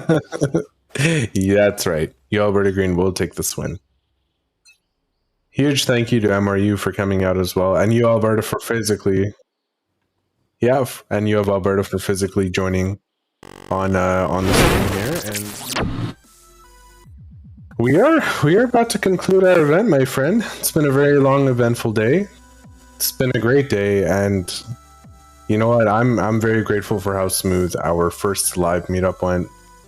Huge thank you to Ronnie on site, managing things with his crew, volunteers, as well as Kanakern, Carlo. You got everyone else as well. I'm sorry, it's been a long day. Jeremy, John the Batman hat.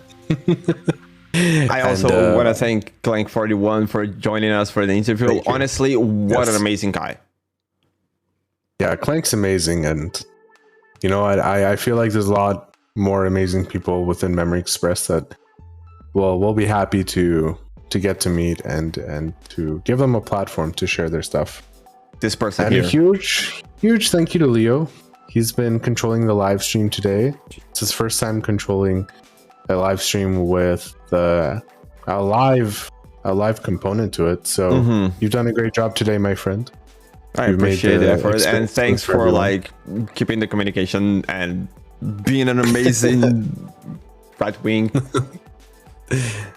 My pleasure. It's okay. Your beautiful face shares everything. Wait, just 1 second. Max, I can't show my hair because like it's so messed up. Because it's still growing. So you have like this. No, this is awful. This is no, please. Don't make me do this. That is the best hair I've ever seen. Max is bullying again, so we should just up his probation again. I feel like he's just asking for it right now. But guys, thank you all for everything. Thank you for joining us today on the stream. For those that won the gift cards, please allow us up to 30 days to get you your prize. But your form submissions have all gone through on my end, so thank you for that. And thank you, NorQuest, for us to be able to get to this level from esports, from having our first tournament with no prize pool into $500, and then being able to say we collaborated with a college to open up an innovation studio with them and hosting an event from there, one of many, is it's not been an easy path the last 3 years almost now. So thanks to Ronnie's efforts, my efforts, and of course Leo coming on for almost a year now, but having helped us for almost 2 years, and of course the community in MEsports, we're able to do what we do. And this is just the start of what's going to be a very fruitful year for esports in Canada. And in my opinion, it sets a tone for things to come. And hopefully, you know, more schools are going to start supporting their students the same way that NorQuest does. Because there's a lot of dedicated students out there doing some great stuff and they need the support. And we're always happy to work with schools. So I feel like I've spoken enough, thanked everyone enough. Leo, is there anything you'd like to say before we sign off for the night? I do want to give just one quick shout out to Crash for the stream PC, because as you were talking about the partnership that we did with NorQuest, like you saw that using the tour, during the tour, that all the computers that were on stage were stream PCs that were built along with Crash Codec and Memory Express. And that is amazing. Absolutely. Crash has also been with us from the very beginning, and his technical experience when it comes to anything stream related is second to none. So you guys should check him out. Crash Codec, CRASHKOECK on Twitch, and you will be very impressed by his setup. But I think that's a wrap, folks. That's a wrap. You've had a 12-13 hour day for yourself. How do you feel now that it's over and you get to go rest? I can't feel my legs. Amazing. That's my answer. Like, I can't feel my legs. I went for a quick washroom break. I was like, almost fell on my face on the floor. Just gonna get up and fall over. Well, hopefully you can stretch and get some blood flow going through the legs. And thanks again, everyone. Hope you have an amazing weekend. If you're going to be like me and catching UFC tonight, there's going to be some great fights. And yeah, we'll see you on the next let's meetup. Close it off with a final ad. Yeah, we'll see you guys on the next meetup on the 25th of February. And guess we can call it a night, throw in the ads, and sign us off. Okay, have a great night, everyone. Thank you so much.